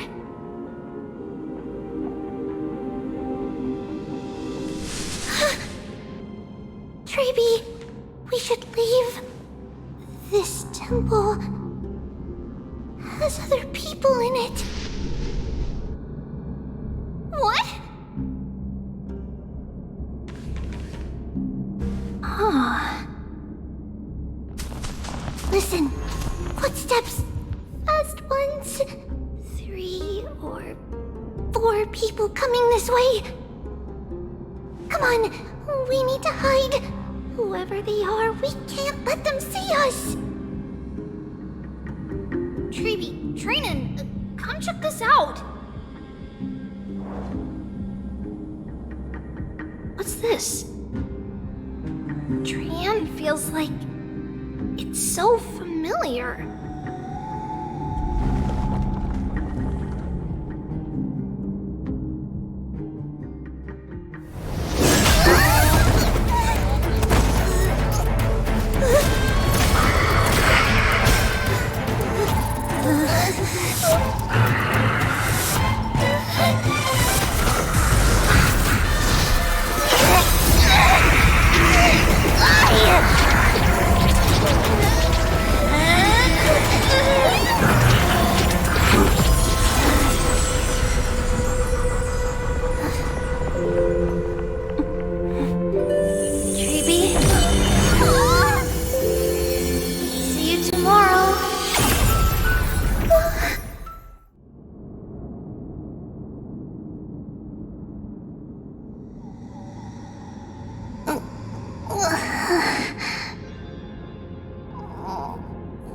Where am I?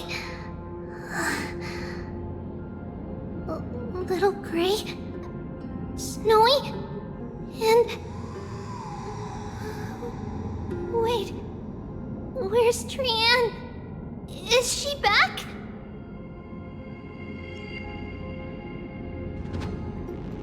We only saw the 2 of you collapsed on the side of the road when we arrived. Danny and I looked around, but we couldn't find any traces of Lady Trian. What about the black-robed swordmaster? Blast it! Of course it's him. We were still too late. I fear something bad has happened to Orynyx's core flame. Then Lady Trian... She doesn't have much divine power left. We can barely sense anything.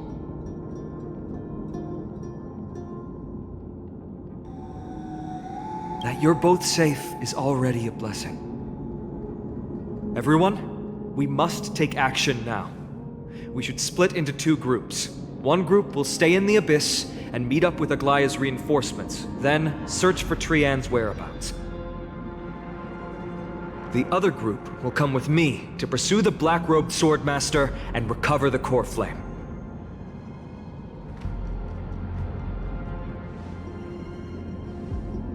I didn't get to tell you this before, but Anaxa and I already have our misgivings about the Black Tide, so we've made preparations. I'll tell you the details as we move. Opportunities are fleeting on the battlefield. We should hurry.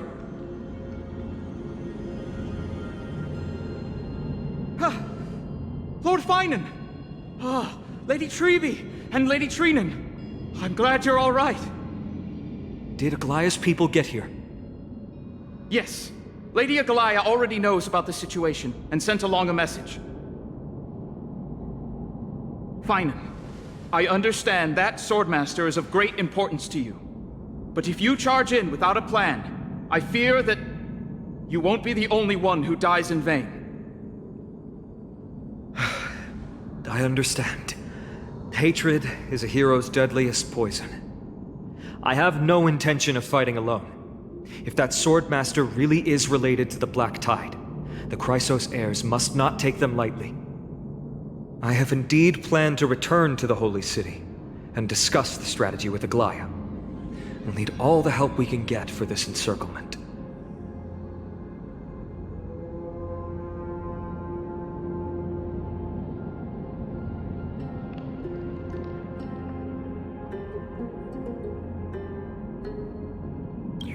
I'll stay in the Abyss too. That way, both sides can communicate with each other if anything happens. Thank you, everyone. Partner, Treeby, let's go. We're back, Aglaya. You should have come to me first, Finan. Aggie, there's no need to scold Snowy. Akuma is currently in grave danger. I know. It's beyond my imagination that the only two titans humankind can still rely on fell in such quick succession. I've never seen the golden thread pulled this taut, as if it could snap at any moment. Finan, tell us your plan. Time is of the essence.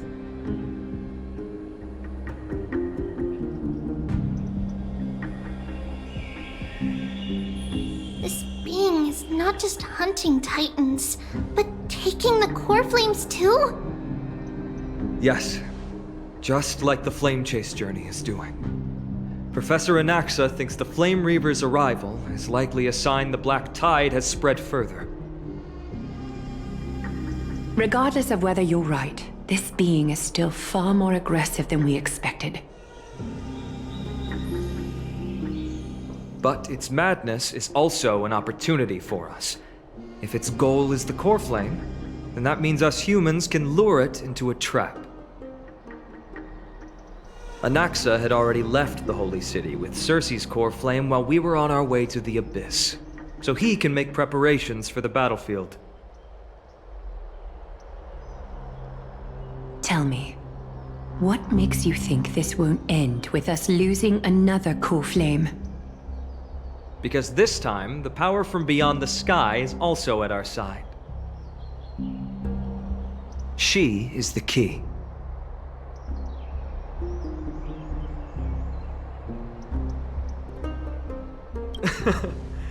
We need your other companion, too.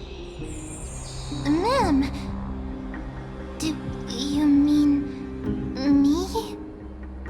I see.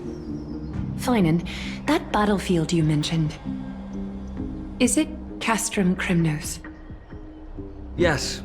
I'm sure everyone remembers the astonishing miracle our partner here performed with her companion during the battle with Nikador, and how they awakened Castrum Kremnos' past.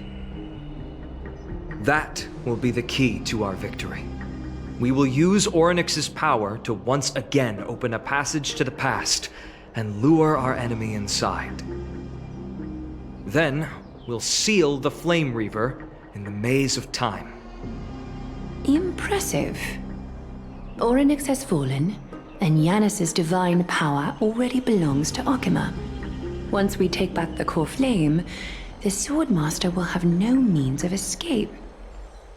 It's very clever, using the element of surprise instead of brute strength. Can you do it, little one?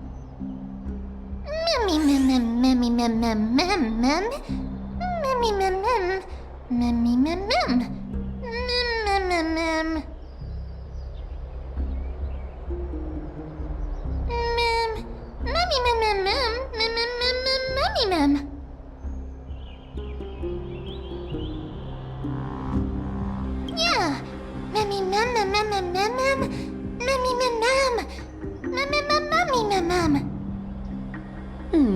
Such enthusiasm. I'm glad to see you're confident. By the way, the Council of Elders declared a state of emergency when Treeby went missing. Kynus and her following have heard tell of the incident at the Grove, and are galvanizing support in secret. I fear she'll make her move before the next assembly of the citizens. What are they plotting? That short-sighted politician likely believes the Chrysos heirs have outlived their usefulness, and is making preparations for her next step. That ugly side of humanity is something we'll have to deal with eventually. But that's a problem for another day. I've sent Castorus ahead to the council with a message. She should be able to keep the situation under control for the time being. Finan, it is my hope that we can come to an understanding on this. We must take down the Flame Reaver in one go and retrieve the core flame. And in doing so, grant ourselves an advantage against the Council of Elders. Of course. You may count on me to lead the charge. I apologize for tasking you to spearhead the plan once again, but Akima is currently beset by enemies from within and without. The situation brooks no delay, and we have precious little time to confer and discuss the plan with you. That being said, you are the key to our success, and I shall respect any decision you make.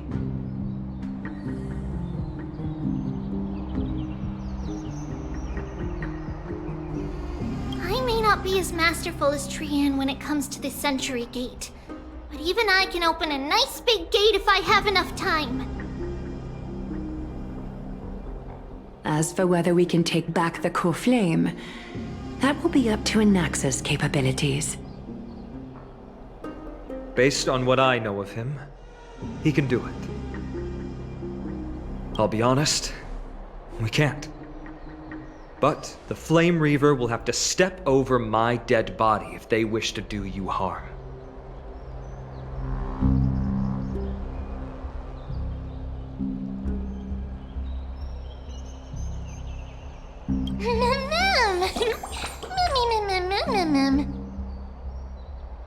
We are grateful to you for your aid, and to the rest of you as well. Now, let us be off to begin the hunt. May Kethely sharpen our gaze and grant us victory over the enemy.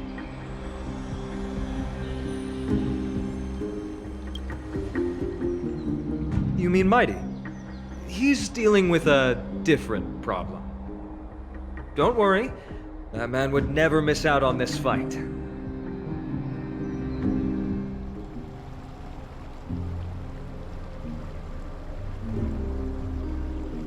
Farewell, my dear friend. You must lead us back home. You and I, we're both the same. We feast on strife and fear. If you're truly capable of leading our people beyond this blood-stained fate, then prove it to me once more, Mighty Mos.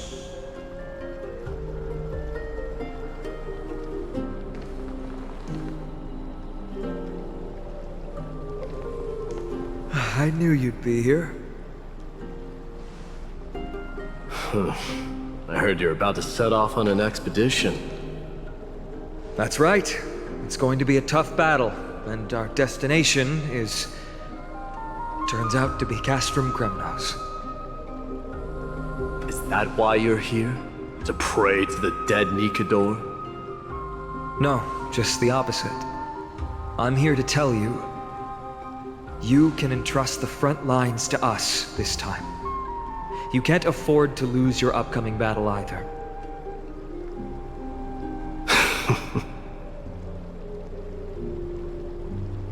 Have you heard the story of Geocles the Mountain Breaker? Sounds like you've spoken with Cartonus. That's the name of the legendary mountain dweller, right?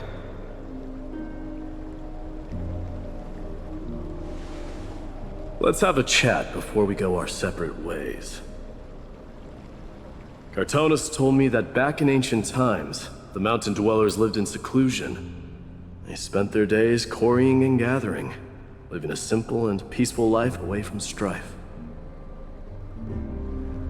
But Geocles was different. He resisted their traditional way of life, yearning for the world beyond the mountain. They're safe, but humdrum culture was like fetters around him.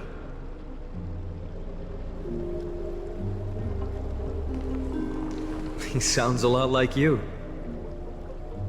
Yes. That is why he, too, faced the same dilemma as I do. One day, during one of Geocles' many ventures beyond the mountain, he spied a battalion of Ladonians stationed at the foot of the mountain. The Ladonians were at war with their arch-enemies, the Companions, and they used the mountain as a base to carry out guerrilla warfare operations.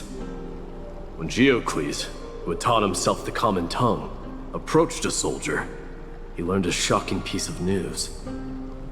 Ladonians were planning to plant mines and explosives all over the mountain, and then lure their enemies within.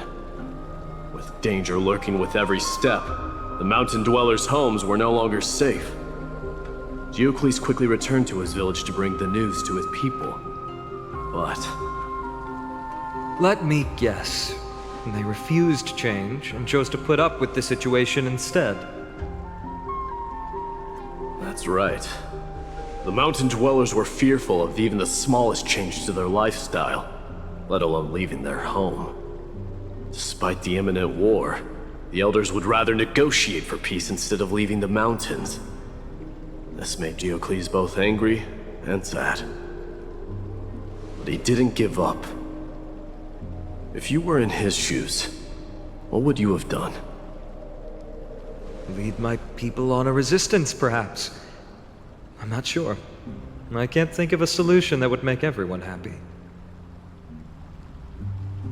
A solution that would make everyone happy, huh? That's how naive we are. Well, let me tell you what Geocles did. He took the mountain dwellers' store of gemstones and traded them with the Ladonians for a massive amount of gunpowder. But he didn't do this to fight the Companions. Under the cover of night, he set ablaze the forest surrounding the settlement, forcing his people to flee the mountain. That great fire marks the beginning of mountain dweller history. Since then, their people became part of civilization, and giants became a common sight in the holy city. Meanwhile, that mountain they once lived in has turned into little more than foam inside the black tide. But leaving their homeland also brought many mountain dwellers misfortune. They were hunted by Kremnoans or enslaved. Indeed, that is undeniably also part of their history. But that is Geocles for you. The merits of his actions, or lack thereof, have been scrutinized by many, but historians nevertheless hail him as the Mountain Breaker. Why do you think that is? It's simply because he took action and enacted change with his own hands. He didn't try to make everyone understand him, nor did he even waste time trying to make everyone happy. He started a great fire and burned the shackles of tradition to ashes, and then forced everyone to march toward the coming of a new era. You've made up your mind, haven't you? I'll be leaving Akama soon to fight the great darkness of this world, and to shoulder Nikador's destiny. So, listen well. If there comes a day when we meet again on the battlefield, and I stand opposed to the flame chase, remember to stab your sword into my back through my 10th thoracic vertebra. That's my weak spot, and the only way to kill me.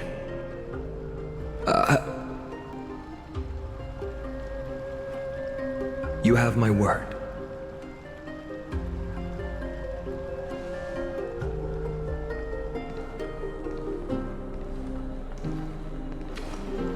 Go now.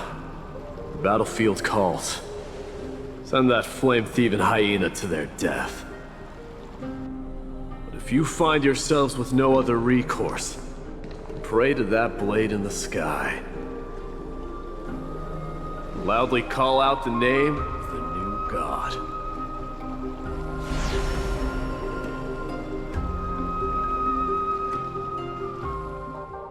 That's the sound of an all-out war. Not the kind of ruckus Professor Anaxa can raise on his own. Let's hurry. The battlefield is just ahead. I I didn't think she'd manage to send the Kremnoans to assist. Brave warrior, what's the situation on the front line? And Ackerman, why are you here? What? Didn't Aglaya tell you? We have been instructed to assist you in trapping the Flame Reaver. Aglaya, that vile usurper. I spit on her name. Our king will be back soon. He'll be able to deal with you and that black road.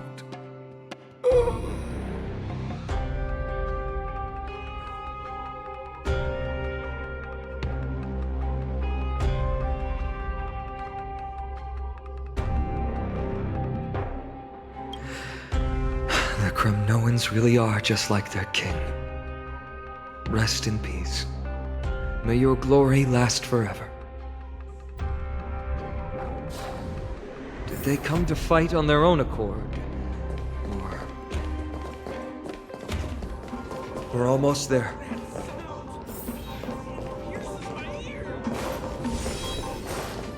I can't see. Once we take back the core flame, Yanis's passage will open. When that happens, you must evacuate immediately. Don't stay behind. The rest will be up to how well we work together. But remember what Mighty said before? Cast aside all distractions once you're on the battlefield. Let's go, partner. Today, destiny shall stand with us!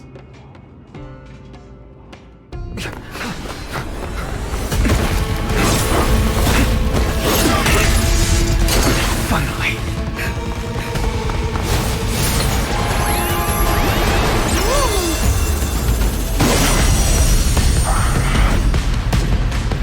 Pent in the memories of the dead! Executioner!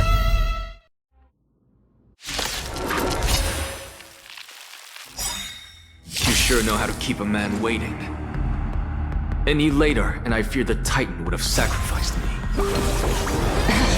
Frail child of humanity, 'tis more effort keeping you hale and whole against that blade than it is in seeking the truth of the world. Nothing but a thought. Glimpse the unknown. Do you know who I... This big diamond! It's all yours!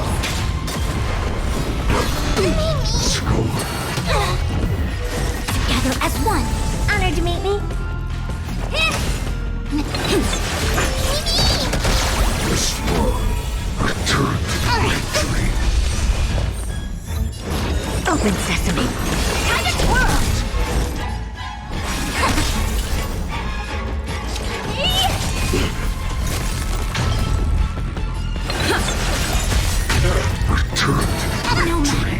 They're trying to overwhelm us with numbers.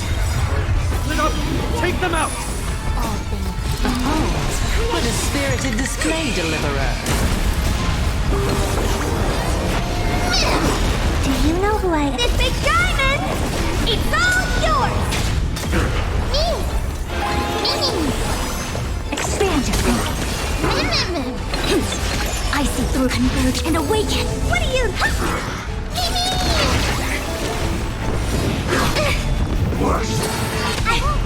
Curiosity, endless riddle. Nothing but a boy. Time to twirl! Open sesame. What a crumb. Get ready, Croft. We can't hold out much longer.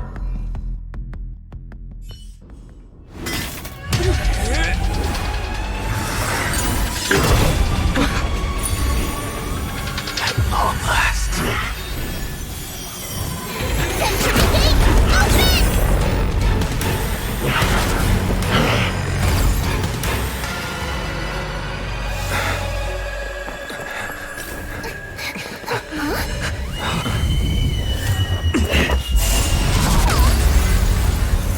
How embarrassing. You didn't come down from the sky? This city is mine anyway. Shouldn't I go through the front door?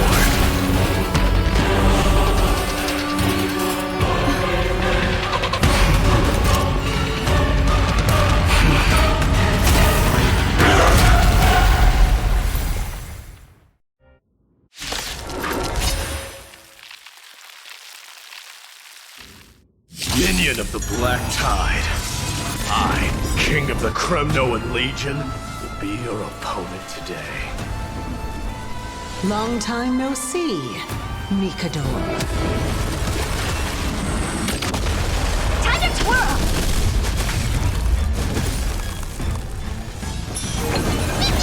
Equipped together as one. Honored to meet me.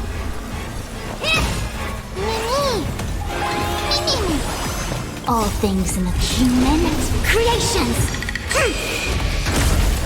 Expand your thinking. Time to twirl! Do you know who I... This big diamond! It's all yours!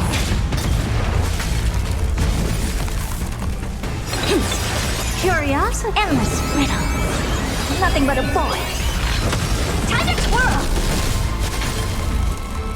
Open sesame. What a crumb.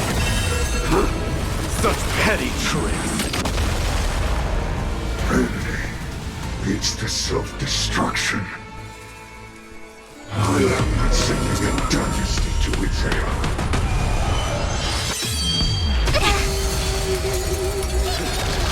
Well fought. That was a good opener to the ceremony. We honor the fallen gods with this fight to the death.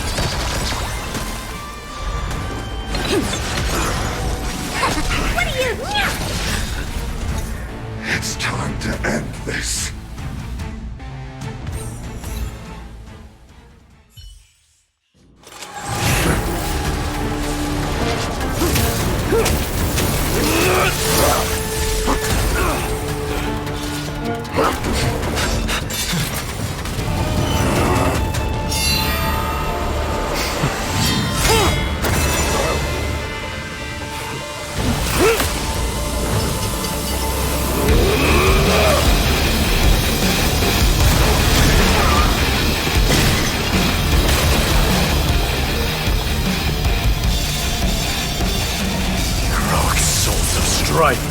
Heed my call! I am the Lance of Fury. The agony this world needs!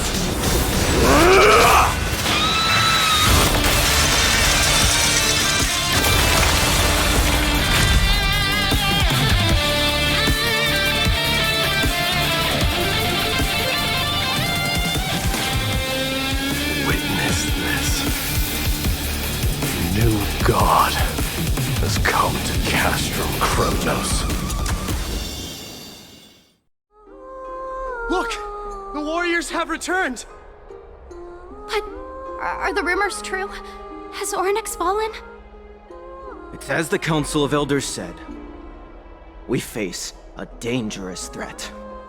Yet the Chrysos heirs are only inciting more chaos. They don't care about the people's safety. They really gave the core flame of strife to a Kremnoan at the end. What a noisy crowd.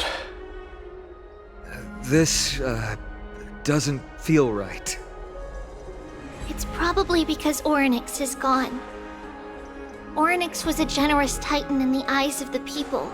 They graced us with miracles, allowing humanity to reap many a convenience from the past. What they don't know is that the Titan didn't do all of that of its own volition. Regardless, the Titan has fallen, and we must surrender Ornyx's core flame. A meeting with that woman again so soon? I just can't catch a break. Professor Anaxa, why don't you find someplace to rest first? Matters that require Aglaya's attention are piling up. You two meeting again will, forgive my honesty, only distract her. Just try to stay on your best behavior, if you know what I mean. That's not up to me, I'm afraid. I've been trapped in her prison the moment I set foot in this holy city. The price of having a Titan living in my head, I suppose. Don't worry, I don't want trouble either.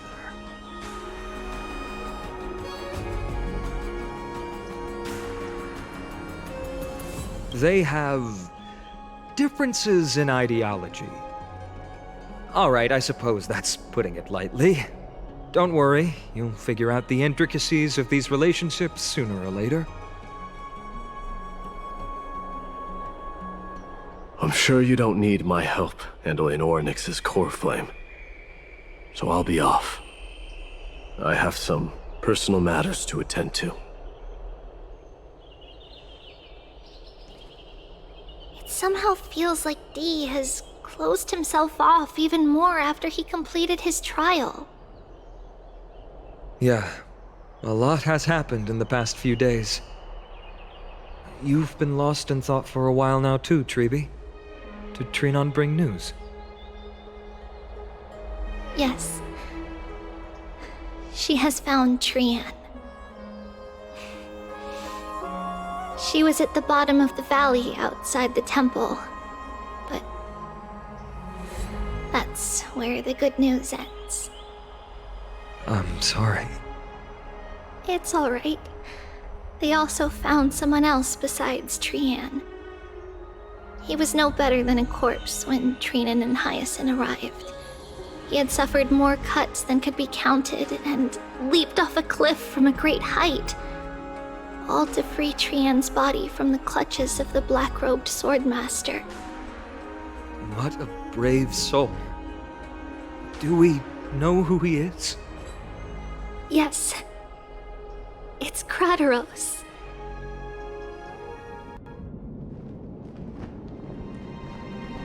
Stop!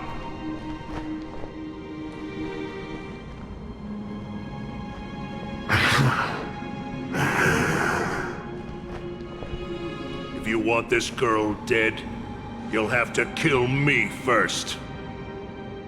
How ludicrous. Your body made of flesh and blood as it is will not survive more than a single strike from me. Better to die in battle than return even in glory.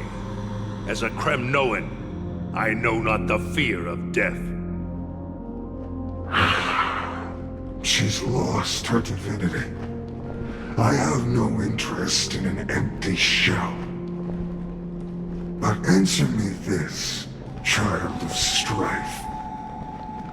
Why do you raise your shield for her?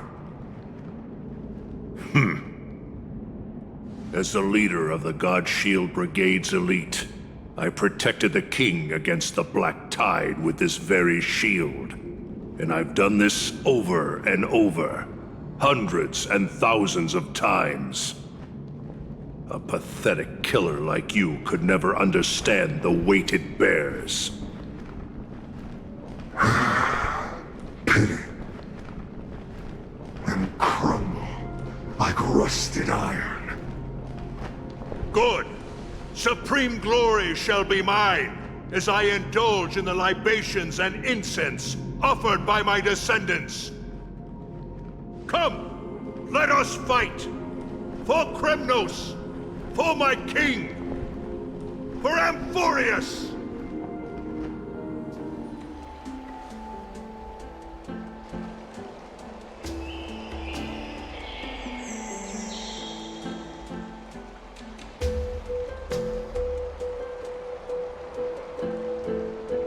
We foresaw this cruel parting 1,000 years ago. Today is but a reminder of that bitter taste. But Lady Aglaya, I don't understand. It wasn't life itself that Lady Trian lost. Why does she look like she really turned into a doll? I don't understand. Don't be sad, Hyacinth. Trian has used up her borrowed time from Yanis, that's all. Her spirit is now riding the west wind, flying ahead to a world free of sorrow. If a world like that truly exists, does that mean everyone from the Grove is there too? It exists, Hyacinth. Do you not remember? The prophecy that guides the Chrysos heirs is the voice of Kefili before it fell silent. It loves all of its creations dearly, and would never bear to lead us astray with lies.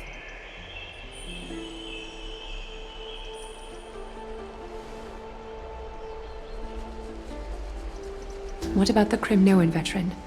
How is he doing? The Twilight Courtyard has done all we can. Even so, we've only managed to keep him from breathing his last. I had to use the Sky Priest's techniques to help him to walk again. But if light ever disappears from Akama for good... No. Let's hope that never happens.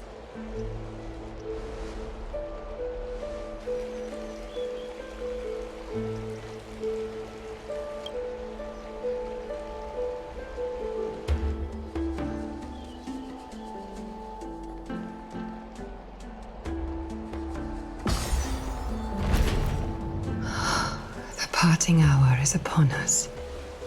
Yet the golden thread runs slack. The heroes have returned with their spoils. Everyone, please take this opportunity to rest and prepare for what awaits us.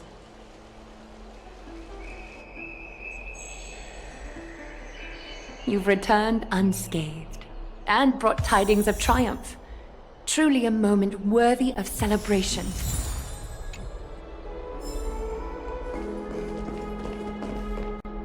It's incredible to think that we returned Nikador's core flame not so long ago. It wouldn't be an exaggeration to say that you and your friend's arrival has melted the glaciers of history.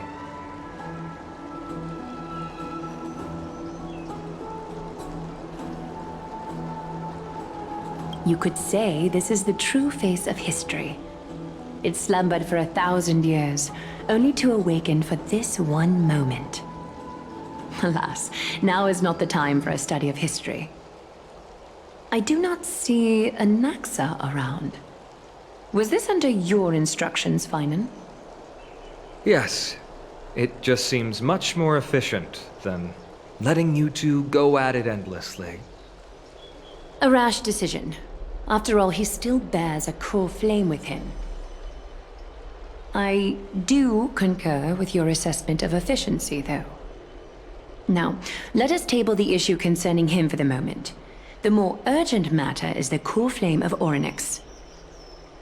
The Chrysos heirs had initially crafted a plan regarding the order to return the core flames, for titans like Orynyx and Circes, who harbor no intentions of harming humanity. Our strategy entailed assuming their divinity only at the very end. But this unforeseen turn of events has thrown everything into disarray. If we don't return the core flames to the vortex of Genesis, and we leave the Titan's divine positions vacant, we can't even begin to imagine the disaster that would follow. But the most pressing issue at hand is that we haven't found the Chrysos heir capable of bearing Orynyx's divinity. Finan, Castrus, Mighty, and Hyacinth. Treepy and I devoted a millennium scouring the world, only to find these few people. Only a chosen few possess the capacity to assume divinity, the elite among the Chrysos heirs. We would never hastily extend our invitation without first verifying their potential to bear such power. Yet we cannot compel anyone into divinity, as it would be no different from sentencing them to the gallows. Truly a dilemma. Yeah. How about letting her give it a try?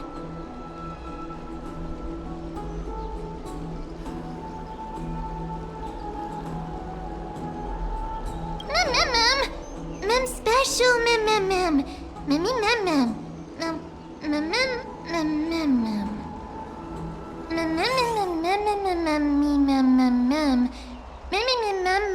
mem mem.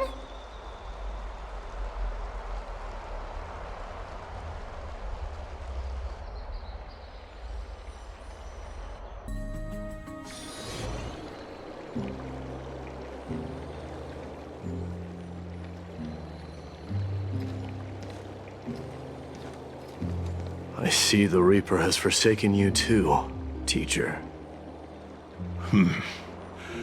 It simply put my life in the hands of the Twilight Courtyard.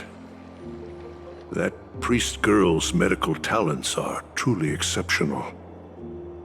She might be far from the ordinary girl we envisioned. But this isn't about me, Mighty Mos. I saw it. You finally decided to embrace your own fate. Power of strife is stirring a tempest within me as we speak. My bones have turned into steel, and my blood is seething in a blaze. Past rulers of Kremnos could only aspire to this might, yet I have merged with it. I've made history, and henceforth divinity and kingship shall coexist as one. Indeed. You've realized the aspirations of every former king of Kremnos. And now, you can at last bring our people home and reforge the glory of Kremnos. Unfortunately, I harbor no such desire. What? What do you mean by that? Over 2 millennia past, devotees of Nikador's might banded together beneath their feet and erected a city of their own. Ever since then, Kremnoans have served as the blades wielded by the god of war, following the Titan's path in its conquest. Yet, gazing upon our history through the lens of my newfound divinity, I now see it with unprecedented clarity. This history is sheer absurdity and inferiority. People surge onto the battlefield like ants, plundering and slaying for their own greed, only to be trampled upon like ants. The city and the beliefs that Kremnoans hold so dearly, alongside the supposed tradition, mere anthills that can be crushed with a single touch in the eyes of the Titan. You! Are you trying to strip Kremnoans of the pride we've amassed over thousands of years with mere words? That pride holds little significance, Kratoros. Now that I've assumed the divinity of strife, my next step will be to renounce the title of king. No. No! Convey my message to every Kremnoan. This is an order. Do not do this, Mighty Mos! I beg you! Our history commenced in the year 2506 of the Light Calendar, concluded in the year 4931. I, Mighty Mos, last king of Castrum Kremnos, son of Gorgo, do hereby proclaim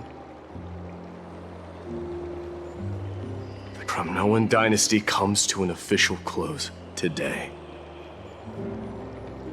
You have killed us. You have killed us all. No. I am granting you a new beginning. What is this? My mother's signet ring.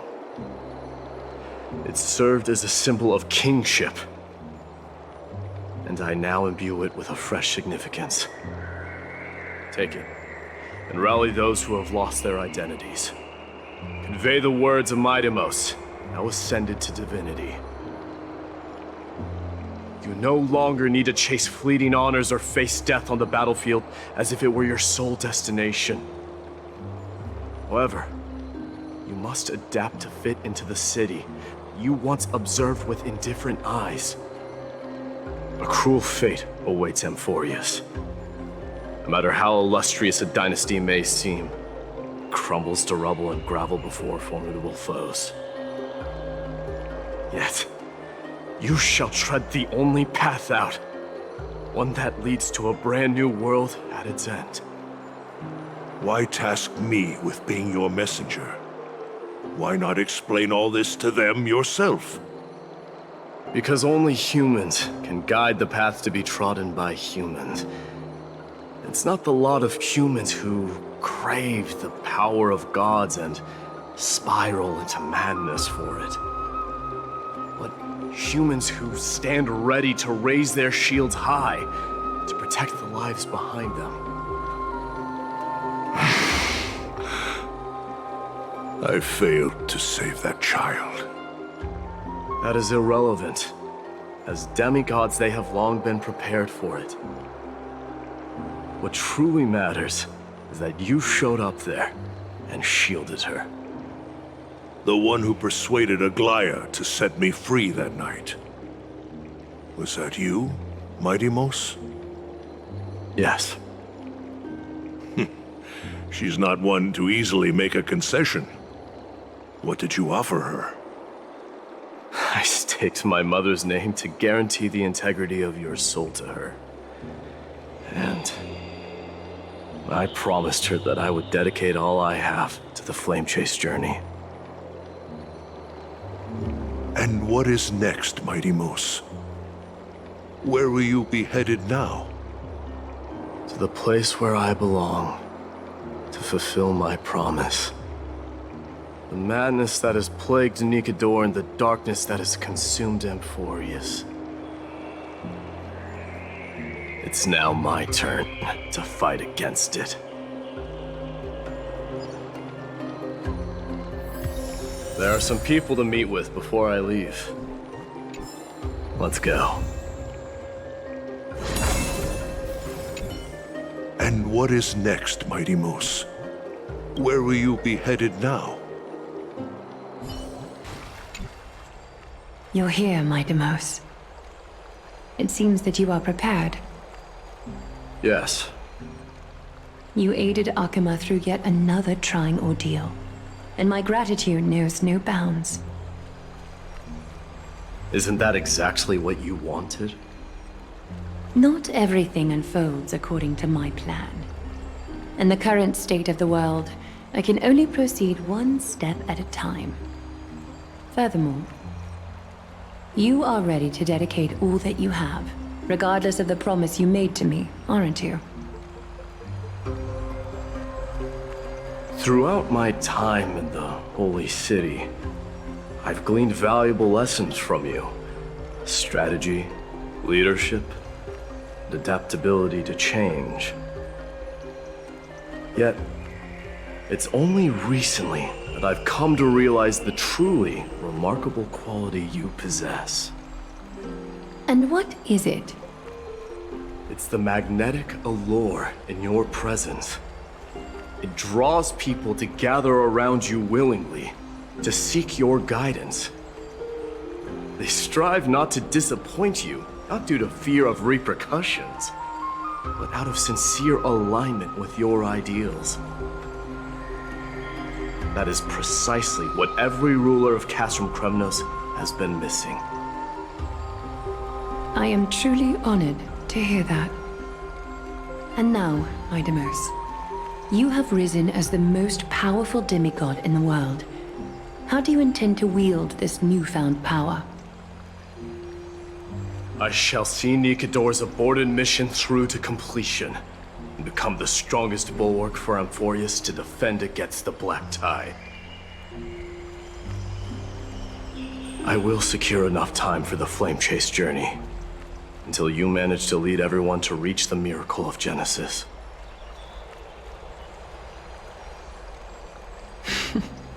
My Demos, a new chapter awaits Amphorius. Yet, the one who guides the people to the destination need not be you and I. Huh. What did you see after assuming Nestia's divinity? Despite the passage of 1,000 years, every word of that prophecy remains as vivid as ever. You shall have your final bath in warm and radiant gold. Just as cryptic as all the other prophecies. What's the reason for the laughter? I was just thinking, if an ordinary person encountered these words, they would probably stay away from the baths for the rest of their life. But I cannot forgo the delightful experience a bath offers. So, I assume you also glimpsed yours, my Demus? One day, you shall die with a wound in your back. Well, that is a rather straightforward scenario. If I were to be terrified by drivel with no basis, I would not have attracted your gaze and joined the flame chase journey in the first place. You speak the truth. May you be destined for a powerful fate, and may we reunite in the promised new world. Farewell, mighty.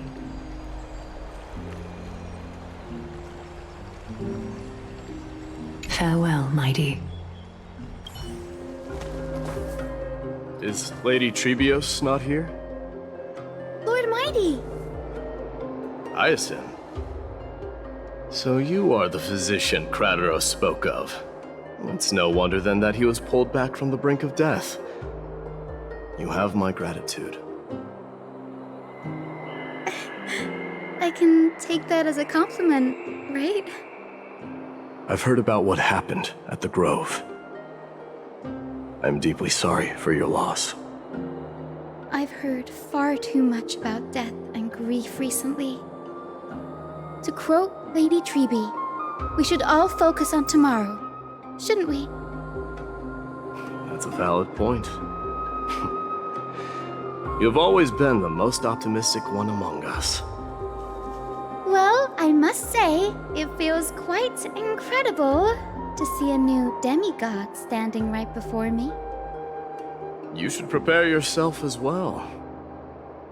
Humanity has already taken hold of strife, and one day it will also reach the sky. Do you really believe I can do it? Even my ancestor, that hero of legends, couldn't conquer the core flame of Aquila. Given your good rapport with the demigods, you should know that the path to assuming divinity is never limited to swords and spears.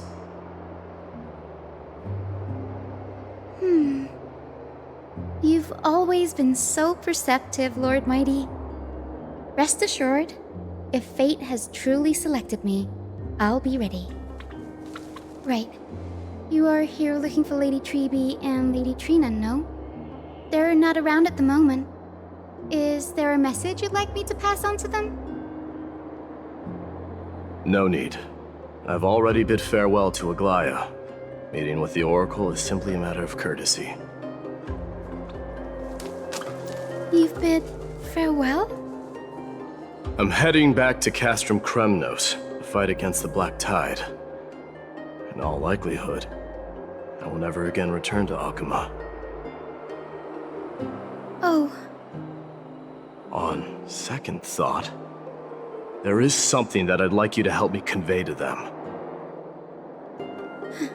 I'm all ears, Lord Mighty.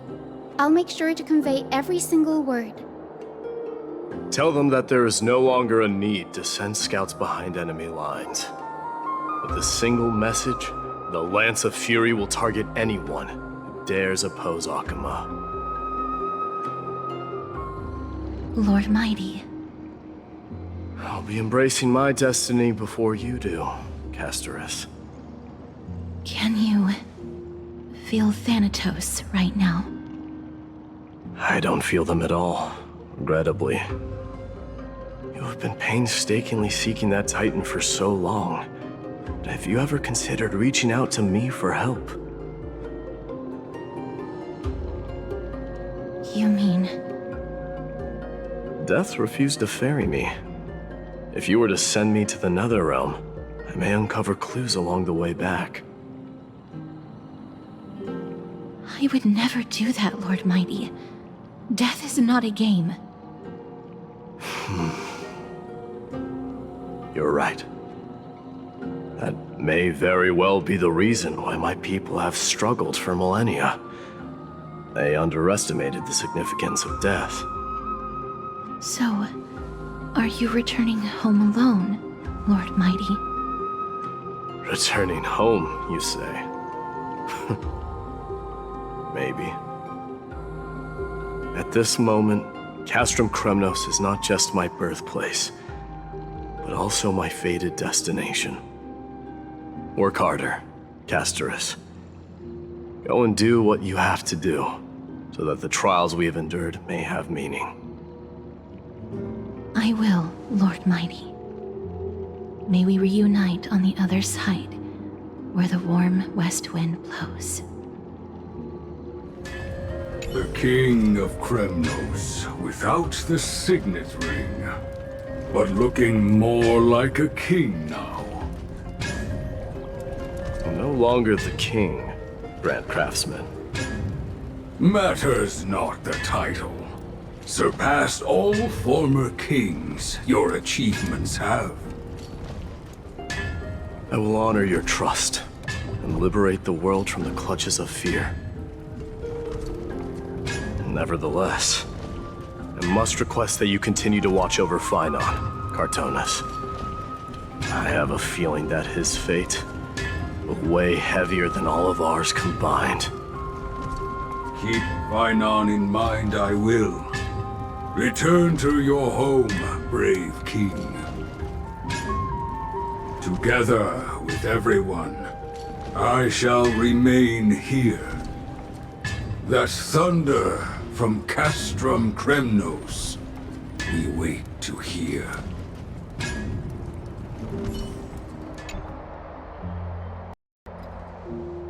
Outlanders? No. Trailblazers. I will soon make my way to Castrum Kremnos. If all goes according to plan, this may be our final meeting.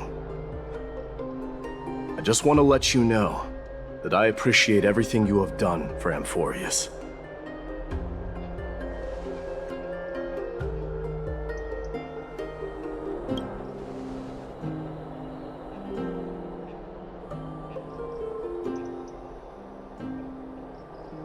That means a lot to me.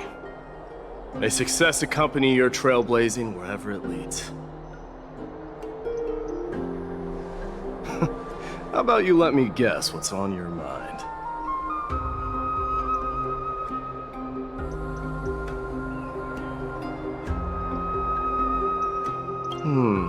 Are you drafting a sentimental farewell speech?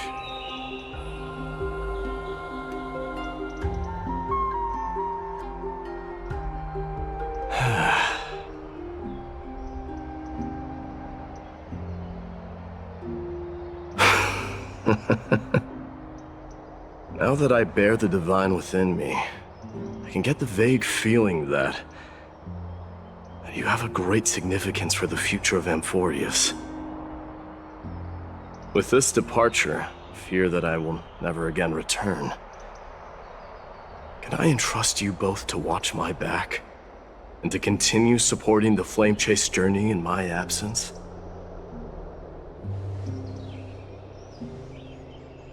You have my gratitude. Then, farewell. Yes?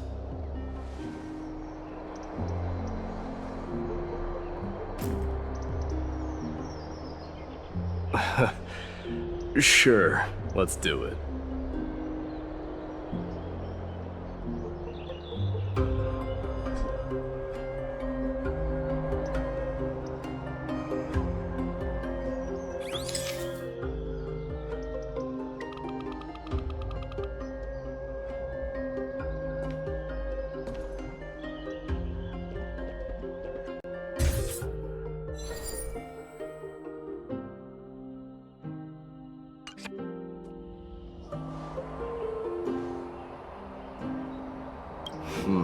Well, feels peculiar, I suppose. I'm not talking about your photographic skills. It's just that I rarely take photos. But this one, it's pretty good.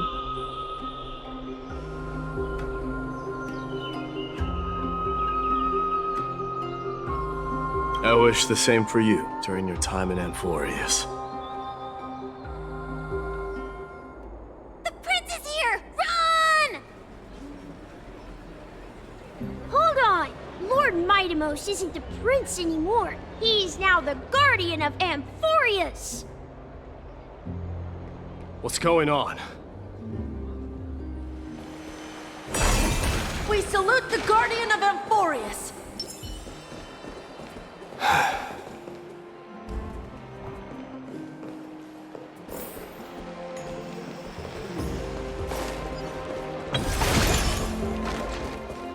We salute you.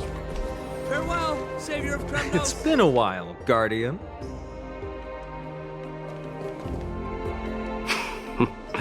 I should have known you were the mastermind behind this. Hey, don't go pointing fingers without cause. I swear I'm innocent this time. See those kids over there? They're the ones who brought everyone together.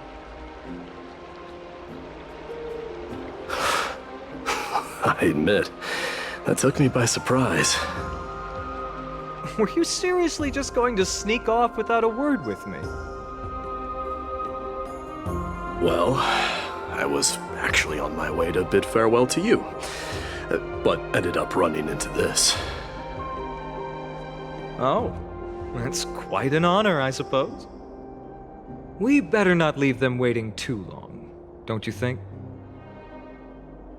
The road to Castrum Kremnos from here is long.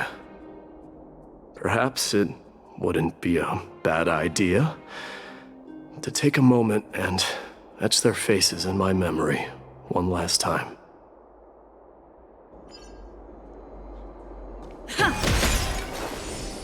I think I see more than just the Kremnoans here. Yours, King of Kremnos. May triumph You're now the always be guardian yours, of King Amphorius, after all. I'm thinking maybe it's about time the god of strife gets a new name. How about the god of solidarity or preservation? Dong Han mentioned that one today. I recommend that you steer clear from any situation that calls for naming things. I suppose strife still fits you better. The black tide for us, Guardian. Farewell, Mightimos. Please send us.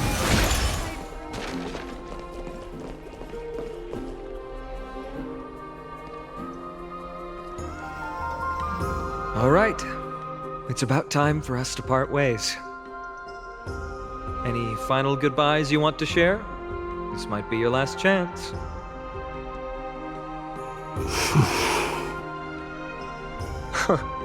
Why so quiet? I thought divinity would wash away some of your sentiments. Do you truly feel as carefree as you seem? Or is this just a facade you wear? You know what? You sound just like a Glai at this moment. But you're not off the mark. I just thought that putting on a nonchalant front for this occasion might help us preserve some dignity. I can see through your deception, even without the power of mind reading. Am I really that terrible at controlling my facial expressions? Well, with that said, thank you for aiding me in defeating my archenemy, Mightimos. No need to thank me. This triumph brings no delight, nor does it signify closure. You understand that more than me. Indeed. In the end, I still haven't unraveled the mystery behind that black-robed swordmaster. and I can't even ascertain their demise. Maybe I've never managed to cut off my destiny. But that matters not. Pain may be cured, but scars remain. This should not be effaced. Even with the divine might of Ornyx, you cannot stop the past from leaving its marks in our blind spots. Can you genuinely let go of everything as soon as that Swordmaster is dead? That's impossible. Revenge is merely an obligation that must be carried out, and no one can find mental fulfillment through it. You're right. Look forward. Chew up and swallow your past. And make sure emptiness and bitterness are not the only flavors you know. Remember that there is a whole world behind you waiting to be saved.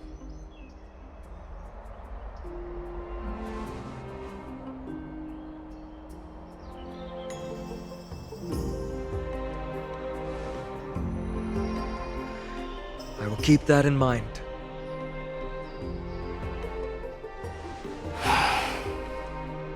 I have a final favor to ask. Please look after the Kremnoan warriors in my absence. They will undoubtedly face challenges while assimilating into Akama. It is my sole regret that I cannot stand by them during this time. Do not worry. Leave it to me. And, while I'm at it, I'm going to find out if the Kremnoan language is really missing that many words. The Kremnoan philosophy can never be encapsulated in a mere dictionary. But if there's a chance in the next life, you should come visit my library.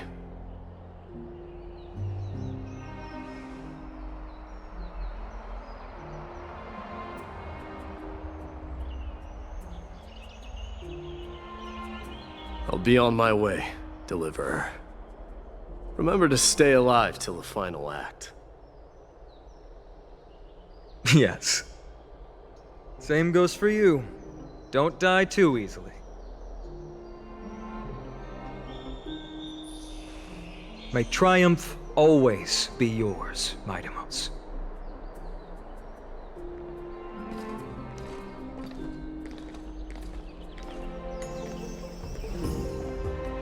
Oh, right. One last question. Go ahead. You better not leave any regrets behind. Are you the one who told Cartonis about the signet ring? Well...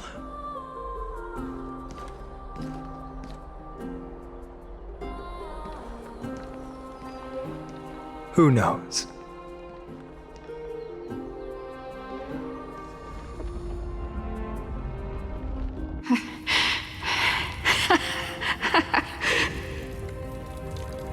Get up, my son. You showed great courage in today's training. Let's wrap it up for now. Yes, Mother. Mother, there's something I want to ask you. What is it, Midamos? Why must we learn to fight? It is for glory and honor, my son.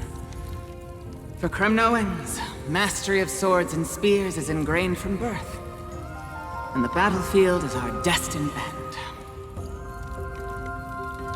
Is that really the way it is, Mother? What makes you say so? Because you don't sound entirely sure. You're right, Midamos. I once believed those words, without question. Until your father cast you into the Sea of Souls. It was at that moment I realized how everything I believed in was utterly hollow.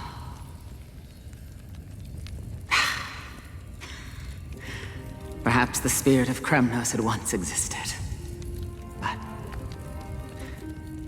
as greed bloomed in the hearts of humanity over the years, such spirit had long faded alongside our glory. I no longer put my faith in any oath or doctrine. Now I have just one role. That of your mother, my Deimos. Your guardian.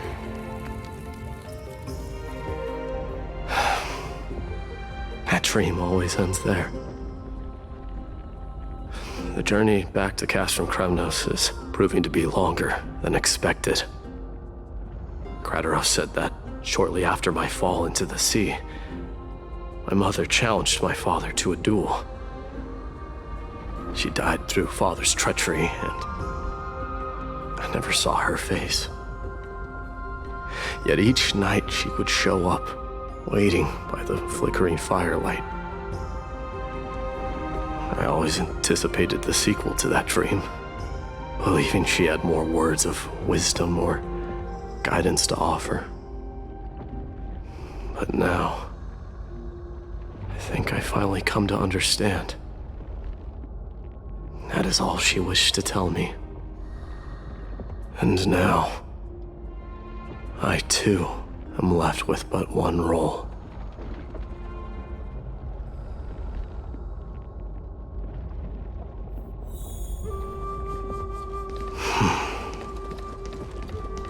It is time for this journey to reach its end.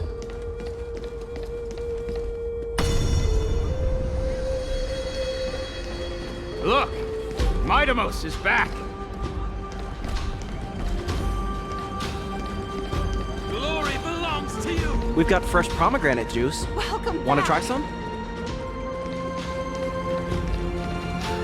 We meet again. Welcome back!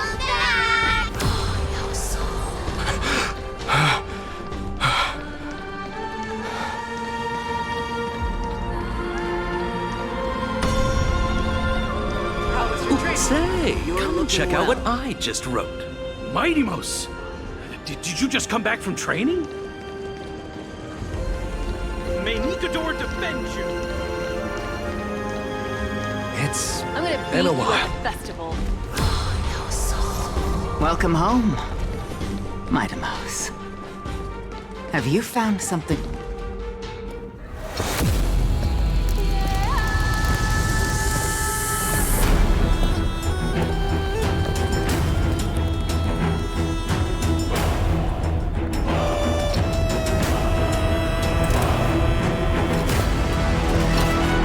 The son of Forgo will be crowned in blood! The son of Forgo will be crowned in blood!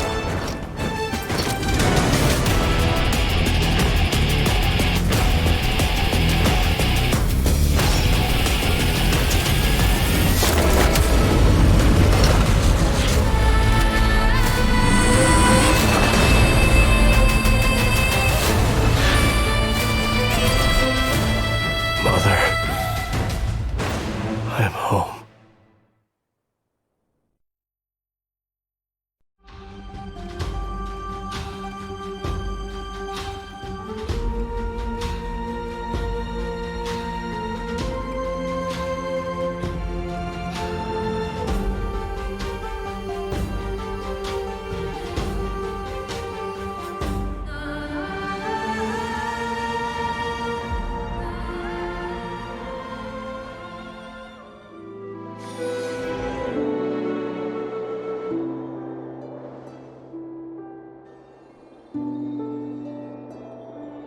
We smell sunlight and the wind of Akama. This was your favorite spot, wasn't it, Trian? Lady Trian, why did it have to end up like this? Take it easy, Cass. Departure is a part of life. It's just that ours isn't as tumultuous as it is for ordinary folks. When we started our journey, Yanis had already provided their prophecy, Just like how that Titan divided themselves to create the countless passages in the world. It's only natural for us to follow the same path since we inherited their destiny. If you don't mind, Treeby, are you still willing to unveil that past for us? The past regarding the prophecy?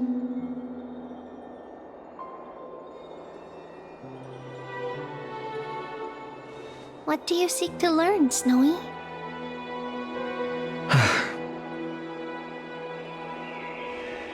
Midimos has left the city to face his own fate. That is, the fate of every demigod. We will all eventually let go of our past to follow the same path as his. So, what I want to know is, as Amphorius' first demigod, what compelled you to take the first step on this journey? And what has sustained you to make it this far without looking back? Despite the fracturing of your body and the numerous departures you have endured.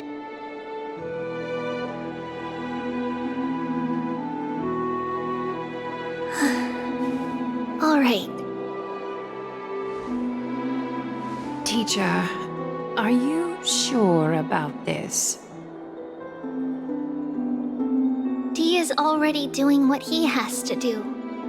What reason do we have to keep it from them? Let's go, everyone. Let's go to the Abyss of Fate and see how it used to be.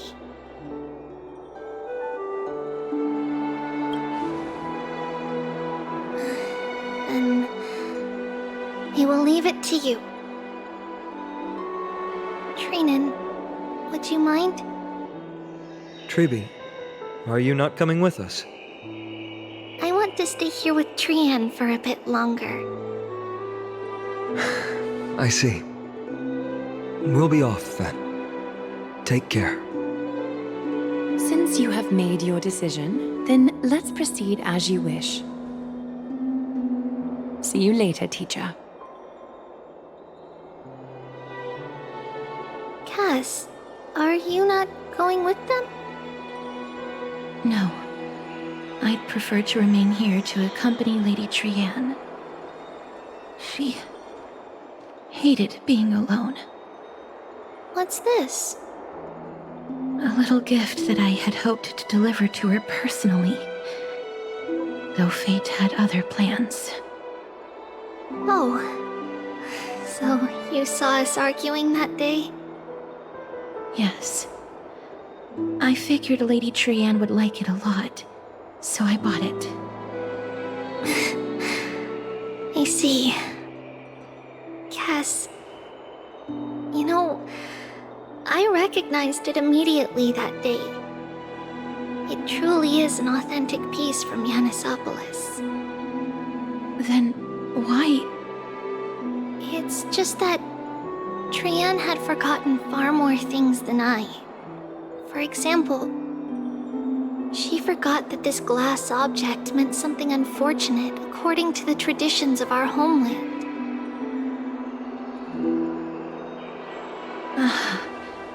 I'm sorry, Lady Treeby. Should I... No need to apologize, Cass. At that time, I simply didn't want her to be trapped by our past, especially considering how much time had passed since we left home. But now...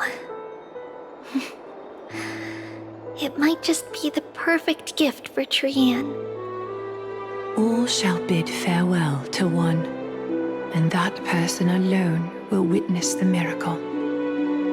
While you and I have long accepted this absurd fate, they remain fresh and inexperienced. Teacher, don't let the weight of that cruel prophecy crush their spines. But it would be even more cruel if we allow them to ignorantly fall before the gates of the new world. They will eventually need to know the truth. We just need the right opportunity. This, to to me, feels like the right opportunity.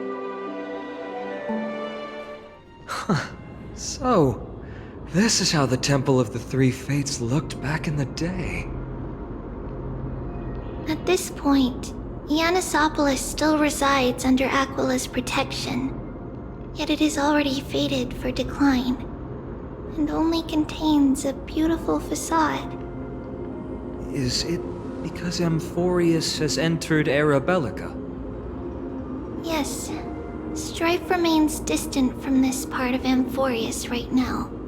But in 5 years' time, at the same entry hour, this temple will become the source of another war. Then, where are you at this time? Right over there. Why does she look somewhat different?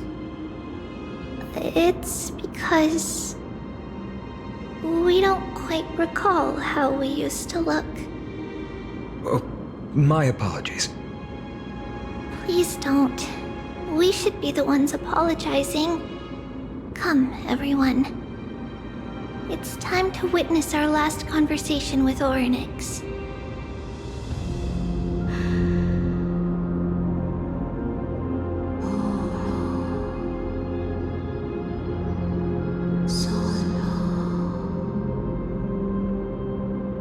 You're here, Orynyx.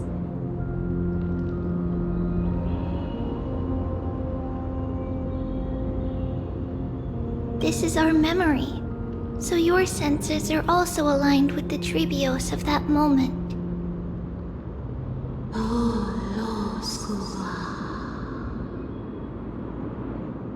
False prophecy, huh? So you still think that way?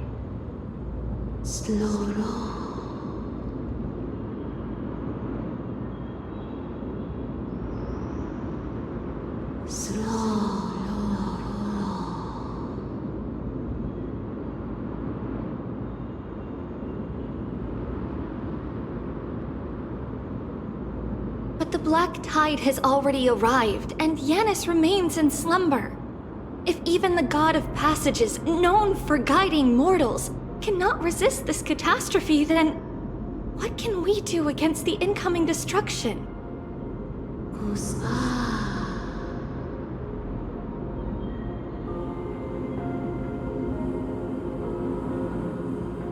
Those chosen by fate would never have their family taken from them. And how can I alone remain safe and secure while watching the entire world crumble before my eyes?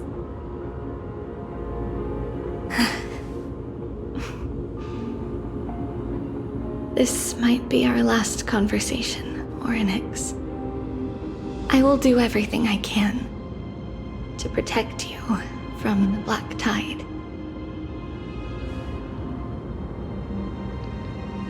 The family she just mentioned.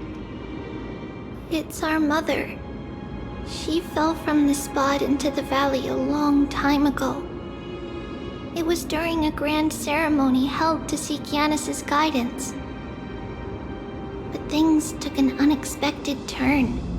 It was Kefali who responded instead. Did something go wrong with the ceremony? Yes, but those two occurrences were in fact unrelated. Kefali's response was simply a coincidence.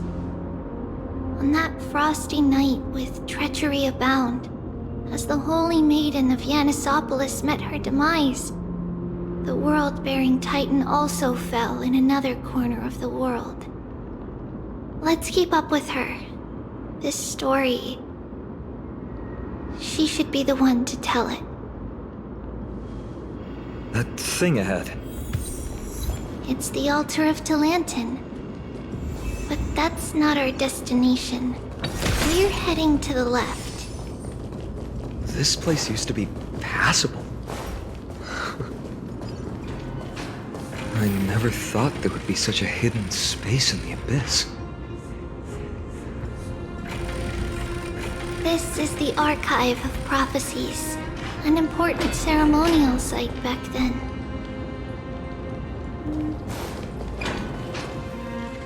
Is this Giannis's maze that Trinon used for divination in the past? Not only that, it also serves as a lock. Our childhood abode lies sealed within. This is the largest puzzle I've ever laid eyes on. And it even acts as a door lock. Should have expected something like this in the homeland of puzzles, I suppose. So, how are we going to solve it? Just follow the designated path and let the stone ball fall into the pool twice. Seems pretty straightforward. Even Mighty might be able to complete it in a single try.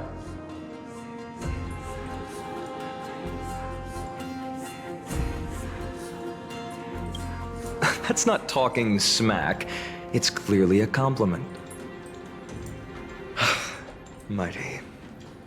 If he were still here, we'd probably take a lot fewer detours to solve our issues. Enough with the talking. Let's just get started.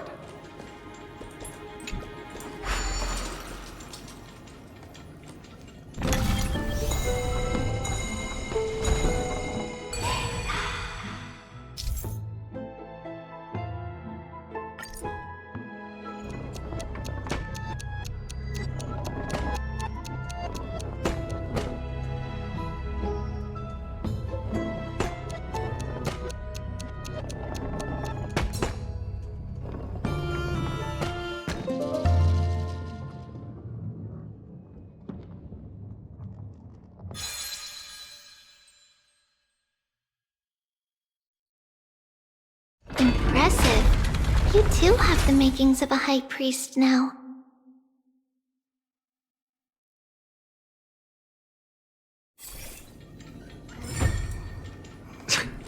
Getting that stone ball to the endpoint looks pretty tough. My hands are shaking just from looking at it.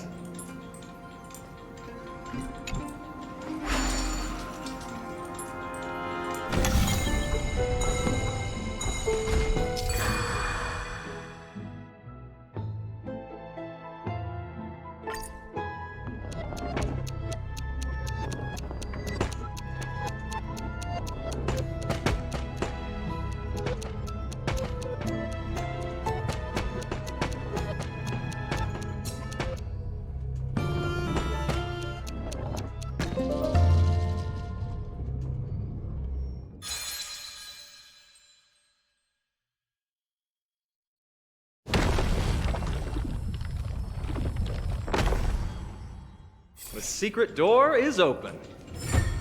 Go inside, and you'll see the place where we grew up.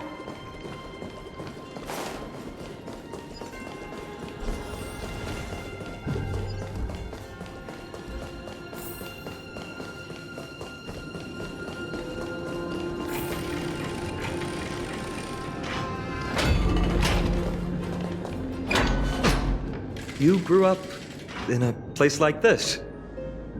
By the time we were born, the role of the Holy Maiden had already diminished to a mere title. Those in tune with the Titan's guidance are bound to become messengers for others.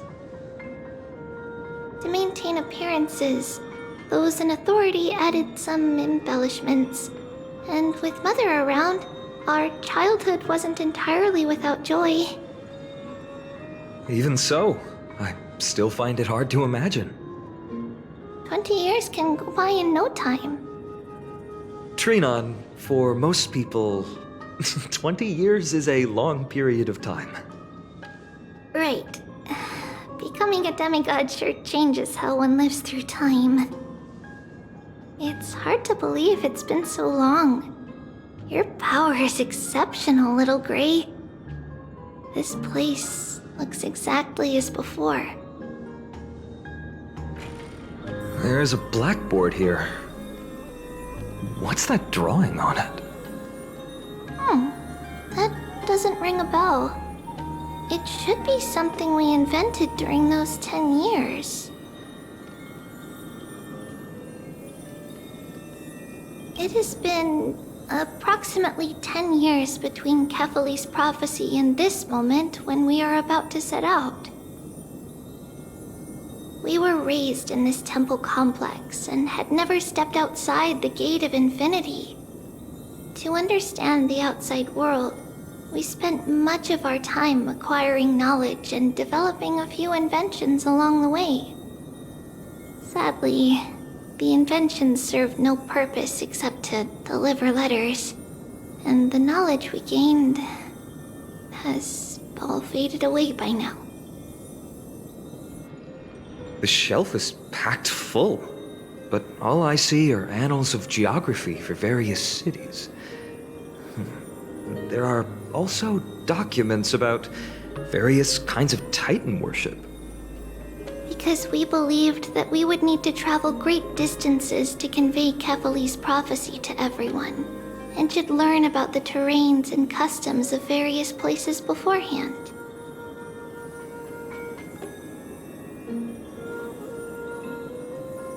Back then, our memories were still sharp. 10 years was enough for us to memorize all these. Mother left us these scrolls too.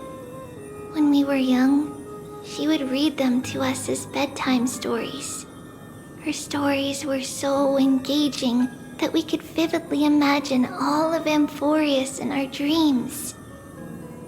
Unfortunately, only after Mother was gone did we realize that what was written in the scrolls was far from engaging. There are so many boxes here. These should be our belongings. What's this? A red glass fragment?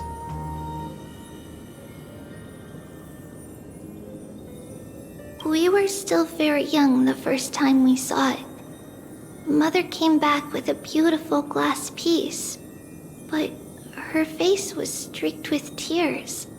She simply placed it on the table. It looked so sparkly that we couldn't resist playing with it, but we ended up breaking it by accident. Mother didn't get angry. She simply held us quietly for a long time. It wasn't until we were older that we learned in Yanissopolis, if someone gloriously died for destiny, the Holy Maiden must pick a piece of glass from the volcano's quarry and polish it, then give it to the deceased's family. On the day Mother returned with the glass, her friend lost his life on the battlefield. Since he had no family left, Mother had to keep it herself. Later, on the eve of the ritual, Mother also gave us a beautiful piece of glass. Let's move on to the bedroom.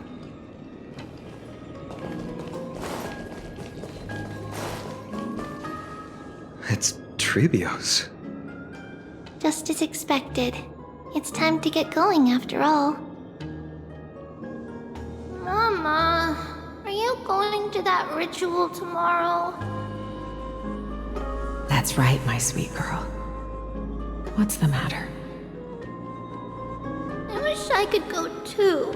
I have something to ask Yanis. Oh. What do you want to ask? I want to know how to chase the black tide away. Ah, I see. Unfortunately, it's a secret ritual, and only I can preside over it. If you want me to consult the Titan on your behalf, you'll have to promise me something. What is it? Be a good girl and go to sleep now. And whatever you dream of, don't be afraid. Just sleep through the night until morning comes. Until the next time Aquila opens their eyes. Can you do that for me, sweetie? That's it? Of course I can! Trebios is the most amazing Holy Maiden of Yanis! Well, little Holy Maiden. But why, Mama?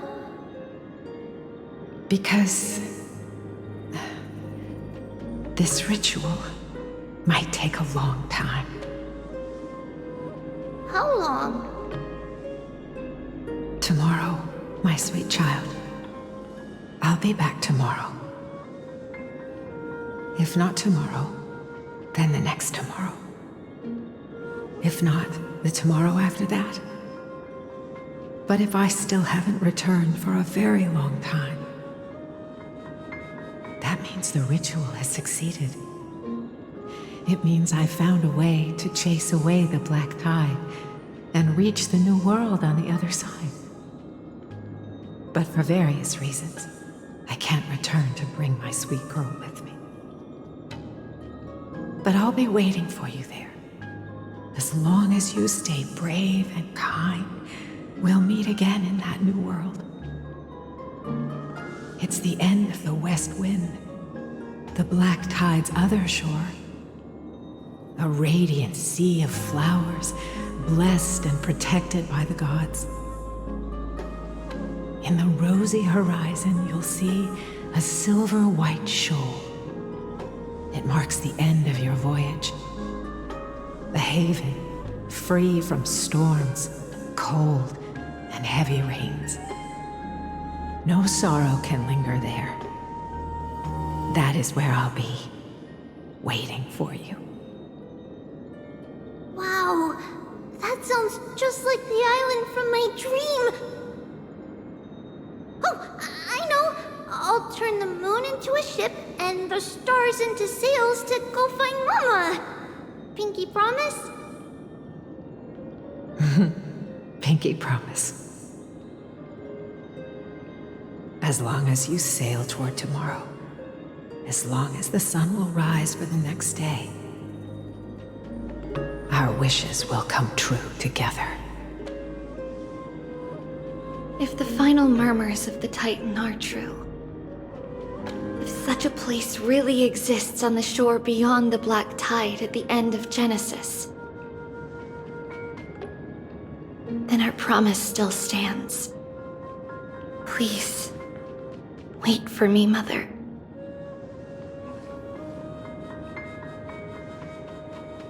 After those 10 years of darkness, when Aquila opened their eyes for the last time, we finally set off. This way. Now, we'll go through this shelf. But how? With Yanis's power?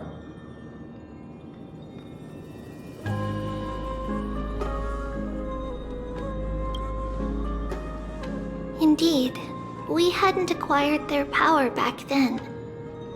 So, this obstacle, it was simply a mirage? Yes, the answer is right on the shelf. Go ahead and give it a try.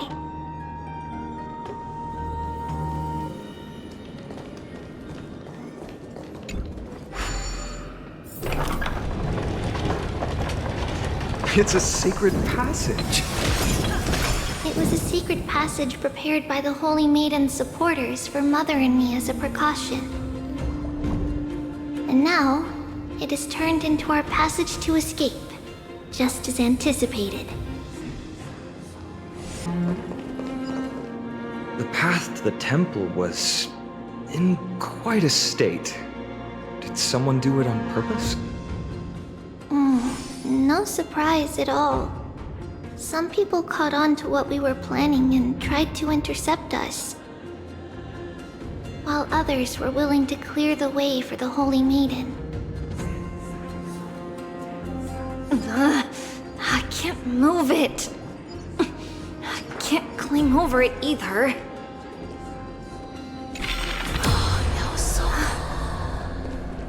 Time Titan? Is that you? Someone will help me. Just like this.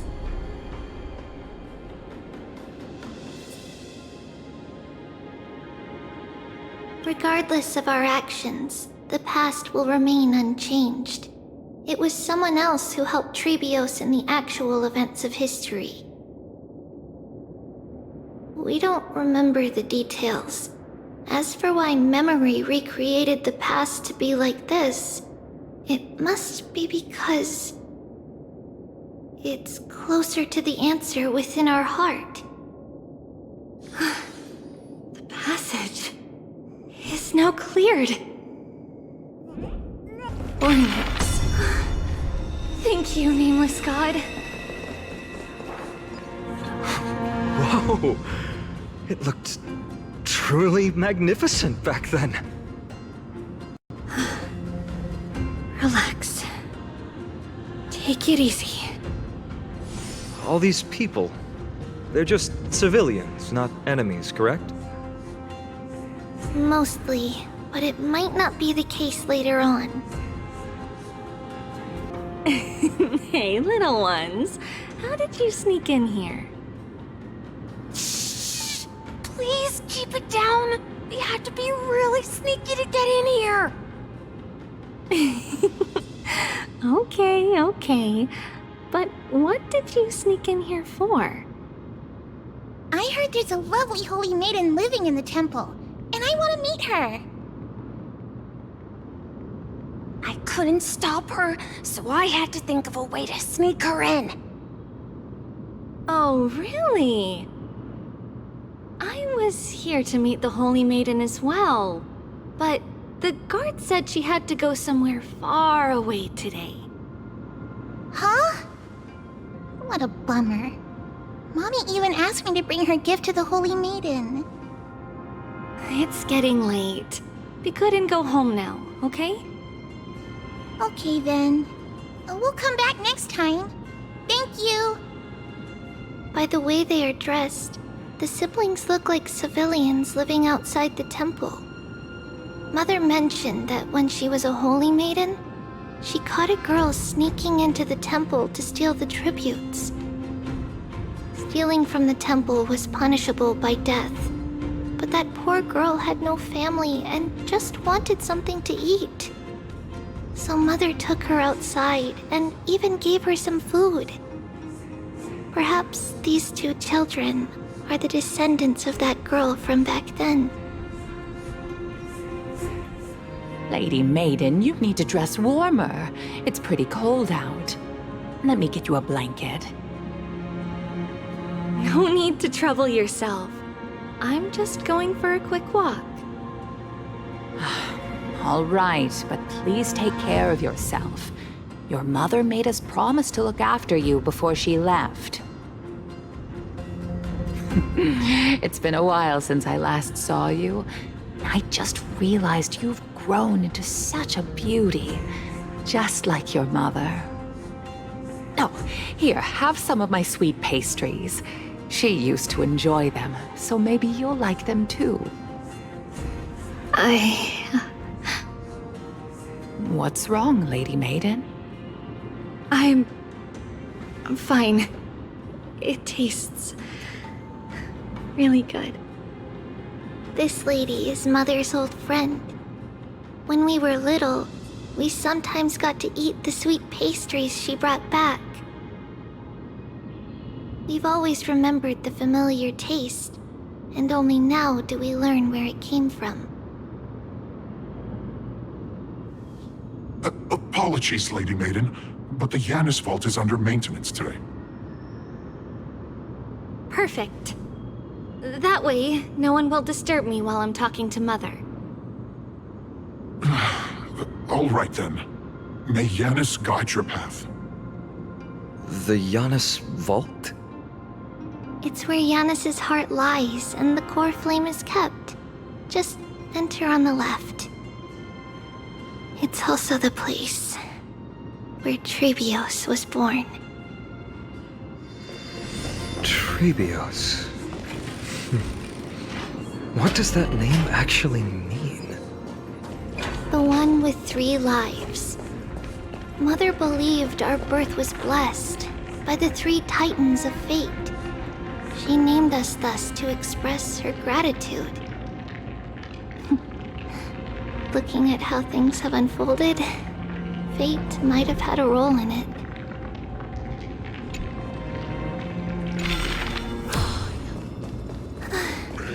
Finally, the Yanis vault is right ahead.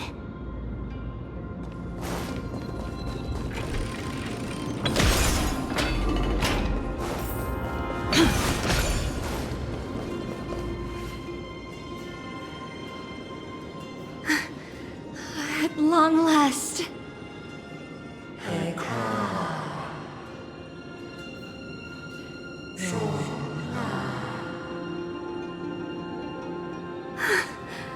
I knew there was some sanity left in you, Yanis. Just as I thought, you too have been confined.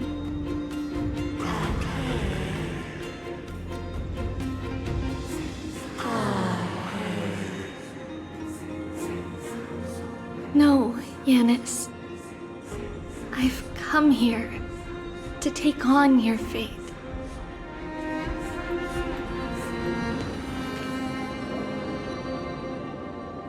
By the blood of the Lamb and the strength of my blade-wielding right hand, I am Trebios, the listener, the announcer, and the witness of the prophecy. I, the Holy Maiden of Yanisopolis, the Walker of the Infinite Paths, have come forth to assume your duty.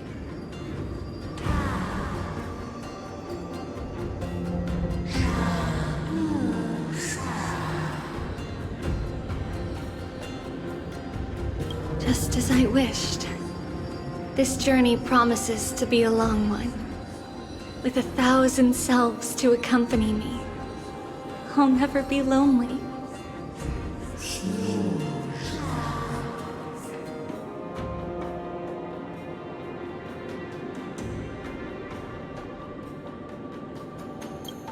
No matter. My hands are not made for bearing arms. But my feet are destined to embark on a journey for the benefit of all.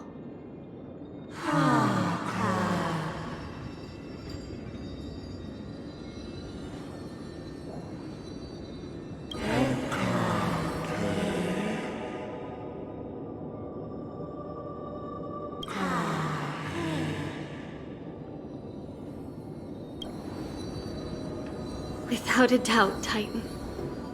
Let the prophecy shatter me, so that I may open a myriad of paths for this imperiled world.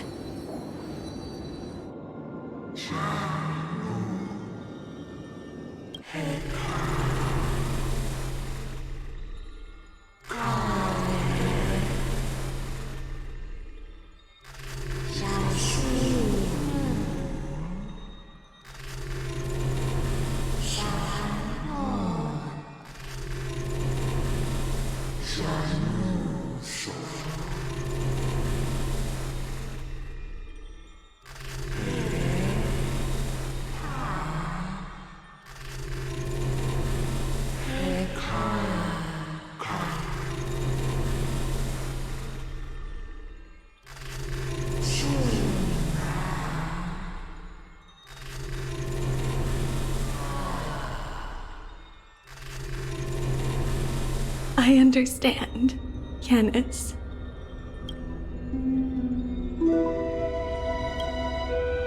Thank you. Now, may you rest well.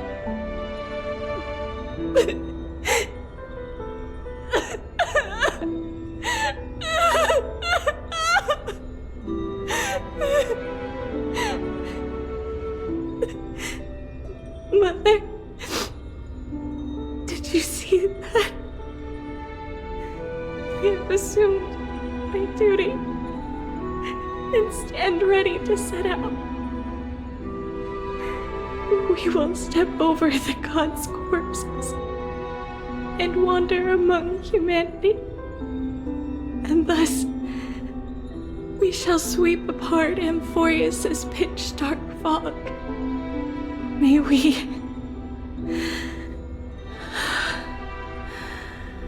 the world follow the myriad paths trodden and reunite at the end of the West Wind.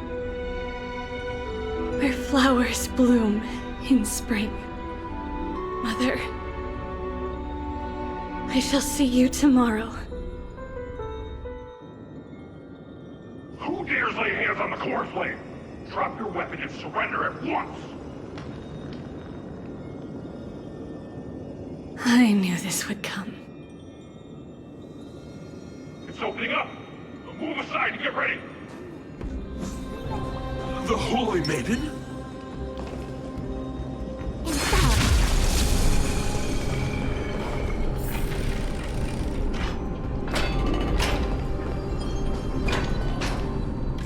What's happening here?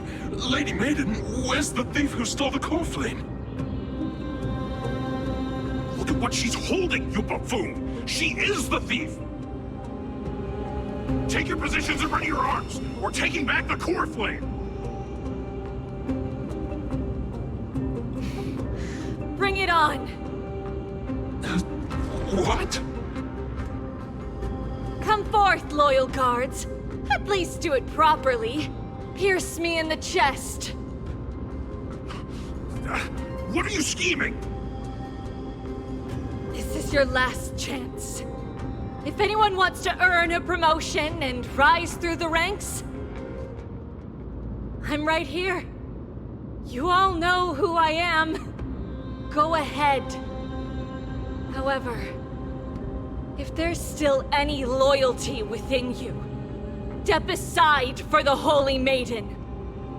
Otherwise, by the decree of the Holy City's Codex, anyone who dares to harm the Holy Maiden shall face execution!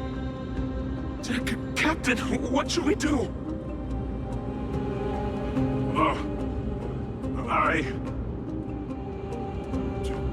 Do it. Kill her! If any of you want to get rich, then come with me. Take this traitor's head and wealth will be ours! We can't just stand by and do nothing. Let's move, partner. How's that possible? Could the Titan actually be on her side? That woman is the traitor!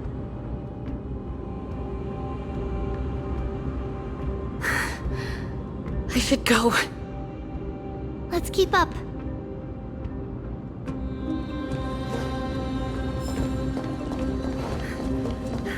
The path is opening up for me. Oh, Yanis, protect me.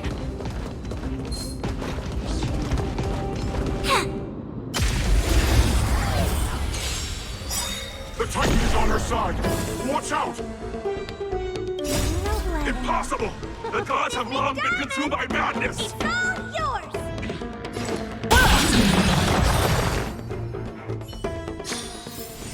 All things shift in divination.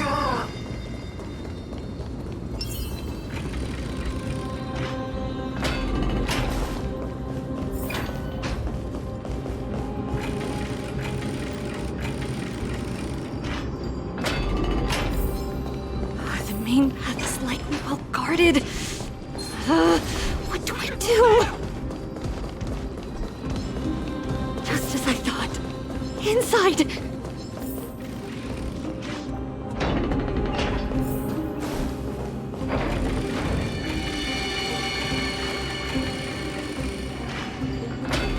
There are guards here too. Don't alert them.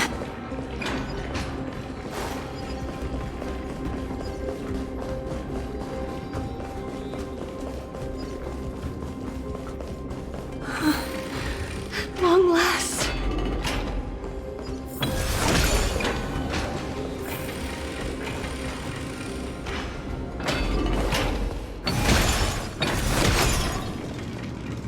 A creature of the Holy City Guards, but I'm already so close! This should be the last fight. We have to help her get through.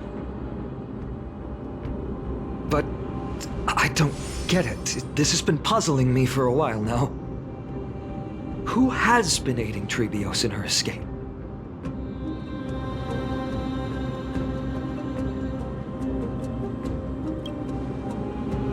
while history might be blurred by memories, seeing how the whole city is hunting her down, she clearly had no allies. If she pulled it off alone, were we too involved in this process? Trebios had been on her own since she entered the vault. But what did we truly mean to her? You'll find that answer at the end of this memory. In that case, let's focus on the mission at hand now. Let's do this, everyone!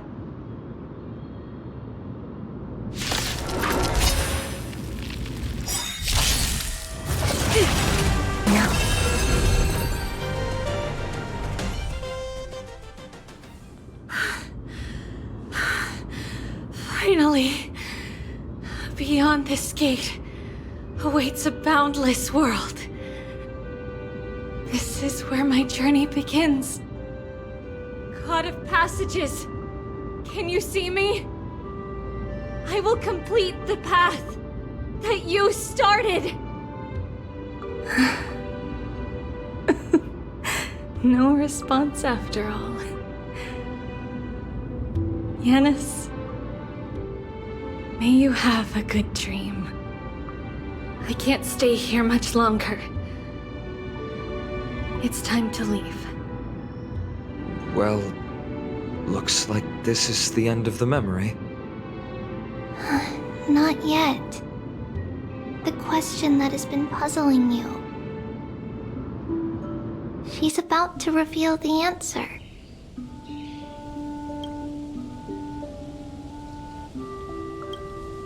But nothing happened. What was making her or you hesitate at this moment? If she had known this flame-chased journey would proceed as the Titan foretold, bringing about great suffering and fatalities, including her own, would she still have chosen to walk through the gate and start her journey? I think the answer is already within you.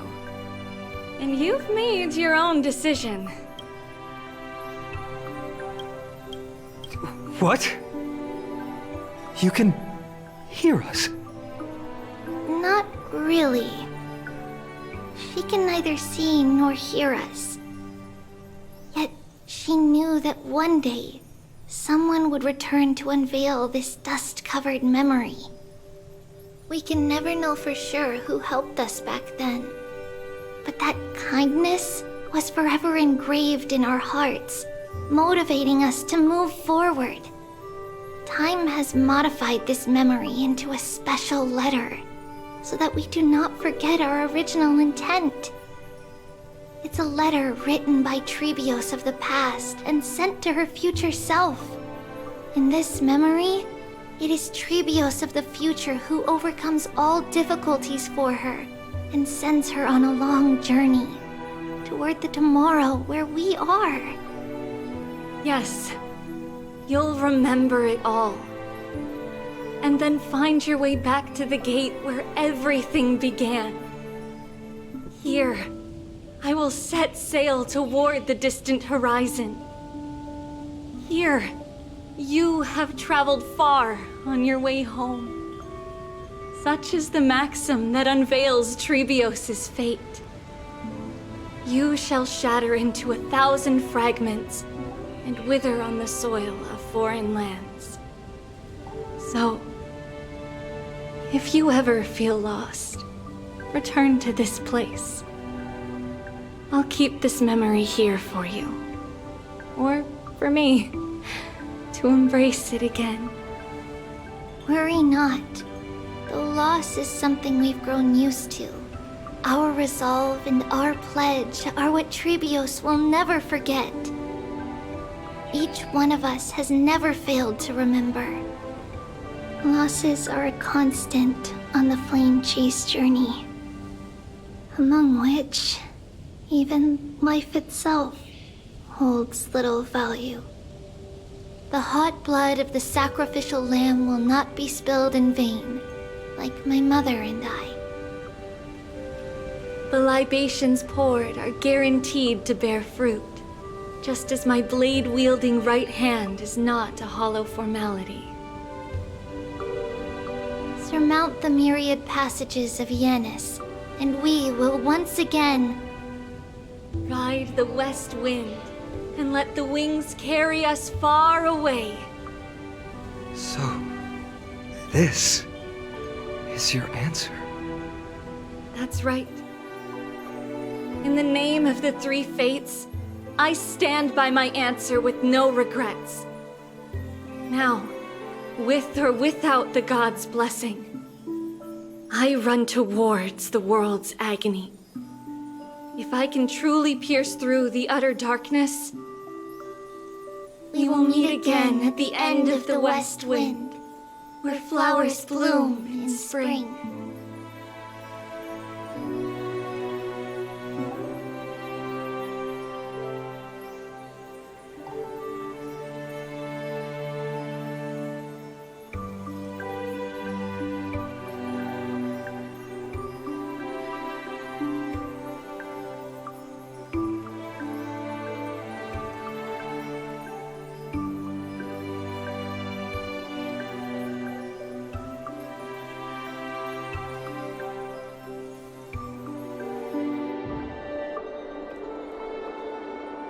Lady Trebe, do you still think that everything will be fine tomorrow?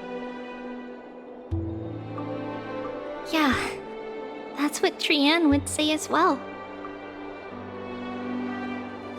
With all due respect, Lady Trebe, you know perfectly well that see you tomorrow is nothing but a white lie. I hope your toughness is not a mask hiding a lonely heart. Cass, that's not a lie. See you tomorrow is the greatest prophecy in the world. Prophecy?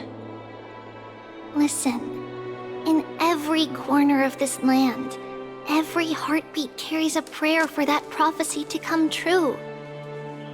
It may be that only a few heroes will bring tomorrow to the new world, but the prophecy of leading everyone to tomorrow belongs to all in Amphorius.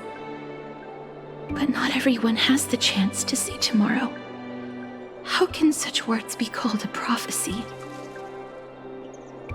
Because people believe it will come true, and they are trying hard to hold on to that belief.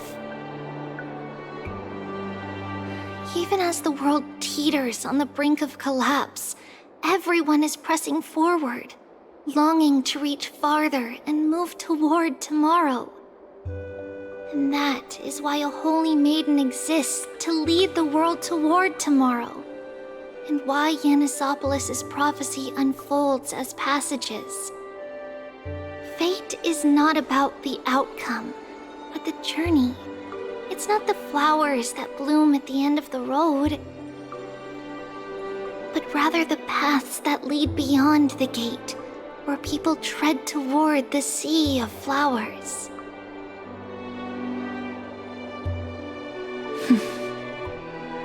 So, Cass, if anything is troubling you, just set it aside for tomorrow. There's no difference between demigods and mortals. The troubles we encounter can only be resolved by our future selves. Reflect through the long night. Wait for the dawn as you think. Then set off at daybreak. The hesitant part of us will be left behind in the dark, while the determined side of us will know no fear. Because that's how Tribios has journeyed so far to spread the prophecy. Beckoning the morning sun, and the tomorrow it promises to bring. We will now continue the journey and face our destiny. We will step over the gods' corpses and wander among humanity, and thus we shall sweep apart Amphorius' pitch-dark fog. And at the end, all will reach that silver white shoal. That end of the journey. That new world and new tomorrow. It is a haven free from storms, cold, and heavy rains. No sorrow can linger there. We've made a promise to meet again at the end of the west wind, where flowers bloom in spring. See you tomorrow, Brienne. See you tomorrow! Child of humanity, surely you are not waiting for the arrival of night. Nights do not fall upon Akama. That's why it's futile for you to wait here. Honestly, I didn't expect the renowned Reason Titan to behave like this. And that's all thanks to you. If your soul weren't as prickly as a hedgehog, I wouldn't have to act this way. If you were more accommodating, you wouldn't be opposing me all the time, and I could teach you more freely instead. It was you who insisted on implanting the core flame in me. Forget it. Cut the sarcasm and just say what you need to say. Fine, fine. All I want is to remind you. There's not much left in your soul. If you don't do something soon, I will have to take over this body. If I'm not worried, why should you be? I know what you're planning. You just want my help answering the question. What exactly are we? Correct? It's good that you remember. Thus, equivalent exchange. It's only fair. Then rest easy. The answer will soon be revealed, and you'll have to return my body shortly. Is that true? Certainly. I initially thought this extremely frail state would hinder me from getting my body back. But I didn't expect the answer to be right within it. That saved me a lot of trouble. I don't even need the black-robed swordmaster's ceremonial blade. That's certainly worth celebrating. Regrettably, I can't carry out the upcoming experiment alone.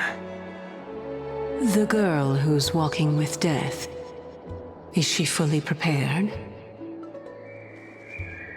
Be patient, Titan.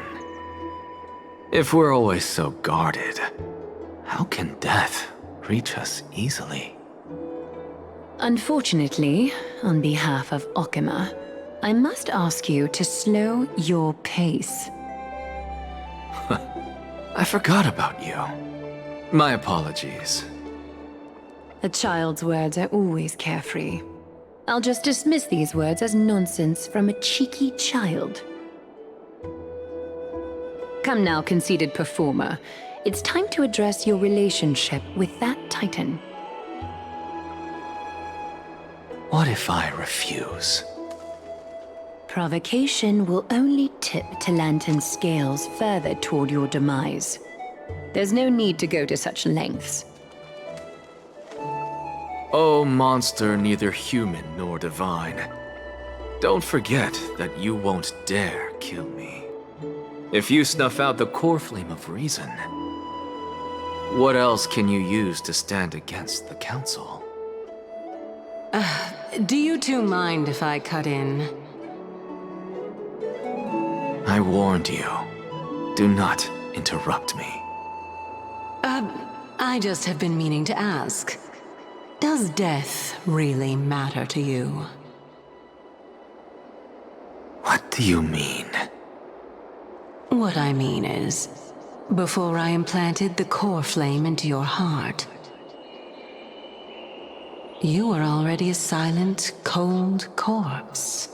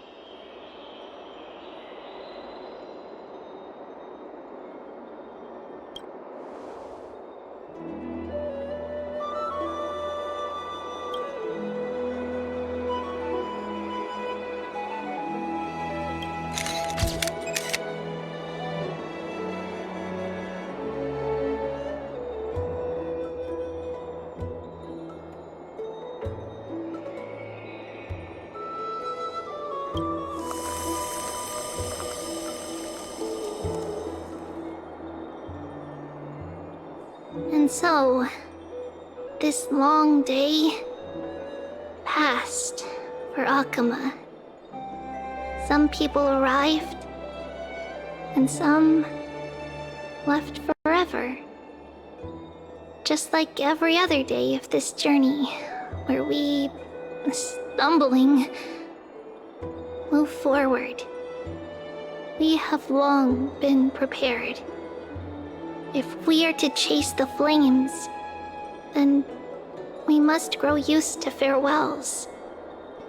And yet, no one back then could foresee death. Its arrival would always be so sudden and so momentous. Even little Gray, coming from beyond the sky, could not escape the Reaper's two hands. And what people gained and lost in that trial of death was far heavier than life itself. Just like the destiny that the prophecy revealed for Cass. At the end of the Sea of Flowers, the souls of the living shall warm thy fingertips. And after an embrace, there shall be eternal separation.